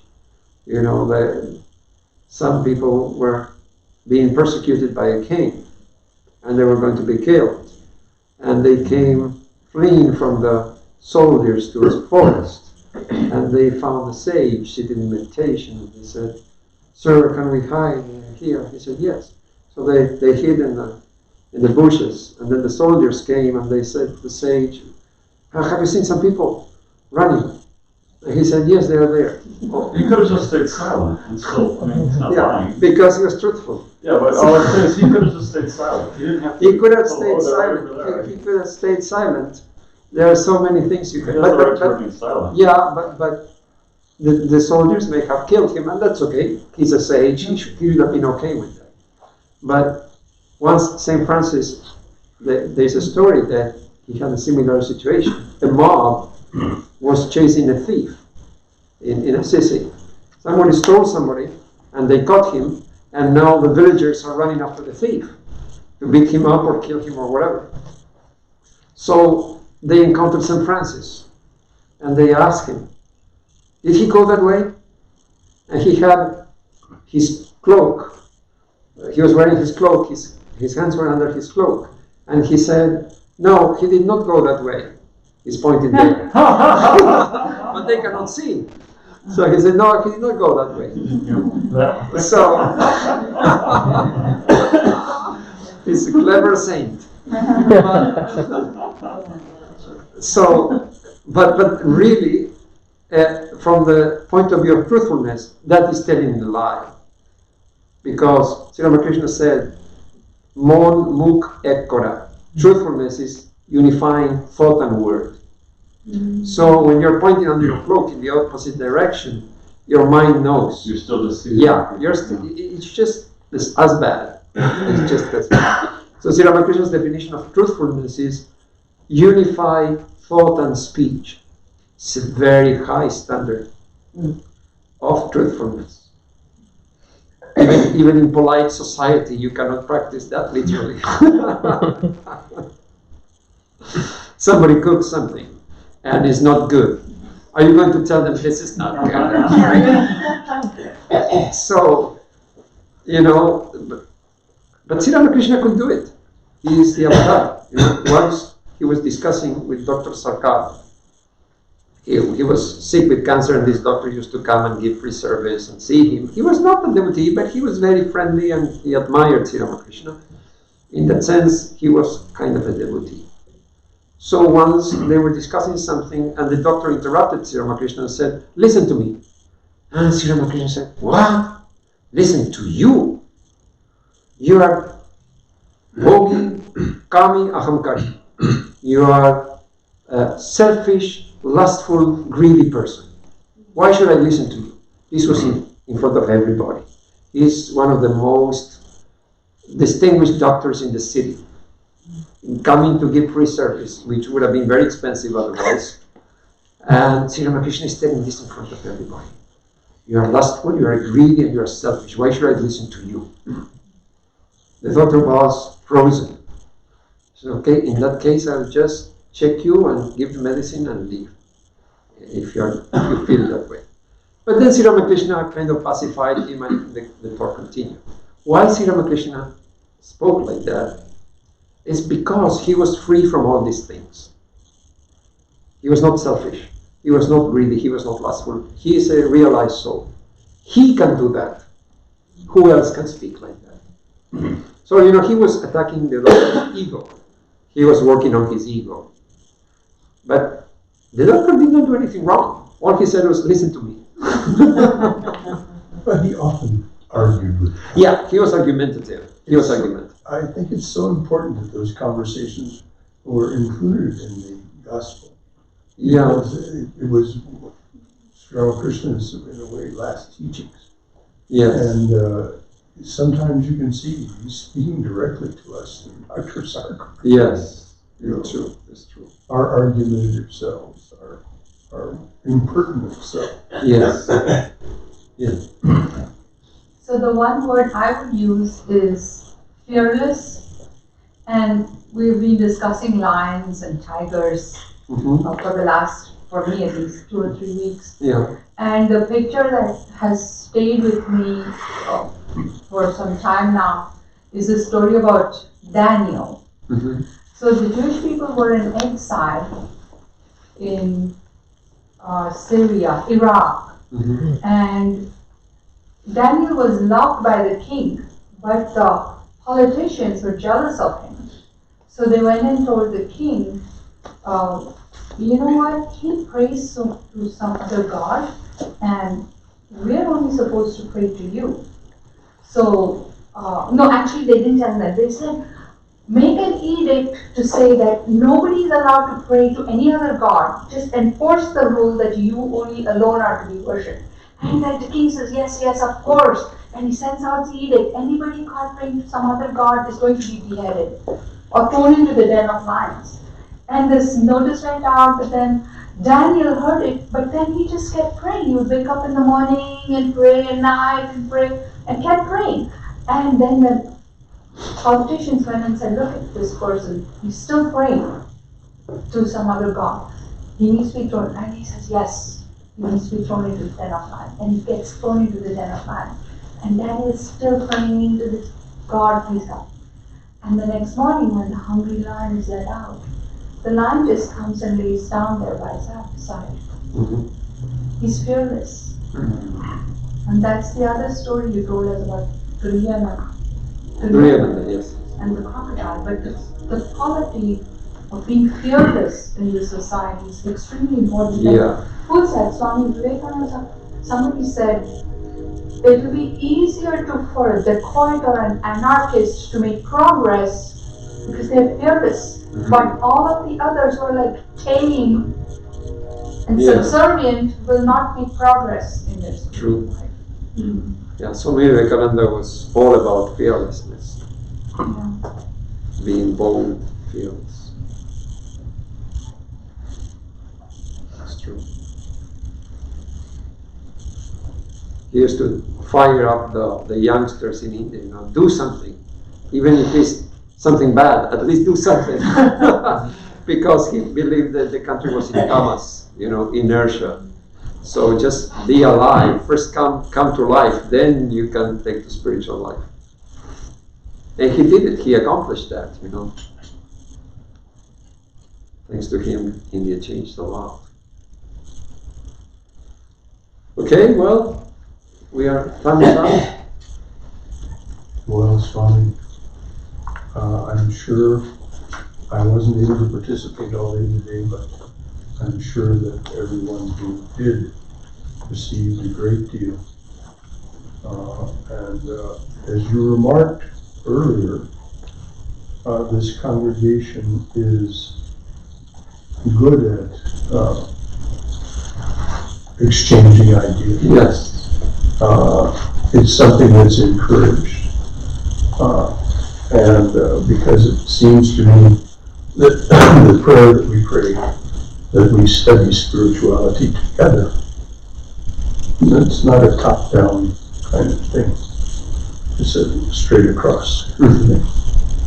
So I was glad to hear that people were being forthcoming when you asked the question about what word defines and so on. So I'm sure that much was accomplished today. And for those of you who don't already know, tomorrow morning, the Swami will speak about the life and achievements of Adi Shankaracharya, which is quite a remarkable story. I mean, it's one of those stories that, without suspension of disbelief, you just can't really assimilate it. So as it was remarked at lunch today, Adi Shankaracharya never studied the scriptures. So how did he write the incredible bhashyas that he wrote? Anyway, I don't want to tip the Swami's hand. Will he sing for us as well? Yeah, we can do it. Great, then I'll be sure. So I have another thing to note. On Monday, Swami has graciously said that he would like to stay here and have a day of rest and recreation in Atlanta. That provides an opportunity for one or more of you to join him on Monday and show him whatever he might like to see here in Atlanta. We've discovered it's going to be a cloudy day, but warm enough. It's going to be in the 50s, so it will be a pleasant enough day to go about.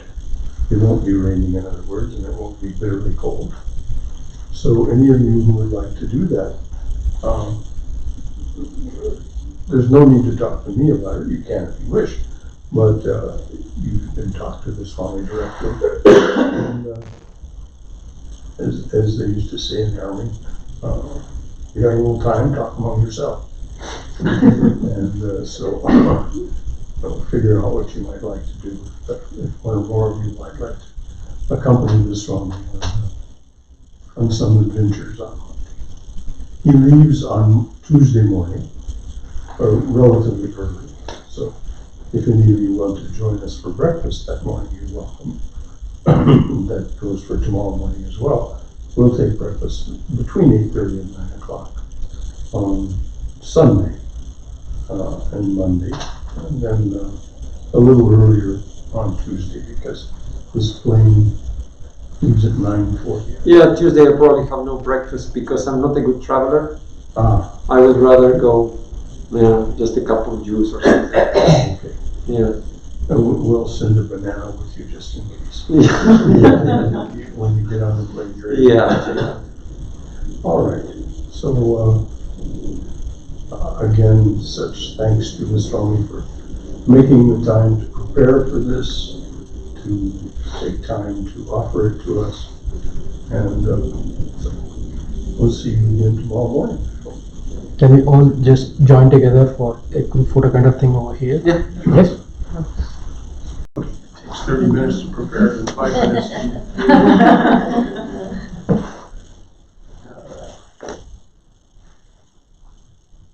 Yes.